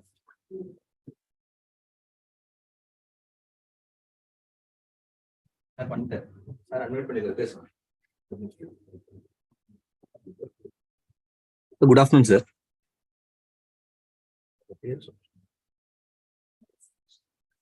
Good morning. Yeah, good morning, sir. Sir, it's the session for you is at 3:10 for Indian time. So it's almost another 1 hour for your session, sir. 1 hour is there. So 3:10, but what's the time at the moment on your side? Because I'm in the Netherlands, so we have time differences. Yes, sir. Yes, sir. Now the time is 2:40. So actually now the time is 2:40, sir, but there is a 20 minutes delay. So now we have begged for a lunch. So you can, for your session, it will be at exactly at 1 hour from now. 1 hour? Yes, sir. Yes, sir. 1 hour from Okay, from now, one hour. So, okay, is from on my side, it will be 11 o'clock. So that's okay. Then I will join in around 15 minutes. So I tune off and I come Yes, sir. back in Yes, sir. 15 Yes, sir. minutes. Okay.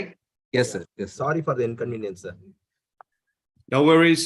I planned the morning off because I was a bit confusing because of the time zones.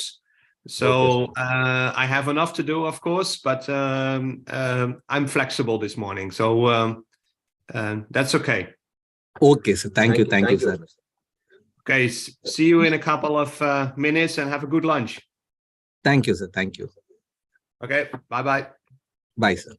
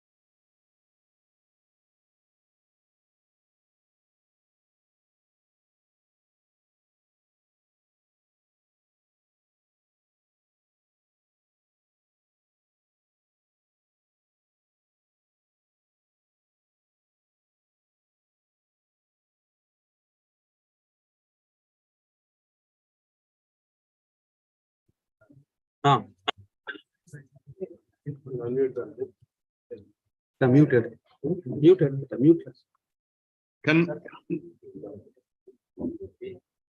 Good afternoon. Good afternoon, sir. Good afternoon. Yeah, we'll start in another 1 or 2 minutes, sir. 1 or 2 in 2 minutes? Yes, sir. Yes, sir. Okay. And I'm the next speaker, right? Yes, sir. Yes, sir. Okay.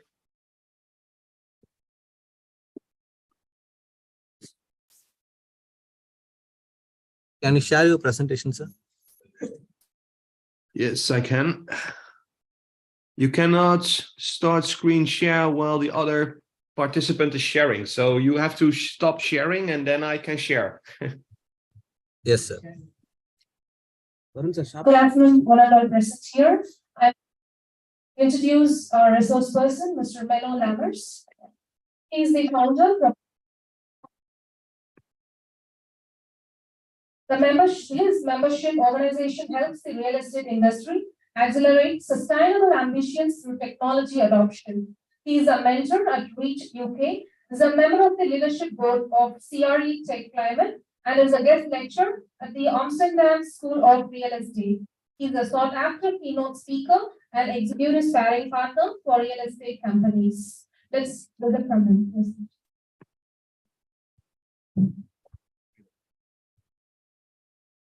Good afternoon, everyone. It's a pleasure to be here, part of this event, and thank you for having me. Today, I'm going to tell you about the real estate industry as a force for good and engineering the future world of Society 5.0.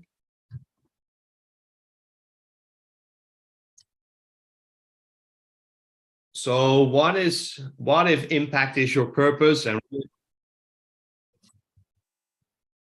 what if impact is your purpose and real estate and technology are your tools?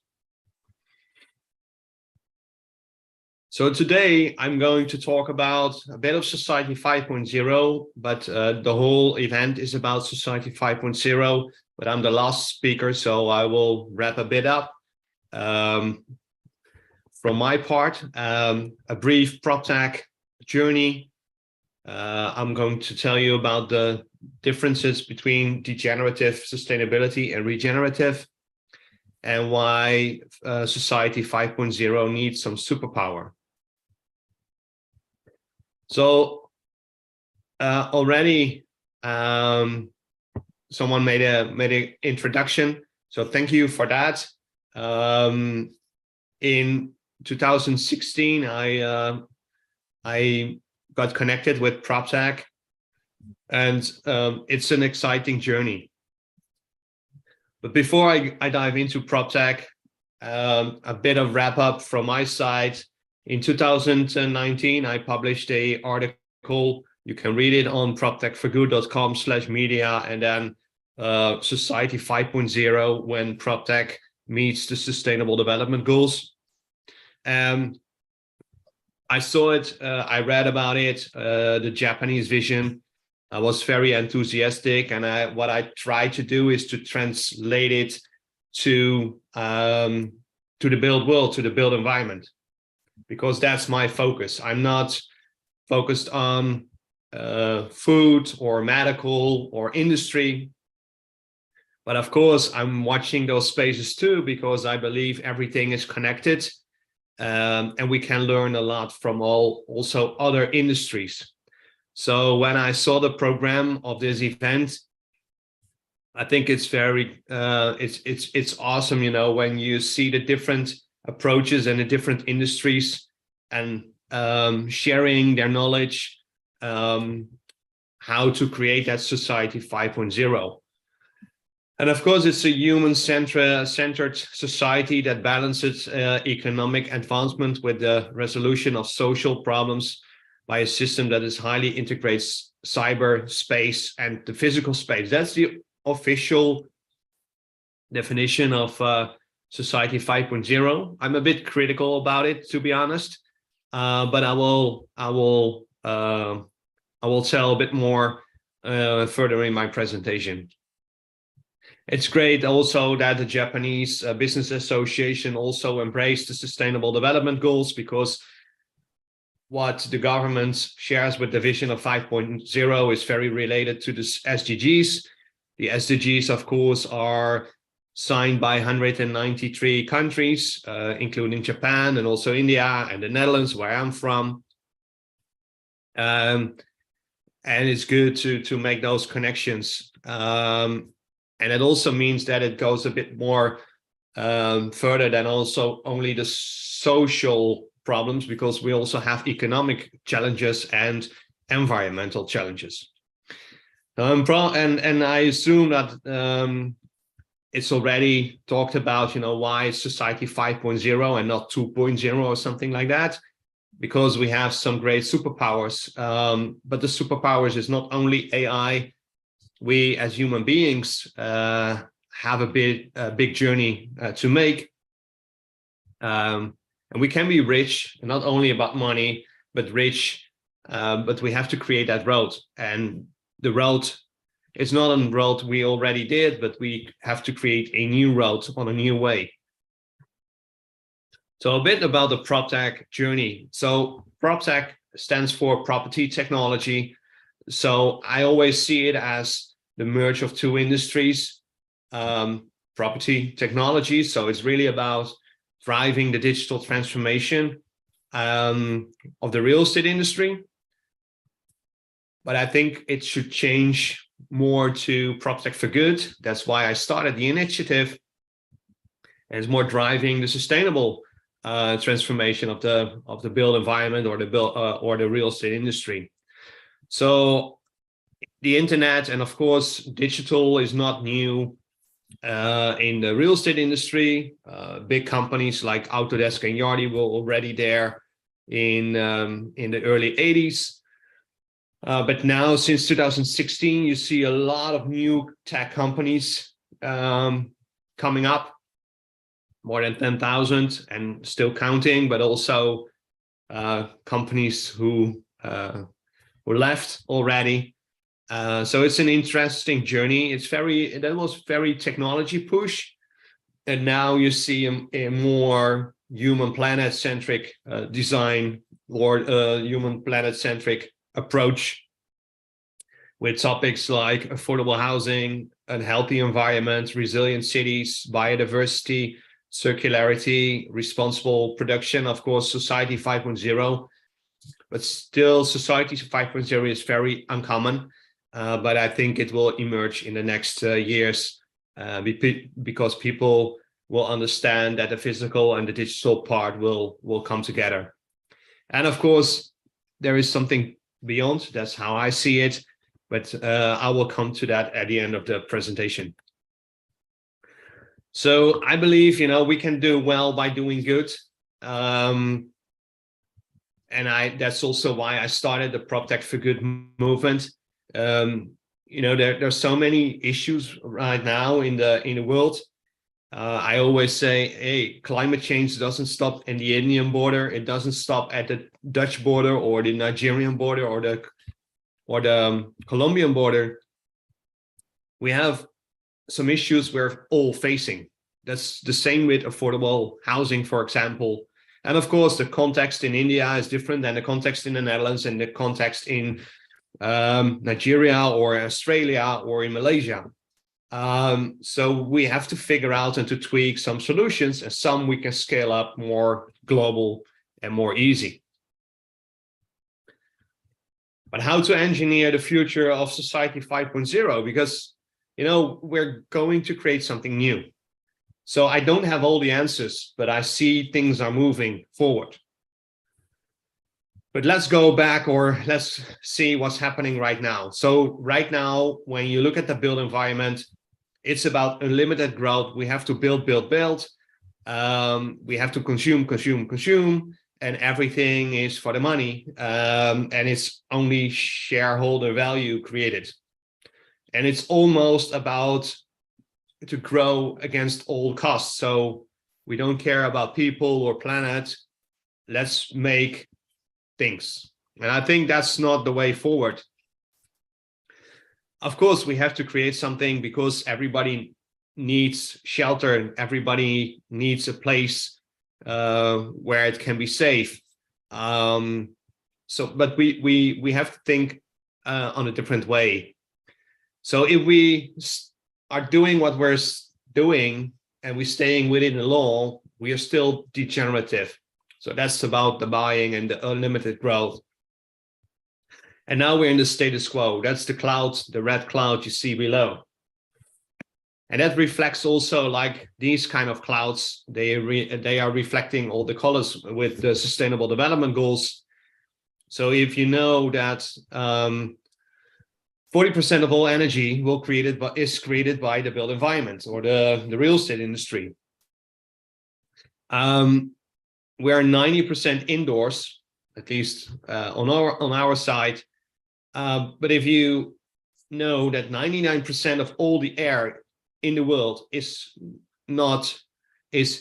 polluted in that way, so it's not related to the WHO. It's not WHO proof. There is a gap because we can learn a lot, and we think digital is the future. But my grandma, she is 91. She needs medical help. And then they say, yeah, you can go to the app. But I can tell you, she doesn't have a smartphone. She even doesn't use the phone that much. So we also have to be aware of that. What is our, where are we going to make the solution for? We know that 39% of all the global emissions are from the real estate industry. We know we have an issue. Affordable housing is a complex problem. We can build cheaper maybe, but that doesn't mean it's getting better. And if the financial industry is getting bigger mortgages because the interest rates are low, then a cheaper product is not only the solution. So it's more complex than it's really a system challenge. So the real estate industry is not fit for purpose, but that also means there are a lot of opportunities right now to develop new things or new companies. And just an example, what happened in London. There was a nice project called the Tulip, and they canceled it because it was not sustainable. And I think we should do more of these kind of things because we have to be aware of what we are creating. So the biggest challenge right now in the real estate industry is to create a sustainable future. And of course, there is a 2 behind sustainable, because we can discuss what sustainable means, because it's an easy word to communicate. But sustainable, is it sustaining the past or creating a new future?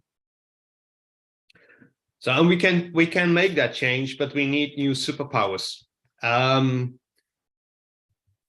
We have a lot of technology, which can be a superpower, but we are also humans, and we can do more than we know we can. That doesn't mean that technology is the solution, but it will help us further to get new insights, of course. So we can go to sustainability. That's the first line, and that's adding no additional harm. So, for example, going net zero with the Paris Agreement, for example. But then we are maintaining or sustain the status quo. And that's good because then we buy time. So I see the Sustainable Development Goals as a bridge to something bigger and more bright. So the UN Sustainable Development Goals are $1 trillion opportunity. It's massive. On all the goals, the 17 goals, you can do amazing things. And technology digital technology can be a big part of that. But what I see right now in my world, in that way, from my point of view, with my glasses, that a lot of physical products and nature products are also popping up. And that's very interesting. But of course, we see a lot of entrepreneurs right now tackling the biggest challenges in the world. So, for example, a company called PlannerLogic, it's a Dutch company, and they help cities, construction companies, developers, but also insurance companies and banking to get insights about city development. So what they do, you have a plot of land and you want to have the most sustainable city development. Then you bring in KPIs in their platform, and the AI will design millions of creating millions of designs, and then you can bring them back to 4 or 5 designs, and of course you have to choose one, and then you can create it. Another one is Hyperion Robotics, and by the way, the CTO is originally from India. It's a company in Finland, and what they do is creating recipes from waste, and they use that in a 3D printer. So, for example, you have a lot of mining, but only a small percentage of everything you mine is the product you're looking for. So, for example, gold, maybe it's 0.01%, which is gold, and the rest is waste. So how can you use that waste? Can you make a new recipe, for example, to create construction parts? Or maybe you can use it for roads or something like that. But we have to think on another way. We have to think as systems. So it's really awesome. And they recently got a new funding. So they are also looking for people. It's really nice to what they are doing. Others who are more in the maintain and operate part, so when things are already built, is, for example, DeltaQ. They have a smart solution for the building management system, so they can optimize the comfort in the building and also reducing energy and CO2. And of course, you maybe know that in Europe, we have a big challenge with energy at the moment. So it's very nice when we can reduce our energy and optimize the comfort. And currently, I also see it here right now. When I look at my left, there is a bit of snow, so it's around -1 or something like that. So we have to be aware how much energy we use, and when it's managed on a good way, it's better for everything. So Sensoneo, a company from Slovakia, what they do is managing waste in cities. So they have a smart solution which they put in the bins, and when the bin is full or getting full, the company gets signals and a route, so they can optimize their route and empty the bins. Because why should you empty a bin which is only 10% full? That's you can invest your time better and your gasoline better to go there where there's a lot of waste. Another solution is Solidrip. They are having a smart irrigation system. We need a lot of green because it has a lot of benefits for the city and for people and for animals. And they take care that the green stays green, because we can plant a tree, but the most important thing is that we grow a tree.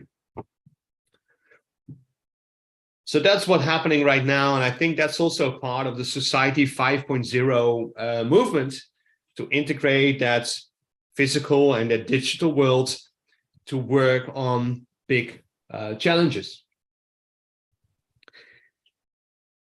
But what if we're going beyond that and we go beyond sustainability? Because if we break things down and we sustain the status quo, what if we're going to regenerate and finding a new balance and building capacity for self-sustaining abundance of life? So we as humans are part of nature. It's called seva. We can do ego, that's degeneration. We can have eco, that's sustainability. So we are contributing or facilitating the environment, the nature, or we can be part of nature, and we are part of nature. But now we say, hey, we are on top of nature because we are the big animal, and we can manage everything. But what if we live with nature? So finding a new balance, we can restore things, and we can also creating a new balance and being resilient. And of course, you know, in the Western world, crisis is, oh my gosh, you know, but at the other hand, a crisis is also an opportunity to create something new, to rethink and approach things on another way. And crisis is just a small time phase, but the challenges are there. So I believe that the biggest earth shot, and I'm not using the word moonshot because for me it reflects on the previous era in that way. You know, we went to the moon, but then we saw planet Earth. So for me, a moonshot is very tech oriented, but I think we need some earth shots on planet Earth, where we can use the technology, the digital technology, the nature technology, the physical technology to solve the big pressing problems at the moment. And we all know that cities are great. They bring economic growth, they bring innovation, they bring, you know, money on the table. But when there's disease or you don't have food, then cities are very horrible and people are leaving the city. We saw that in COVID. I know some stories that people say, hey, I'm living in a small apartment in New York. I don't want to be in the lockdown, so I moved to another environment where I can walk in the garden or something like that. So it's really interesting. It's a great book called Scale, to see what's the impact of cities and to create. So one of the things you can do is asking yourself the question, what should nature do? And that's a hard question sometimes because we lost the connection with nature, I think, and also with men and women. Normally we had to survive as men and women, but now we're more independent as men and women. But we need each other to achieve those goals. But then also the question is, of course, is digital transformation in the real estate industry the solution for all the pressing problems? I think yes or no. So yes, I believe in technology. I see great things are happening, you know, to make great choices. For example, where to develop your real estate, because if you know that the water comes up, you don't want to build there, for example, or you see that you can manage energy more efficient, or you can reduce your footprint to source local resources. And manage that and create it, make it transparent. But at the other hand, we also need nature and physical solutions. So I think that you see a movement with prop tech and urban tech. Now you also have climate tech, but that's very related to reducing the carbon footprint. So going to the Paris Agreement. But the next thing will be nature tech. So also about planting trees, you know, using natural nature solutions, so nature-based solutions in that way. In the Netherlands, we have a big issue with farmers because of some sort of pollution. It's a complex challenge. But now there is also a movement from the construction industry, and they say, hey, why should we get rid of the farmers? Why can't they change what they produce? But what if they produce, for example, elephant grass or wheat or some materials we can use in our isolation panels, so it will help the construction industry. And of course, for example, in Paris, it's already, or in France, it's already going on, probably also in India. But we in the Netherlands, we're very focused on the some sort of wool product, but it's very chemical, and that's not the way forward. So just some examples to stretch your mind. That's what I hope. This is Toronto in Canada. There's a project here. They want to develop it. Then Google came in with Sidewalk Labs. They designed they wanted to develop that area, but there was a lot of issues about privacy and data because Google is an internet company. You all know it. So they want to capture the data, but then you have Canadians that say, hey, listen, I also have privacy. And of course, in Europe, we have the GDPR, also privacy law.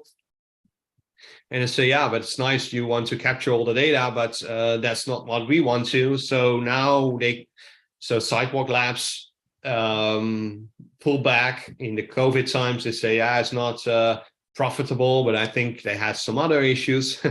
And now there is a new developer and architects on the project, and now it's getting more green, less technology, and still, of course, sustainability and tech will be part of it, but they changed it. So it's interesting to see what's the ambition, very tech, and also, by the way, a lot of timber buildings in the middle, but now more green, less tech, more and still also sustainable. So it's a great thing how things can evolve in time. This is in South Korea. There was a big road. They broke it down, bring back a river. And of course, there's a challenge, because a lot of cities are developed for cars, but now you see a movement. It's not only in South Korea, but also in France, in my city, in Arnhem, in the Netherlands, but also in other big cities, that they give back the city to the citizens and to nature. And I think that's good because cars also create a lot of pollution, for example. So yeah, but what's the benefit of this project? By changing a road to a river, so better flood protection, and that's great. An increase of biodiversity with more than 600%, reducing urban heat, so it's getting more cooler. It reduced air pollution, more people going by public transport. Of course, you have to facilitate that. So you can't move it away and say, hey, there's still one bus, so that's it. No, you have to organize that. More visitors, because that area attracts people. The price of land goes up. Of course, that also has a negative impact, but in general, I think it's prosperity for at least people who are living in that area, in the neighborhood. And it attracts also more businesses. So I think most of it is a big win. Another project that's in Africa, in Zimbabwe, they created a retail, a shopping center, without an HVAC system. So without heating, ventilation, air conditioning, and cooling.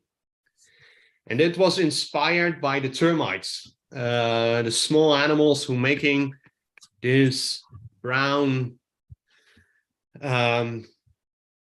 mountain. And the termites, they live there. And the interesting thing is that in the day, it can be plus 40 degrees. And in the night, it can be minus, so below zero. But in the termite belt, it's still the same temperature. And that's very interesting. And of course, the termites, they have AI, blockchain, digital twin, they have everything. They of course not. They only have nature.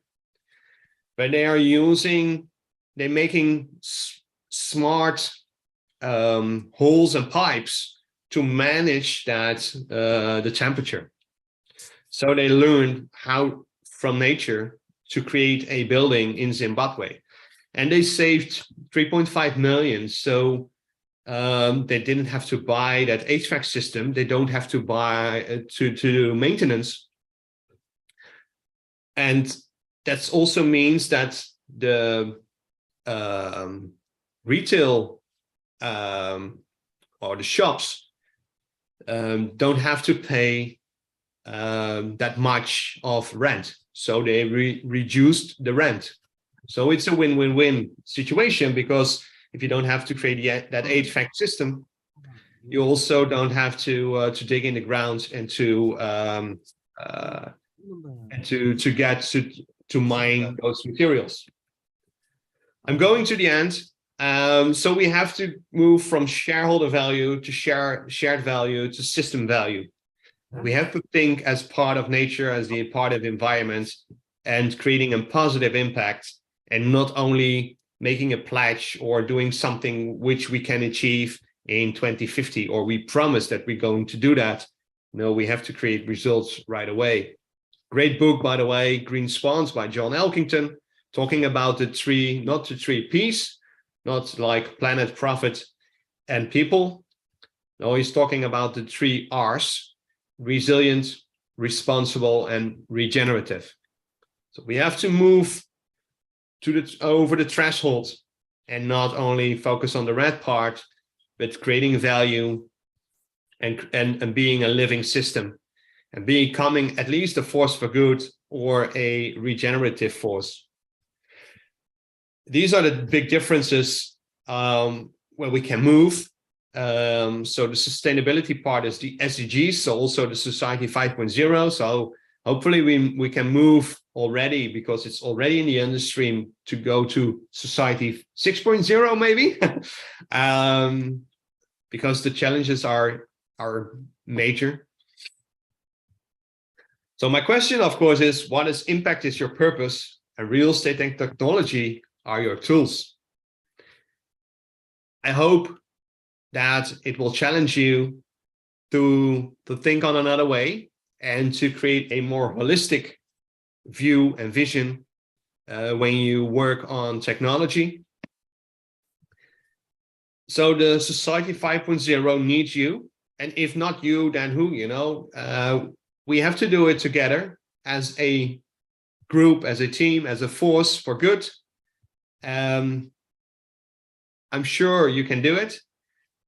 India has some great people, some very smart people, which with also the YouGov, the approach of innovation. So I'm sure you can create great value in the future. So the best of luck. And for now, feel free to connect, and thank you for being part of this event. Thank you.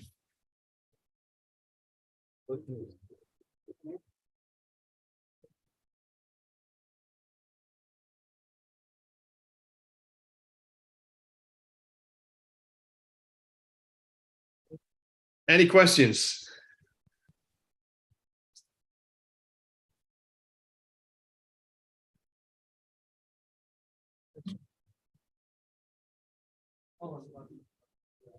Just want to thank you.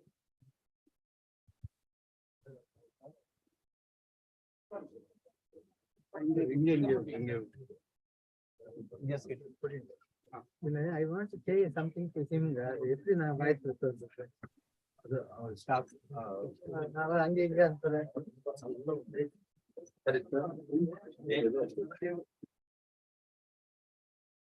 Is there any question? So we have a question, sir. No, Mr.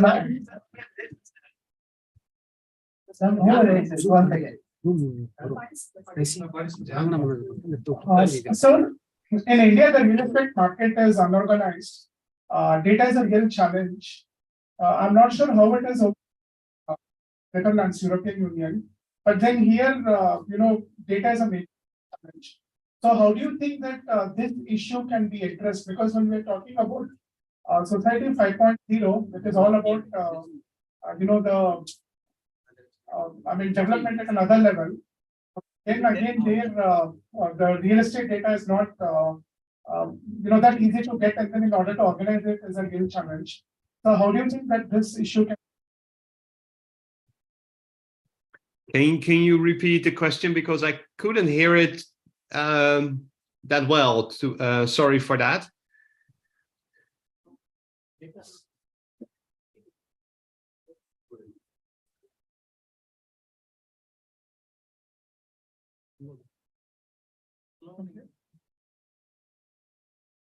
So, data is a major challenge as far as real estate is concerned.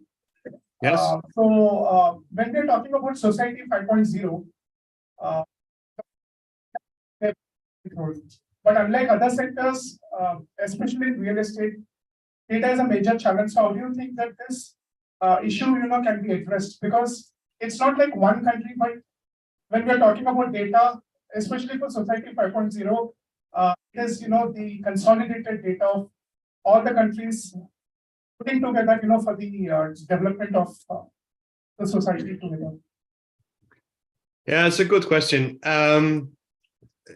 Be aware that, there are some frameworks they try to manage in general globally, because, when I go to do something for the Paris Agreement in the Netherlands, I know at a certain moment this is okay for me. But when you go to Germany, our neighbors, it can be a bit different. So harmonizing in general is a big challenge. But besides that, when you look at data, also in the Netherlands, of course, there was already a lot of data available, but that doesn't mean it's the right data to solve a problem. So sometimes you have to develop a solution to capture that data. But at the other hand, I also know that, for example, they capture data from satellites, because you can see also on Google Maps or something like that, there is a lot of data already available, but maybe you have to approach things on a different way. You can look at a data in a asset in a building, in an office building, for example. But you can do already great things with the smartphone, for example, if you have that, of course. Walk around and creating a 3D model. You can use satellite data. I know, for example, in the ESA, that's the European Space Agency, they work together with startups and scale-ups to use the data from the satellites to get insights of the built environment of the city. For example, how green is the city, or where are the heights, so you can create digital twins. So there are a lot of ways to capture the data, but that doesn't mean that all the data is available. That doesn't mean the data can be added on certifications, for example, or in the frameworks. And that's also the big challenge we're having in the Netherlands, in Europe, and in the rest of the world. So because the real estate industry doesn't benefit, and I think they will if they understand, by being transparent. And now with all the data, they're getting more transparent. I see, for example, blockchain in the Netherlands where we're relatively transparent, but in countries where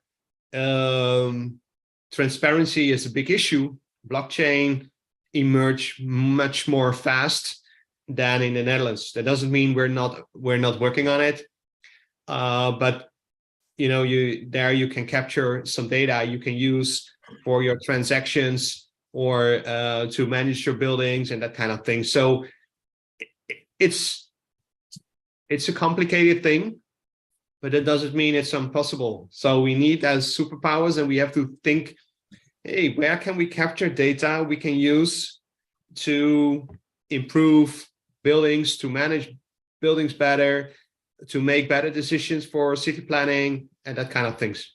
Hopefully that's the answer for your on your question. Yes, sir. Other questions?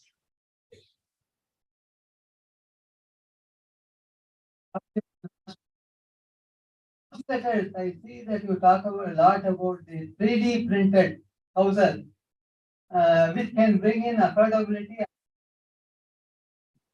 What is your opinion on that? How far are we away from that? 3D printing houses, it's already there. So for example, Dubai has a big ambition to create 3D printed houses. There is a company in America, for example, called Icon, and they already print 3D houses. In the Netherlands, we recently sold they got, it's a renting project, but they have a 2-layer 3D printed house. Company called Novaric Homes in Nigeria. They already working with 3D printing houses. So it's possible. There are more projects on 3D printing. The biggest challenge, of course, is creating the right recipe, because the machines are there. It's creating the right recipe and creating the right circumstances. So because it can't dry too fast, but it also can't dry too slow. So, you have to find the right recipe, but it also has to create that structure and the strongness to stay. So 3D printing houses is, it's already there. Of course, there are probably also some parts we have to optimize, but people already living in these kind of houses. That's the same as prefab houses. It's more, more manufactured houses instead of construction, making tiles or doing it on the plate on the place where you want to live. So now you're getting a prefab parts, or it's already made in a factory, and you only have to put the nails on the right place, and you can live. So it's getting more smart. It's still very stupid in that way, but it's more easy to construct. So you reduce your carbon footprint, for example. You reduce your mistakes. You can reduce the uses of materials, and that's also the same with 3D printing. So there are I think there are enough examples already for 3D printing, but it's also at the other hand, it's also on the beginning. So there's a lot of things to do. So for example, Hyperion Robotics, they're not doing 3D printing houses, but there are some companies who are delivering 3D printed houses like Icon, but there are also some in the Netherlands. So it's the market is open. Thank you, and thank you very much for joining us. It has been a pleasure, and we hope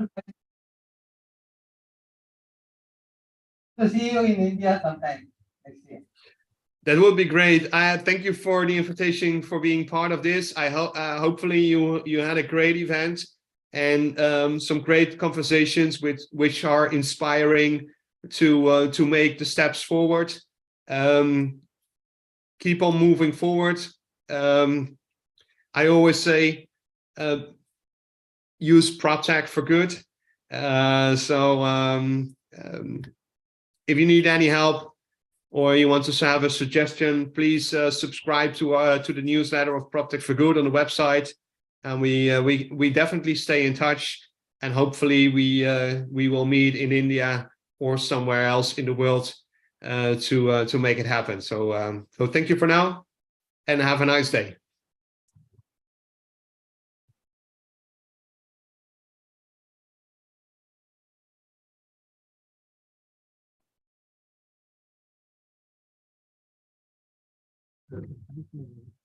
May I now request the dignitaries on the dais, please.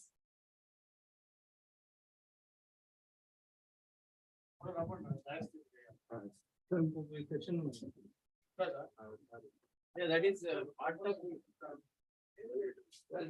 one session. Yeah, it's during the.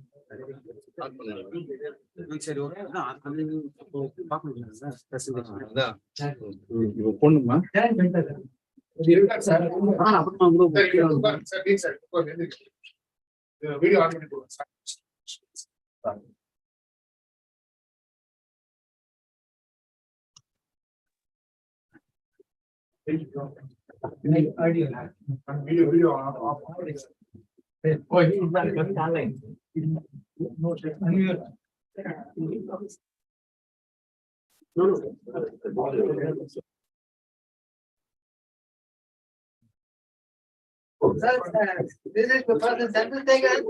Good evening. Yeah, good evening all. Thanks for joining. Yeah, we are starting the concluding session now.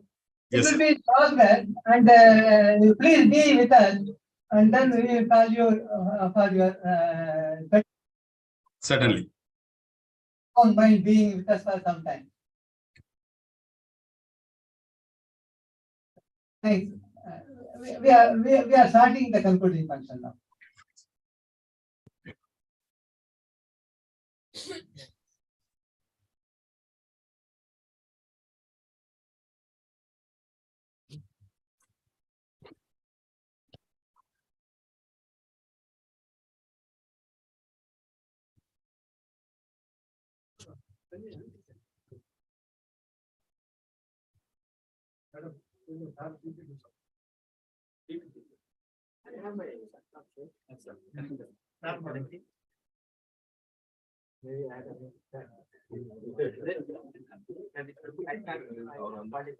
Excuse me.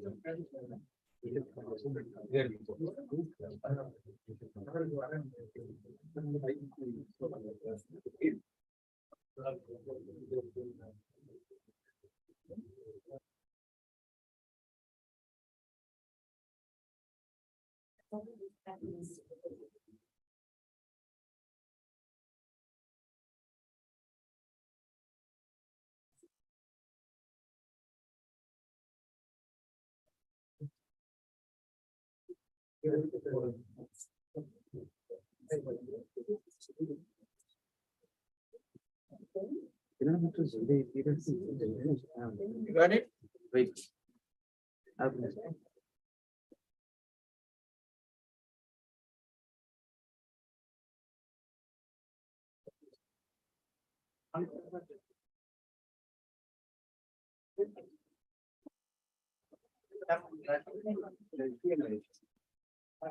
Yeah, here it is.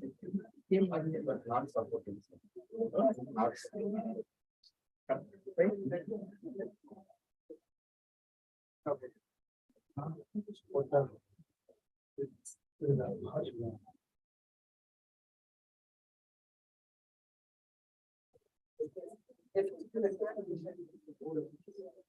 And I request the dignitaries on the dais. Please.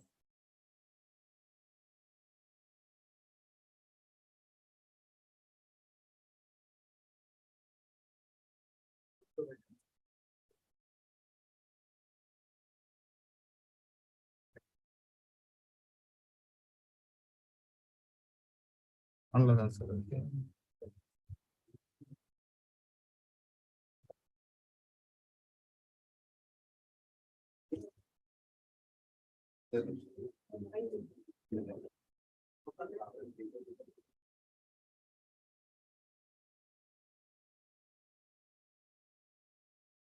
Then you can download it and mail them. It's a Google site. Laptop. Yeah.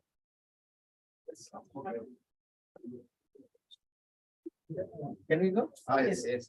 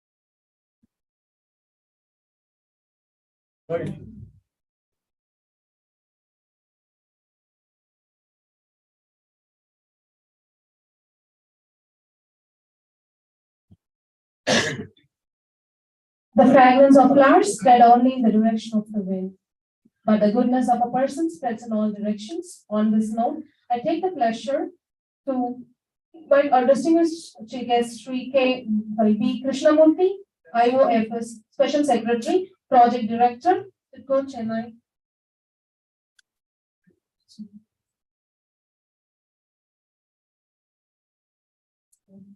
I'm really sorry for that. I take the pleasure in inviting inspiring personality, Dr. Ramesh Babu B. Balaram Institute Chair, IIT Madras Secretary, MDTC, IIT Research Park, IITM Chennai, for the concluding remarks and inspiring speech. It's a pleasure for me to deliver a talk at this conclave. So I have to make a short presentation as we have lost a lot of time due to several other constraints and compulsion. A long presentation for 40 minutes, but then I will cut short to probably for 15 to 20 minutes, since I wanted to convey something which is very important for this country and with smart manufacturing and industry 4.0. I think some of the challenges, we are not fully aware of these challenges yet. We tend to think that the smart manufacturing is the way forward. I think we have been discussing, and even today morning also, when we were coming from IIT to this place also,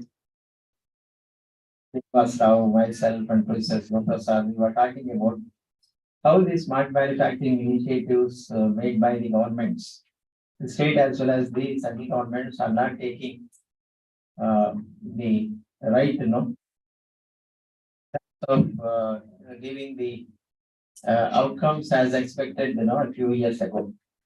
I think some of them will be due to our own knowledge on this field. So this is where I thought I will share a few. What is industry or smart manufacturing? I think every one of us know by now.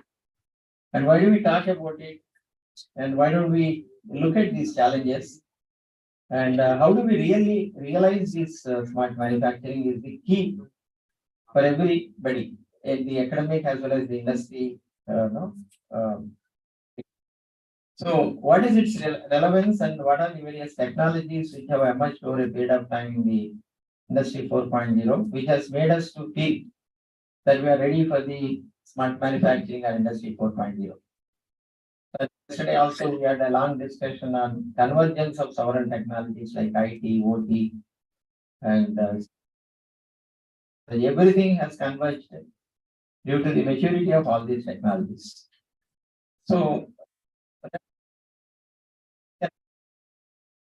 to realize this Industry 4.0 in any field, be the cities, transportation, or manufacturing, anything. So my domain being manufacturing, so I wanted to present a few case studies. But of course, I quickly run through the case studies. I think I don't have much time to go through that. I think if you look at the many reports which are brought out by the Forbes and others, it is a new wave in manufacturing innovation. And there are several definitions which are given by many. They say it is a flat, data-driven, sustainable, agile, people-oriented, profitable, innovative, and current. Like this, you can see a number of definitions have emerged. I'm not going to read each and everything, etc. So, if that is the case, how do we really understand this smart manufacturing and then realize this manufacturing? Now, sometimes we get lost in this entire definitions and then understanding these definitions and translating them into realities. So I think one of the ways of looking at this one can be looking at these technologies or looking at every field like a human being. So I think we had several discussions at the national as well as the international level and felt that the manufacturing processes or manufacturing systems or manufacturing machines can be viewed as a human being. Everything, either the process starts and then ends, or the machine is built and then it's decommissioned, or factory is started and re-engineered or manufactured, etc. So if you view this one as a human being, and then how work, and that framework will be really helpful for anybody to use it again and again. I think before we go into it, I think we all know that why we are talking about the Internet of Things. We are connecting many things. What are those things? It can be a laptop, it can be a mobile, or it can be a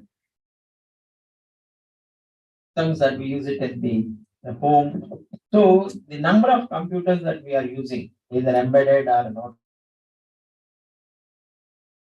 standalone, or have become so many. That is the reason why today we talk about the Internet of Things, Internet of Services, etc., etc. So I think if we just take some protocols for smart manufacturing. So what we felt was, I think we had several discussions at the international level also, and all these professors and experts have felt like, let us view this one as a system, like a human being, wherein the healthcare management systems are fully developed and they have become robust. And if you can really bring the similar protocol into the manufacturing, and you can make that into a smart. So to give you a simple example, are monitored and kept.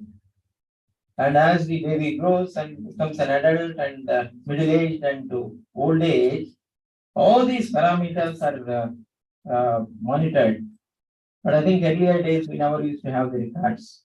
We used to go to an expert, a physician, or your own doctor in the village or in the city. But today's systems are completely different. They're completely database oriented.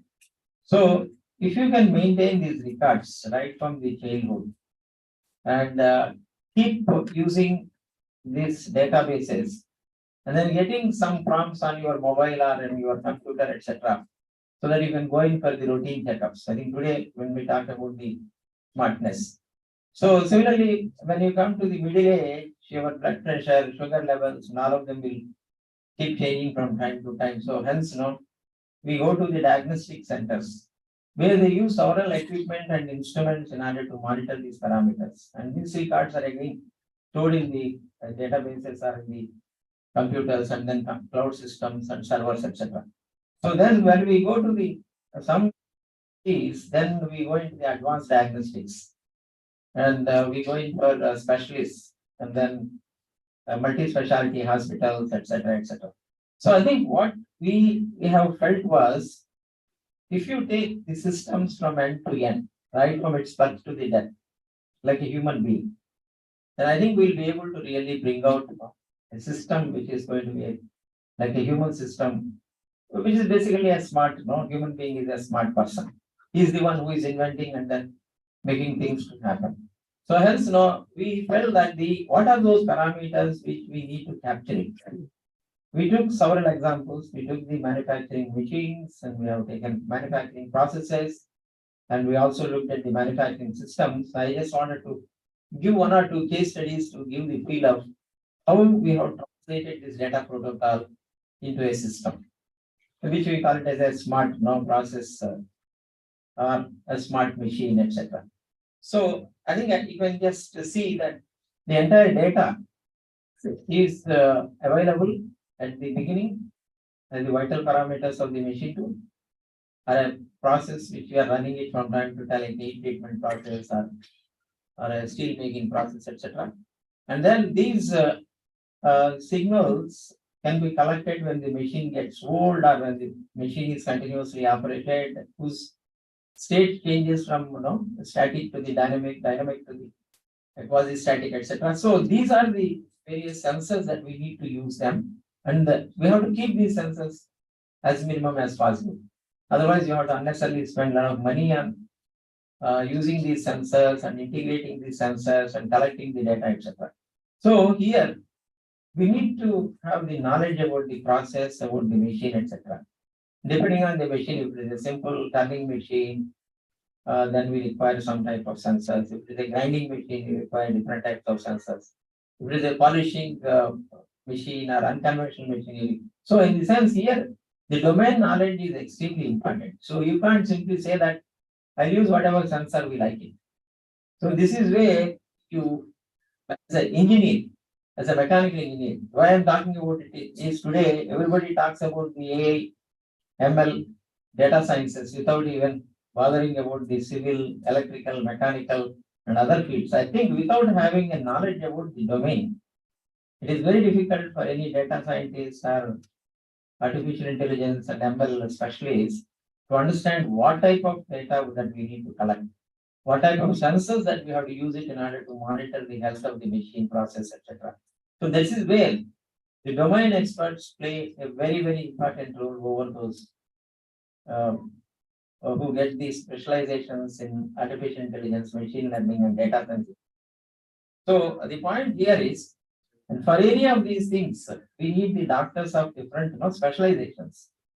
You can't use the computers to take a decision about your health and your treatment, etc. We go to a specialist to take his opinion. Even though we have all these databases and the healthcare management systems which are very robust still, we depend on the experts who can really give their opinion and then take a decision on what type of treatment that we need to take it up. So I think in the manufacturing domain also, either it be a process or a machine or a system, you need to be quite aware of these systems and then use these sort of data protocols or systems we can use it.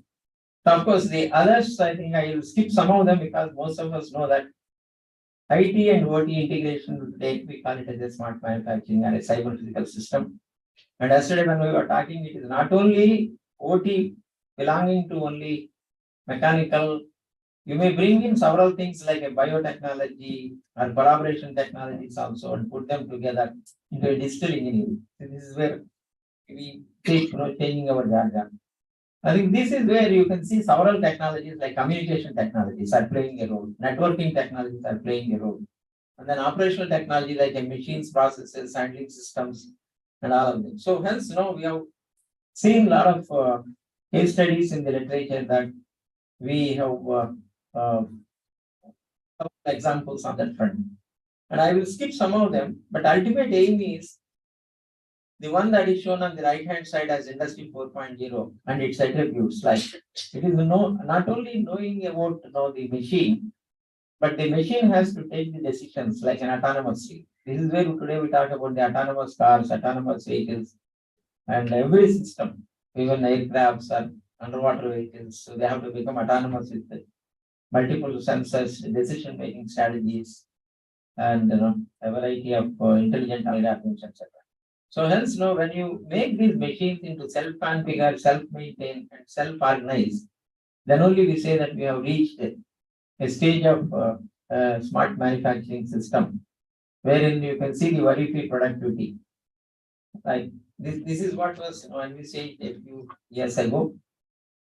Then I'll skip some of them. Like I don't want to say what is fourth industrial revolution at this stage at the end of the conclave.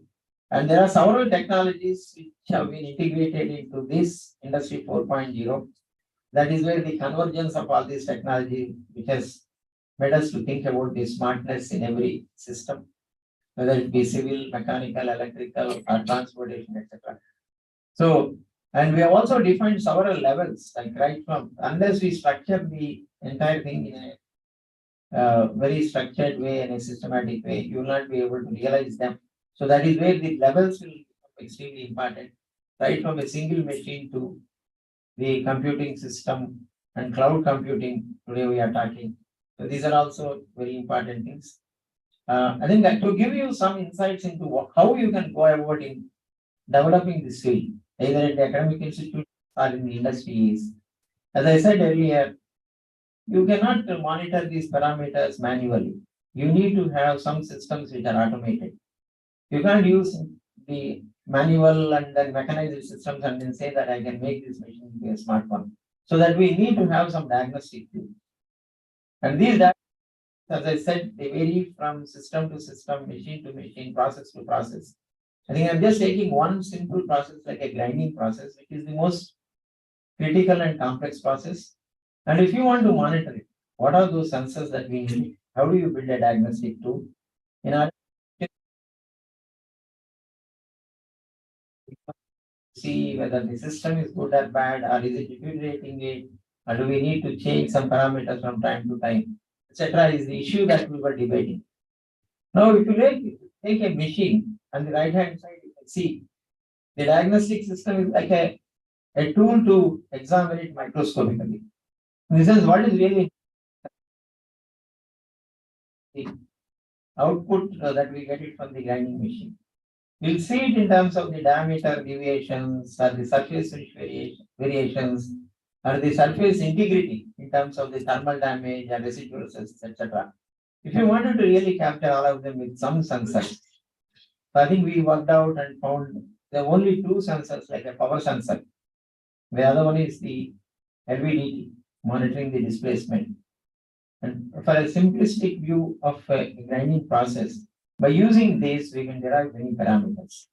And if you want to go beyond that, if the machine has become old, or the wheel has is worn out completely, or the spindle has become little faulty, like a condition monitoring systems, like a vibration sensors, acoustic emission sensors have to be done. The system is being affected by certain sensors, and then this is generating the data.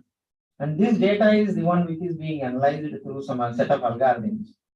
And these algorithms can be either physical systems or physical models or a database models.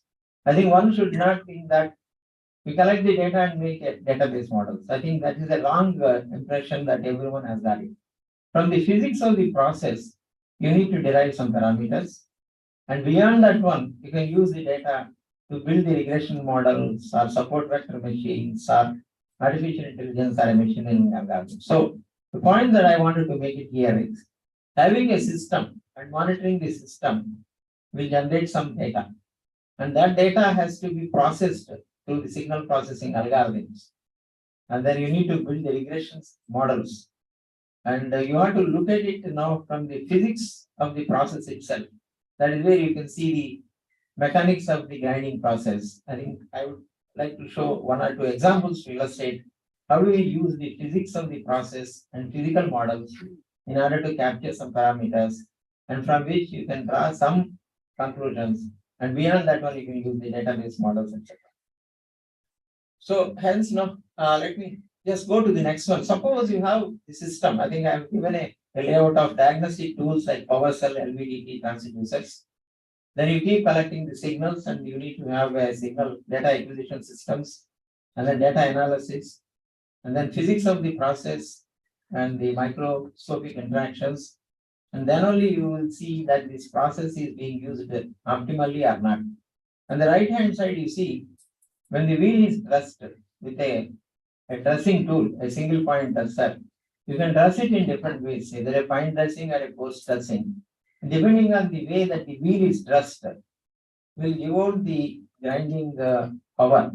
In the sense that even though you use the same cycle, like a roughing, semi-finishing and finishing, the power drawn by the spindle motor will vary. So that means to illustrate whether the operator is dressing the wheel using the same tool in the same way or not is not known to the supervisor. Then he is expecting some outcome. Okay, after the wheel is dressed, I want to produce 100 components, but he is producing only 50 components. I think this is where the decisions can be taken by the people using the diagnostic tool and the data analysis and knowing about the physics of the process, etc. So what we derive from this one is, what is the specific energy consumed? If the specific energy that is consumed is more or less, then you can say the wheel is finely dressed, then it is more or less blunt. If it is dressed coarsely, then the energy consumption is lower. And at the same time, the surface finish may be poor, but then we are utilizing it for the rough machining more effectively. So in the sense, here I'm just giving a simple illustration about how the wheel dressing will show up some of these parameters like a specific energy consumption in grinding, etc. I think in the same way, we can use this one continuously. You collect the data and see how this power is either increasing or decreasing or fluctuating. If it is increasing, you can see it has become blunt. If it is fluctuating, you say that it has become out of round, and maybe you have to true it and then you have to dress it. So this sort of a decision can easily be taken, provided you have these signals being analyzed in a proper way. So I think I have several examples. Similarly, you go into the physics of the process wherein in a grinding, the grains and the grain and bond is interacting with the workpiece in order to produce several effects like, as you can see, this 1.1 to 1.3 is 1 and 2, 3, 4. In the sense, each one is contributing towards the energy consumption. So that will in turn show up in the form of a power. And the power is the one which we are collecting it using one sensor called Hall effect sensor or a power sensor, etc. So as you see that now we have done several studies in order to derive some conclusions and take some decisions on when the wheel gets glazed, the power increase is the one which shows up. And when wheel is reached, the wheel, structure of the wheel, etc., the self-sharpening, then the power reduces and again increases, etc. So I think we need to correlate these signals with the physics of the processes in order to take some decisions. And this decision making again a set of rules. Unless you have the physics of the process known to you, and that is known only to the engineers who are familiar with the mechanical engineering concepts or manufacturing processes. And you can't just leave it to the data scientists and ask them to take some decisions. So they take at random and then say that, okay, this is how. So this is where we have to be consciously cautious about what we are doing it, how we are building it. And that is where the domain expertise is extremely important, crucial. I think we have used the simple diagnostic tool with only two sensors like a power sensor and LVDT itself to draw many conclusions by recognizing the features within the cycle and between the cycles and over a large number of cycles that we have collected it. And from that we can even say that this is what is happening. So I think I'm not getting into the too many details because I think I just gave a flavor of it to show you how a process monitoring can be done with the help of the sensors and having the knowledge about the process itself, which is nothing but the mechanics of a grinding process, and then auditing these signals from time to time to showcase the variations and deviations in the process. And this is also known as the smartness. And this is where the process intelligence, process knowledge is being captured. And then we are putting down in the form of a physical models to automatically draw the specific energy consumed and the threshold power, or the wheel is worn out, or wheel is getting resharpened, and there is a burning, etc., etc. So I think if I want to go little more deep into it, I can derive everything from the signal. If I stretch it and then using the signal conditioning and signal processing algorithms, it is possible for me to get each and every parameter which we use it for understanding the mechanics of any machining process.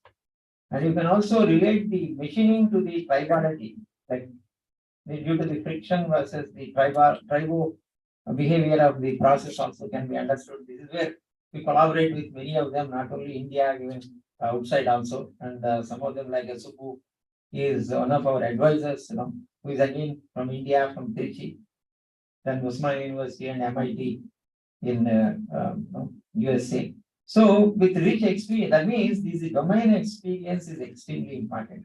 You can't just simply think of this data sciences and artificial intelligence is going to solve all your problems. So I think let me just go to another. I think there are several ways of using this simple diagnostic tool, which is very effective in order to help many industries. I think these are all the things that we have done it at IIT with one BTech student. So this is what I wanted to tell all the faculty members who are from different disciplines, where you can use this sort of a simple sensory systems for diagnosing the processes, whatever may be the process. I think earlier we used to have a rotor dynamics where in condition monitoring we used to use the sensors like strain gauges or piezoelectric sensors, etc. But now all of them can be used for the process monitoring, system monitoring, and everything like this. So I think we did take this one to the industry and then showed them the benefits of this one, including the Bosch and Delphi TVS and UK India, many of them. So I think this is where the academia industry interaction in smart manufacturing is going to really bring out enormous knowledge and benefit to the society, and especially the MSMEs, which is the backbone for many of the industries like mid-scale and then large-scale industries also. And maybe let me go to that's how we have finally brought out a system for automation of a grinding process intelligence. Whatever intelligence is available with the various experts like operators, supervisors, or even managers, we can capture it and then put it in the form of a database and use the physics-based models and data-driven models. And eventually, as somebody was telling, when he was talking about the digital twin at the edge level, if you don't want to give it to the cloud, you give it at the edge analytics and you do it and then solve your problems. If you think that your process is very proprietary in nature, or else you can also share it. This is where one can think of it. So at AMTDC is a center of excellence which is set up a few years ago.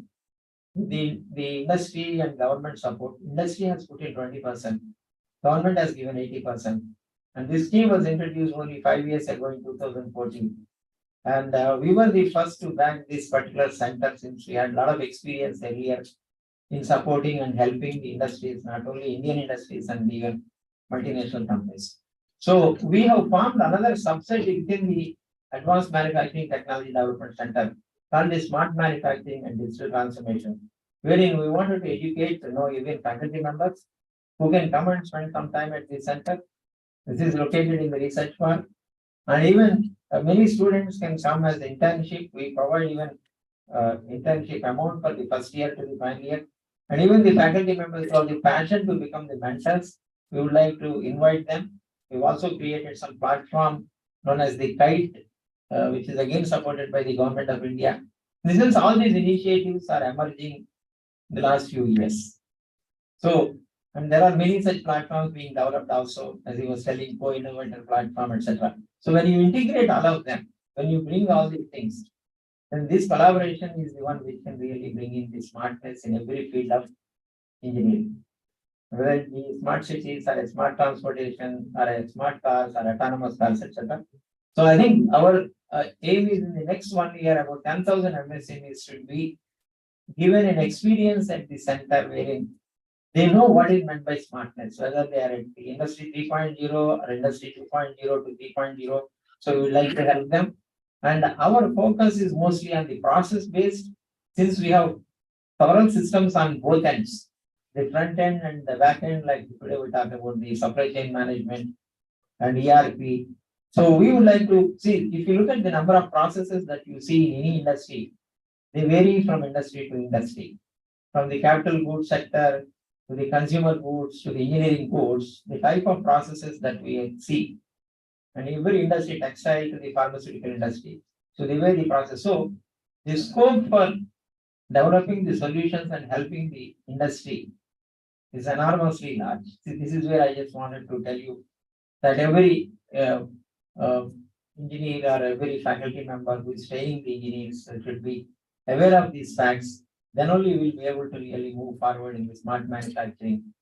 If you depend overly on some of the multinational and giants, I think we will be completely washed out in the next 2 years and in the next few decades. So, hence the training, skill development, and the creating the awareness and building innovative solutions is the key for the smart manufacturing. This is where I think all the other things you will know by yourself. I don't have to tell you. I just gave you a small bit of it. There is so much we can do it with one single process. Then you can imagine that each one of you can spend your life to focus on any one of the processes which you like to take it up and then do it. So this is where I think I just don't want to get into those things because as an academician, I can talk hours together, but that's not the issue which I wanted to share it with you. And we also went into the machines also. We built the architectures for that, and we also made these systems as a standard data collection systems. And we built the software and then gave it to the industry. And similarly, we made the machines into a smart machine, a normal machine into a precision machine. By monitoring the various parameters and knowing about the static and dynamic nature of the machine. And not only the mechanical stiffness, but also the thermal stiffness, thermal rigidity, thermal variations, etc. So this is where a multiple sensors and reducing it to a low certain number of sensors and using a very minimal number of sensors is the key in this entire process. I think I don't want to advise the engineers and the faculty members to think of too many sensors is going to solve your problem. No. But think of optimal number of sensors, minimal number of sensors with which the data should be collected, and you should make these machines into smart. I think one example is if you go back to our traditional treatment of a human being, like a naturopathy or you use it. So you don't use any medicines like what we use it today. So I think if we think in those ways, in a traditional way and in a natural way, we're going to get a lot of solutions for the problems that we are facing in the industry or in the society. And this is where the society 5.0 should address it eventually. If you wanted to make industry 4.0 to industry 5.0 or society 5.0. I think I'll stop it here. I don't want to really take too much time, which consumes more money from each one of you, and I think other speakers are also waiting. So thank you very much. I think I'm available for any discussions at any point. I'm in IIT. So you can approach me and you can come there and you can visit our center in the research park. And we are here to support and to help many of them. And government is given the freedom for us to help many colleges and institutions and industries also. And I have been in touch with many top level ministries and secretaries. So but it is a movement wherein we need like-minded people, committed people, passionate people, and committed people. So this is where I just wanted to convey at the end that we are all here to help each other with something that you will get it. Not free of cost. I'm not asking you to come and then freely contribute. In return, you get a lot, either in terms of monetary benefits and the knowledge, dissemination, or you may become more intelligent in terms of using all these things. Thank you very much.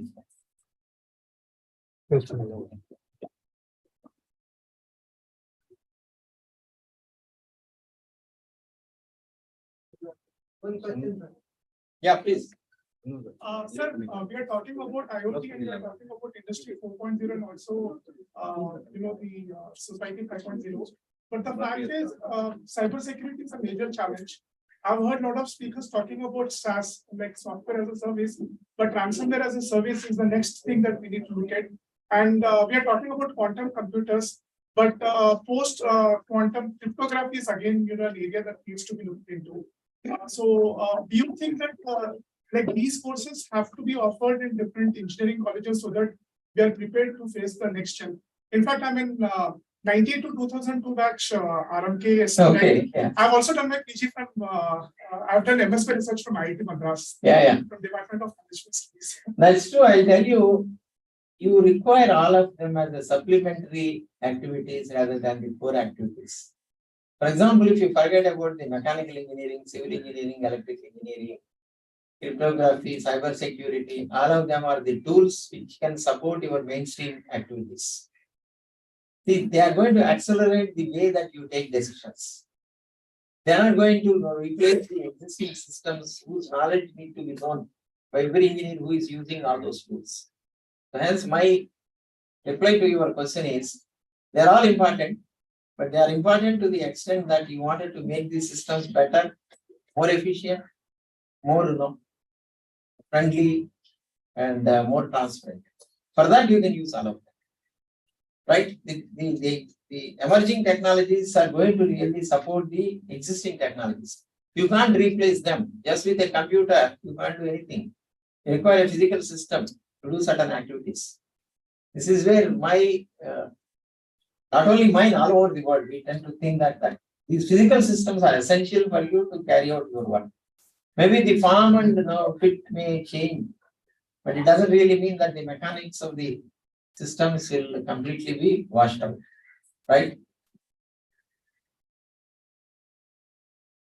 So maybe one more question I can take it so that you have something to ask. Yeah, I think the mic, can you please pass it on to me?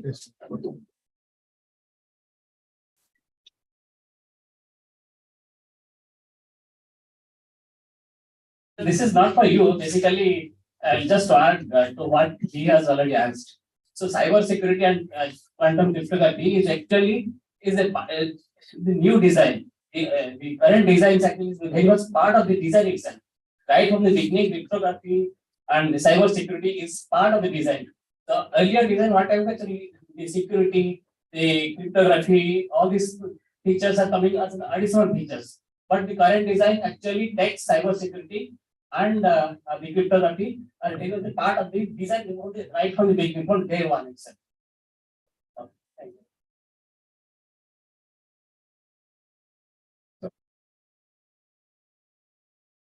Thank you. Thank you very much for saying to me and then appreciating it. Thanks a lot. Yeah.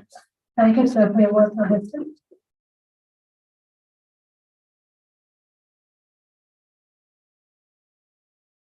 There are no requests or Vice Chairman to honor our resource person.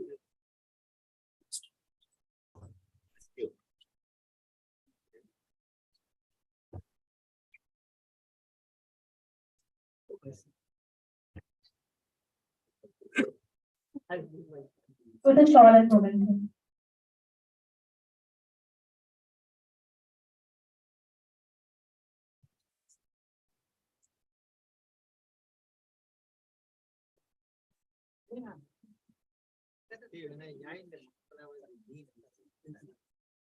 Yeah, sure, sir. Sure, sure. Yeah, no problem. Oh, thank you very much.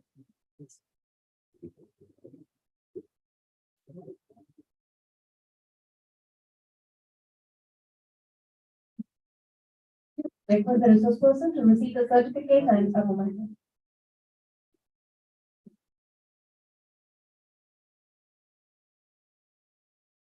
Thank you, sirs.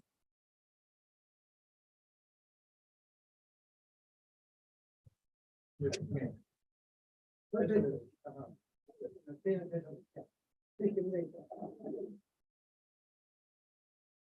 fragments of flowers spread on not only the direction of the wind, but the goodness of the person spreads in all directions. May I now request our distinguished guest 3B Krishnamurthy, IO Airport Special Secretary, Project Director, CITCO Chennai, to address the gathering through virtual mode. Please, sir. Am I audible to you all? Yes, sir. Hello? Yes, sir, you're audible. Firstly, I would like to express, my apology of not joining you all in person. And due to, sudden commitments, I had to stay back. So that is my concern. Having said that, it's really my honor to be joined in the concluding function of International Conclave on Engineering Future World for Society 5.0 being organized by RMKV Engineering Colleges. So you must have all loaded with a lot of information. The Industry 4.0 is nothing but information age. And I have just seen the lecture topics, industry engagement, IoT, Industry 4.0, including Dr. M and Ramesh Babu has wonderfully covered regarding smart manufacturing and all. So instead of dwelling upon routine sermons and again dwelling into various component of Industry 5.0 and how evolution and all, I thought of sharing how the government views, what is the perspective of government on the industrial development. So I thought of taking two segments, like electronic segment, as well as aerospace and defense, emerging segment. These two segments, I thought I will make a small presentation so that will be very useful to you all. Sure.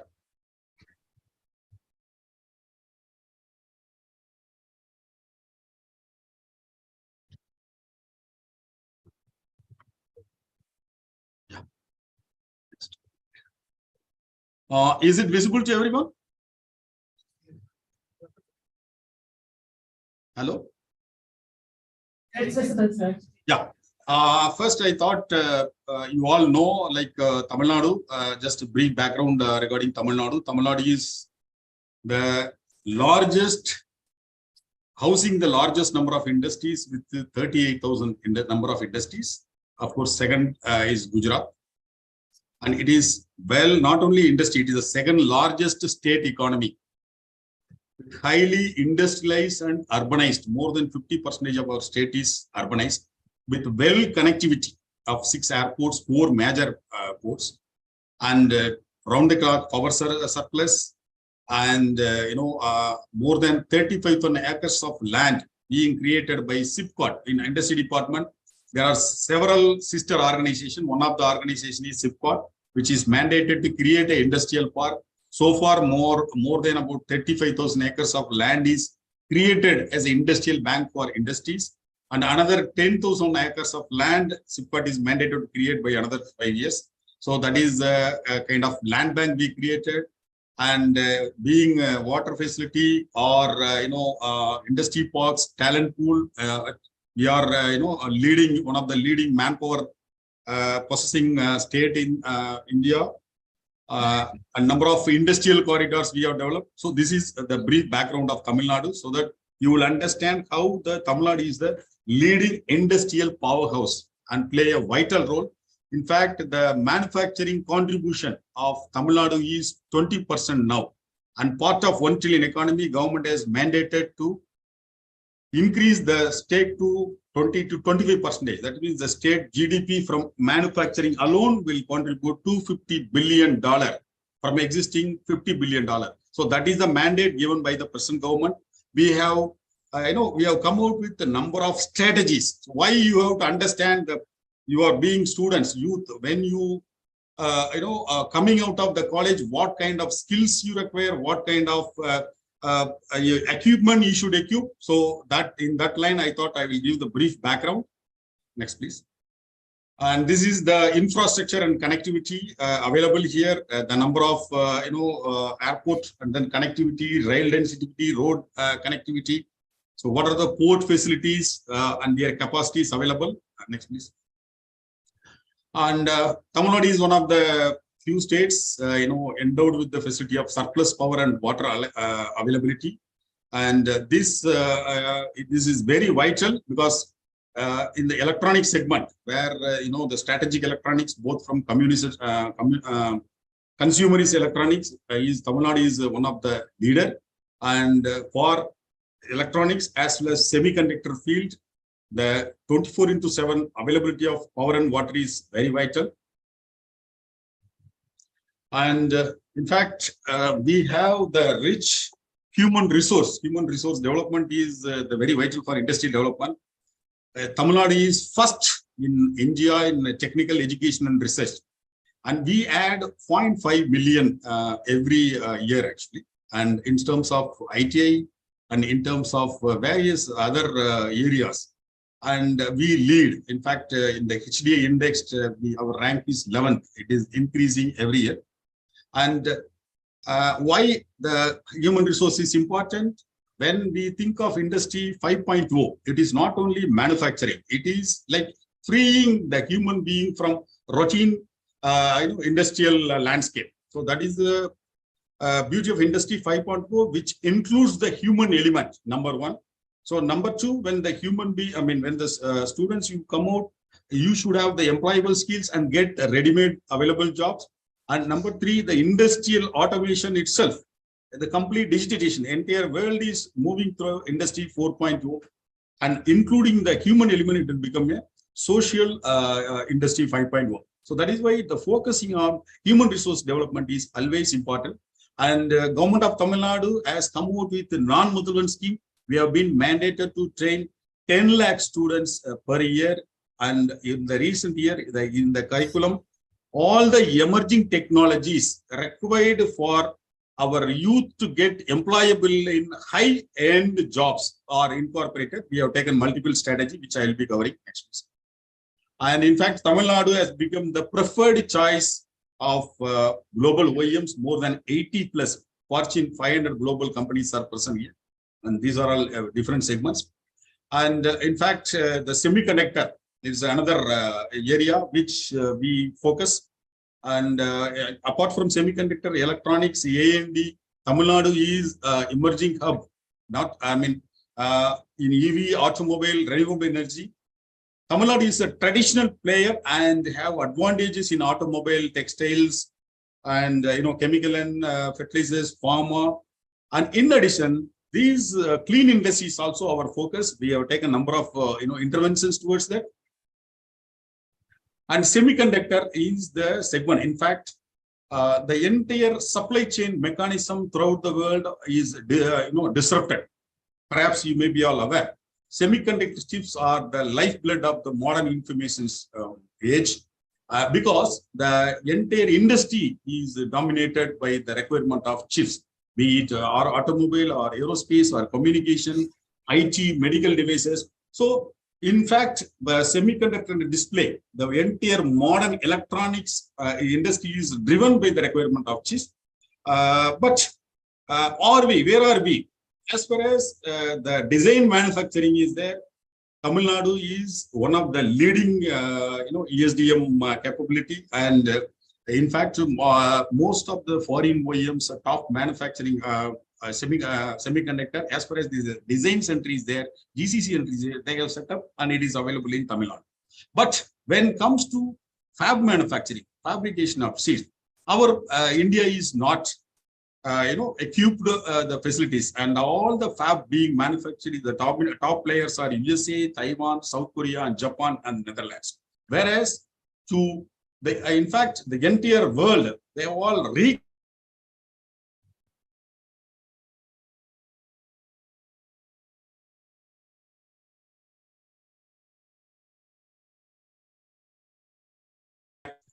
manufacturing. And the Europe Act. And China, they have come out with China policy for manufacturing chips. And not only, India has come out with the PLI scheme for manufacturing, chip manufacturing, and 76,000 crores fund is allocated under Project Surya. And as a result, there are three broad, proposals have come out to Ministry of Electronics, which is the nodal agency. And one is ISMC, and other is IGSS, which we have grounded in Tamil Nadu. It is going to be in the northern Tamil Nadu, the Vallam Vadagal region, Sri Perumbudur Industrial Belt, and other is third one is Vedanta Foxconn in Gujarat. The importance of semiconductor, why I am telling. In fact, 3 days back, the TSMC, one of the leading firm, the chief, in the interview he has mentioned, well, last 2 days we have experienced the globalization trend.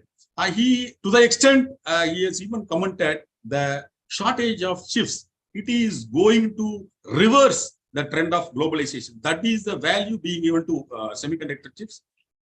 And apart from semiconductor, the overall strategic electronics also, where are we? And because even if it is the human manpower by our students in STEM graduates or various electronic related courses, we are in the leading position. And there is a huge potential in interdisciplinary research in semiconductors. And various colleges offer courses in electronic segment. Because the northern Chennai is all dominated by our academic institutions, which offer the best climate for studying these courses relevant for electronic segment. And Tamil Nadu is second in India for manufacturing computer, electronics, and optical products, and account for 1/5 of the electronics national production. And not only production, and we are third in India in terms of electronic exports. And we have a number of dedicated special economic zones to manufacture electronics hardware. So that is the electronic output, third in terms of number of electronics. A lot of foreign players, they manufacture electronics. And the electronic sector in Tamil Nadu has grown at the rate of 15% for the last 5 years. So there is a bright future for electronics. And in fact, rightly Dr. N. Ramesh Babu was mentioning, it is not only advanced manufacturing skills. When you do electronics, we need to do the core your engineering skills. In addition to that, you have to specialize in AI and all other emerging technologies. So that is the status of electronic hardware. And in fact, the northern Chennai, it is a region dominated by electronic clusters with various segments, both for strategic electronics as well as the consumer electronics. And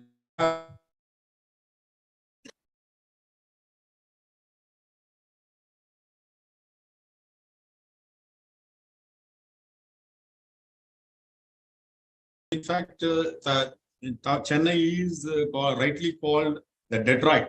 Automobile, we are leading, player, and a number of foreign OEM, they have set up the facilities here. But the same disruption of global supply chain, the automobile industry, they are all diversifying to EV. So our focus is to promote all these disruption also. That is how the government examine and come out with the interventions required for to handhold our industries. So that is our approach for automobile and auto components. Electric vehicle, as I was mentioning, EV segment, the battery manufacturing, the another key area. And we have taken a number of steps to support them in terms of their research facility and design facility and a common manufacturing facility. We are going to set up a future mobility park in Hosur, and world's largest e-scooter factory is coming out in Hosur region. So Chennai and Hosur, these two are the emerging hubs for EV segment. And the auto clusters in northern Tamil Nadu, like in Kanchipuram, Tiruvallur, and the Hosur and Coimbatore, these three clusters, the hotspots, they are all diversifying to EV segment. So this will give you a kind of roadmap for you to where you should apply for look for the industries and the recent opportunities. We also plan to develop a e-vehicle park in Manalur in Tiruvallur, adjacent to you. So that is another our focus area. And the data center is another hotspot, and more than $5 billion potential worth of the data center capacity we are creating with more than 500 megawatt in the next 5 years. We have clear roadmap towards that. And renewable energy, because the entire world is moving towards clean energy.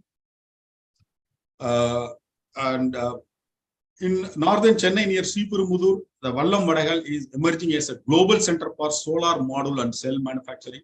Tamil Nadu generates more than about 1/5 of renewable power in various segments. So that is our position there. And in terms of output, we are 9th in global. So that is our commitment for renewable energy and strategy. And the another sunrise segment is aerospace and defense. In fact, the government of India has kept the target of 1,25,000 crore worth of indigenous manufacturing over next 5 years. and 35,000 crore worth of manufactured aerospace and defense technology and items for the export target. So that is a huge target Government of India has kept, and they have taken a number of measures like policy regulation, liberalizing the FDI, and positive indigenization. What is indigenization list? The items you import so far, it has to be manufactured here. So no longer import. So there are more than 400 items are, brought under positive indigenization. And 2 defense corridor has been announced. One among that is Tamil Nadu and another is UP.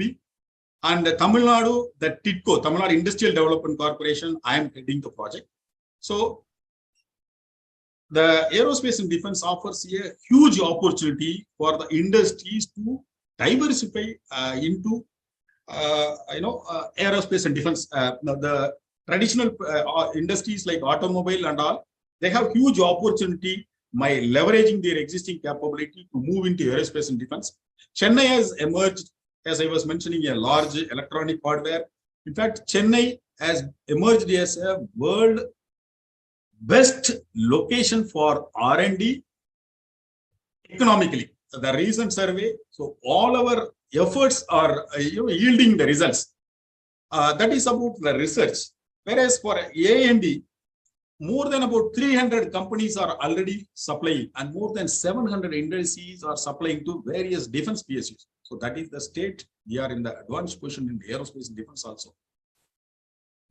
And in fact, the entire Tamil Nadu, we have carved out different clusters, like Chennai cluster. So what are the major industries available? What are their capabilities? You take Chennai, it is leaders in automobile and armored vehicles and precision industry. And you take Salem, they have strong presence in technical textiles. Trichy, it is a fabrication hub. And Coimbatore, again, they are leading in space technology and precision. And Hosur, MRO and so these are various capabilities. And once from government side, you make a plan, you need to identify what are the different clusters. So what is their pain points and what is their requirements? What is their support? Like that, we need to analyze it. This is the broad gap analysis we have done.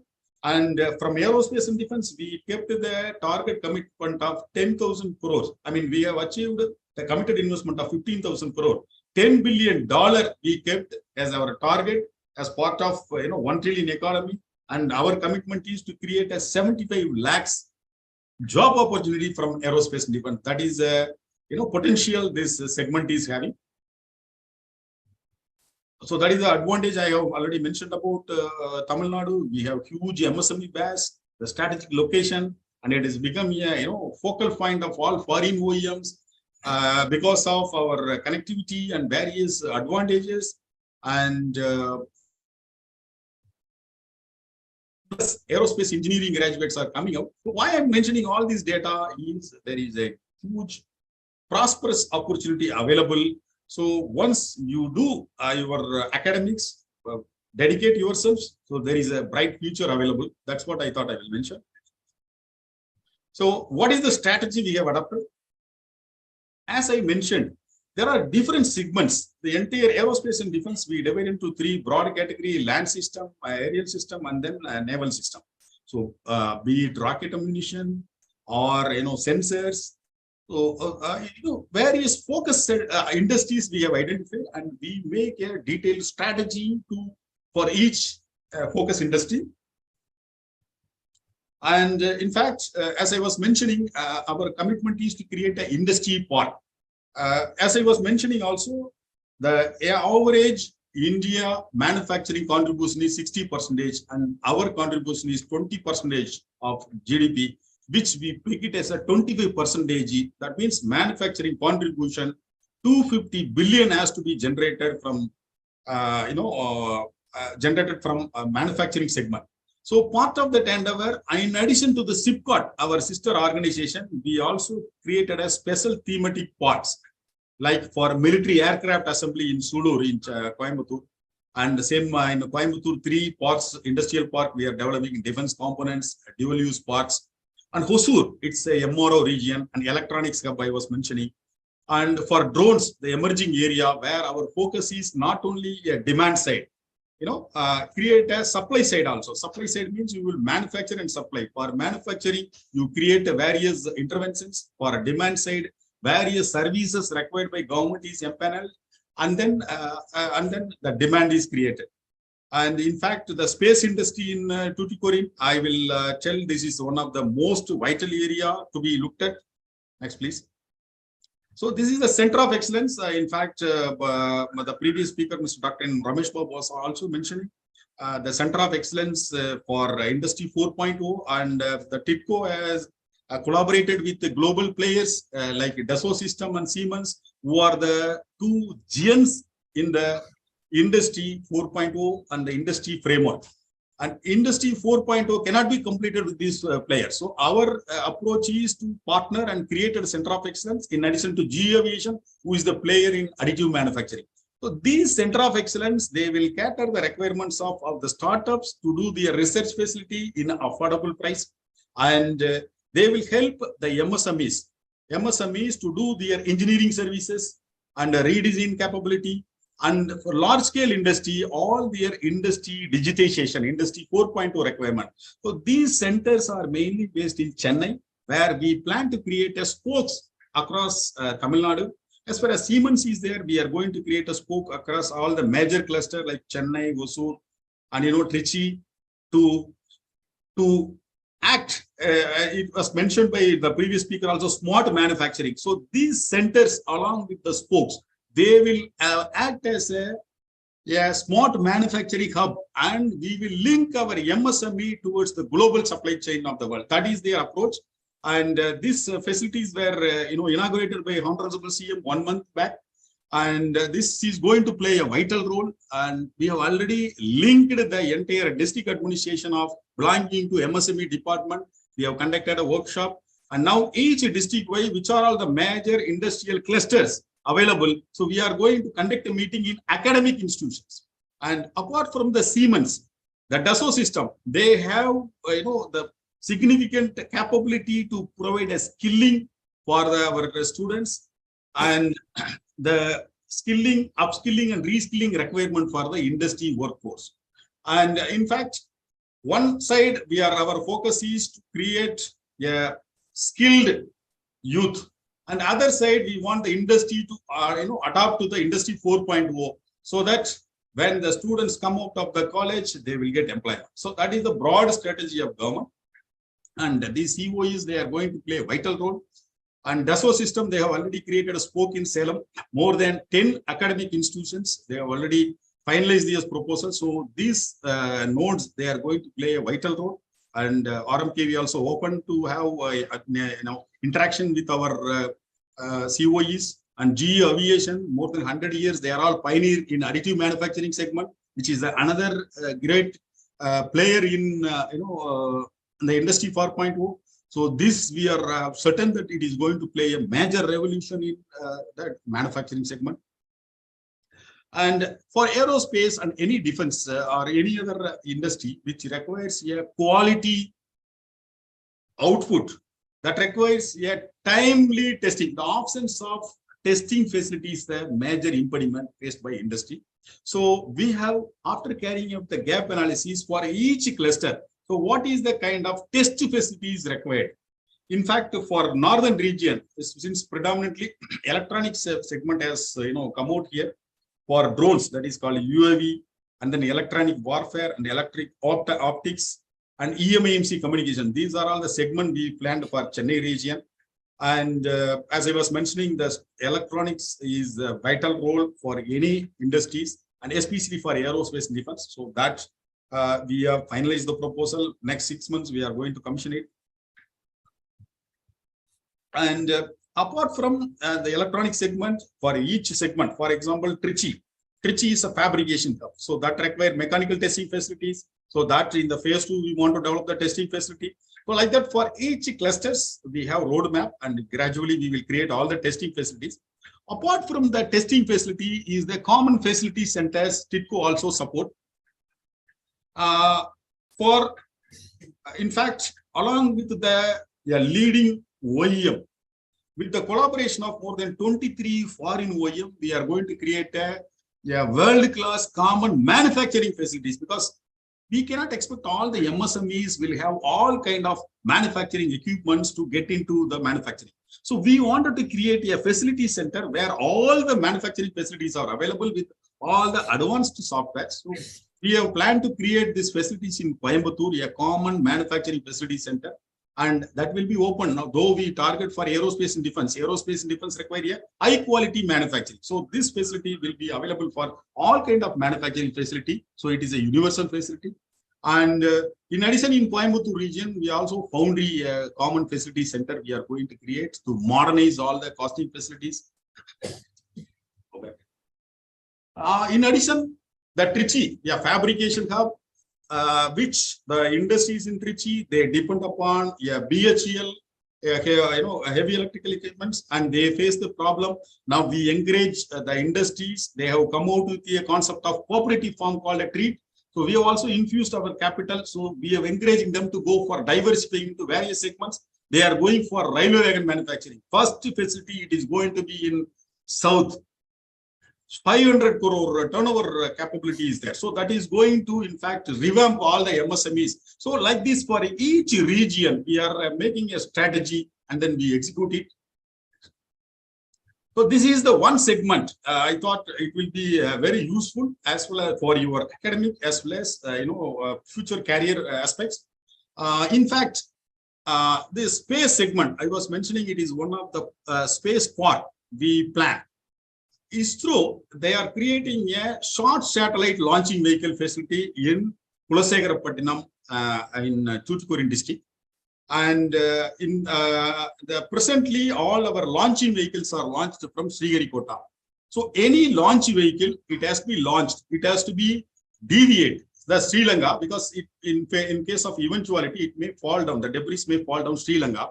So the deviation is because any rockets, it has to be launched. It has to travel towards equator. Then it has to go to the space. So the deviation cost is that is reducing the efficiency of the launching vehicle. Assuming if there is no Sri Lanka, 10 satellites can be launched, and because of this deviation cost, the fuel efficiency comes down only 50%. So that means 5 satellites only can be launched. So now ISRO is setting up the facility in Kulasegarapattinam. So that is meant for short satellite launching vehicle. You might have gone through the Elon Musk. And with the rockets, more than 100 satellites he is launching. So that is the future. Future is going to be for short flight like in LEO and NEO orbit. And slowly the market for SSLV is booming. In this regard, how we are placed, any spaceport which is close to equator, if you see the map, the French Guiana, Kourou is very near to equator. Even Kourou, I thought it is the most efficient spaceport, but even that it has to skirt a small landmass. So that itself is not that much efficient. So ideally, the Sriharikota, Kulasegarapattinam, in Kulasegarapattinam, Tamil Nadu spaceport, it is going to be the world's best, a most efficient space park in the world. So that is the potential.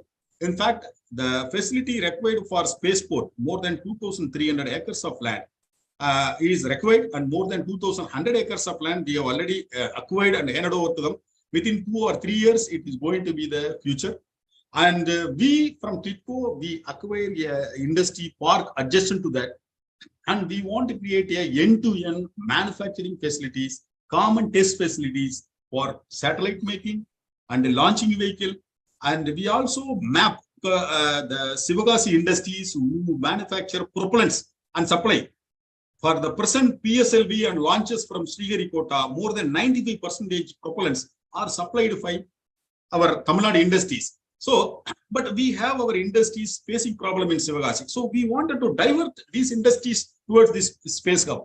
So it is going to be that spot. By virtue of this single project, it is going to be a 1 lakh turnover worth.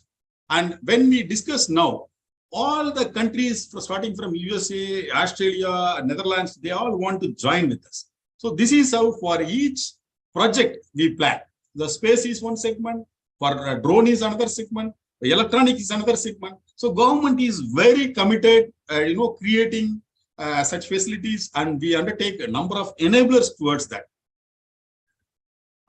So these are all kind of interventions we make.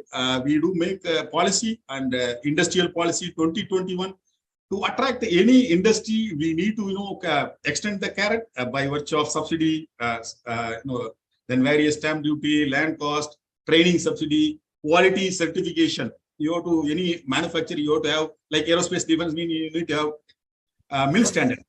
So that all costly. So plus R&D. The various subsidy we next subsidy we offer. This is the A&D policy 2022. Here apart from various segments, so I would like to touch for next. Go back. Startups. Startup is one area. We have so many interventions envisaged in this policy, but one policy what I was mentioning about startup. In fact, in Ministry of Defense, there is a program called Innovation Defense Excellence, IDEX. Those startups who have, they come out with the challenges, armed forces, they give these challenges to Ministry of Defense. Those startups who have won the challenges, IDEX challenges, are given a kind of grant and other support. And those who succeed in the initial rounds, and then they are given assured orders. The one of the startup from Chennai, they have won more than 300 crore worth of, they have given the assured order. So that is the potential of enabling the startups. So to attract these startups, so we have come up with the policy like any startup who have won the challenge of IDEX or TDF or any other similar Government of India programs. So we will also give an equity or grant or grants in kind of financial support. So that is one major intervention we have come up with. And in addition, various interventions we have in terms of policy for attracting industries, encouraging foreign OEMs, and then setting up the meeting with the foreign OEM or industry. So various strategy we take. This is the overall policy framework and the intervention and strategy we undertake. I thought, I have given overall map. You may not know like how the government works.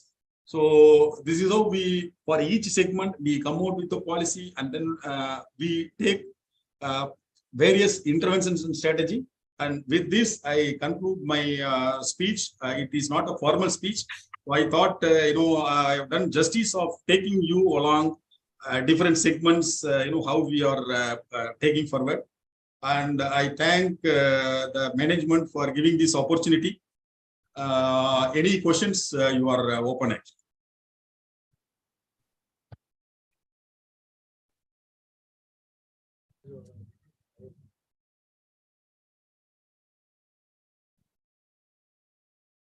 Sir, you said that you are going to launch e-vehicle station in Manalur, Tiruvallur district. Whether our college can have tie-up with that, and can we do some research work along with that? Yeah, through your management, you can write to us. Yes. So not only Manalur, Manalur is manufacturing hub. So in fact, we are in the process of, as I was mentioning, in the Center of Excellence for different spokes we are going to create. So one of the spokes, because the EV segment is coming out, one is Chennai region, other is in Hosur region. So in one of the spoke, we want to create these spokes in industry clusters. So either in Ambattur or in Hosur region, we will put the Center of Excellence where, all kind of testing or all the complete experience and support required to excel in EV segment. So definitely through your college, you can write to us, and all 5 or 6 months. Each node, depending upon their capability, we want to give a specialized. So one node in Coimbatore sensors, and the Trichy node for the manufacturing special items. Apart from the common facilities, we are planning it. Definitely through your management, you can reach us.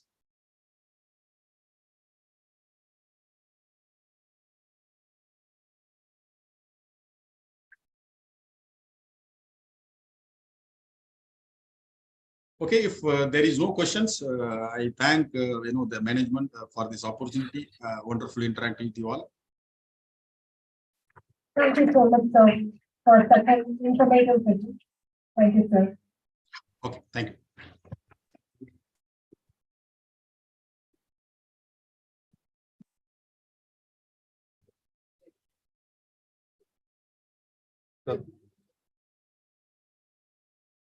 Close பண்ணி. Remote எடுத்துடலாம். எப்படி இருக்கு? Time flies, but memories last forever. A great accomplishment should not be the end of the road, just the starting point for the next leap forward. A thankful heart is not only the greatest virtue.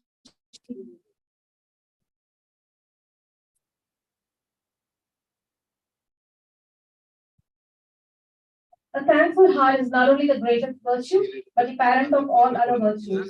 May I now request Dr. S. Joshua Kumaresan, Professor, Department of ECE, RMK Engineering College, to propose the vote of thanks. Most respected Chairman Sir, Honorable Vice Chairman Sir, beloved Principal Sir, respected Dean Academics, respected Dean Research, Chief Guest of today's function, Dr. Ramesh Babu Sir, Guest of Honor, Shri Krishnamurthy Sir, the dignitaries on and off the dais. On behalf of the Organizing Committee of International Conclave on Engineering a Future World for Society 5.0, I take the pleasure in proposing the vote of thanks. Our respected Chairman, RMK Group of Institutions, honored with the Lifetime Achievement Award recently by the Honorable Chief Minister of Tamil Nadu, says, I have provided the atmosphere, it is up to you to rise to the occasion. We thank him profusely for providing such an environment and ambience, motivating us to do the academic and research activities with excellence. We thank Honorable Vice Chairman, RMK Group of Institutions, who gets deeply involved in all the academic and research activities and provides some motivation, guidance, and support. We also thank him for participating in the conclave and giving the felicitation. We thank our Chief Guest, Dr. Ramesh Babu Sir, the Balraman Institute Chair, IIT Madras, and Secretary AMTDC, IIT Research Park, IITM Chennai, who has kindly accepted our invitation for the conclave and delivered the speech. His speech was informative and inspiring to our students and research scholars to work in smart manufacturing area. We are looking forward to more such interactions, sir. We thank Guest of Honor, D. Krishnamurthy, IOFS, Special Secretary, Project Director, TIDCO, for accepting our invitation.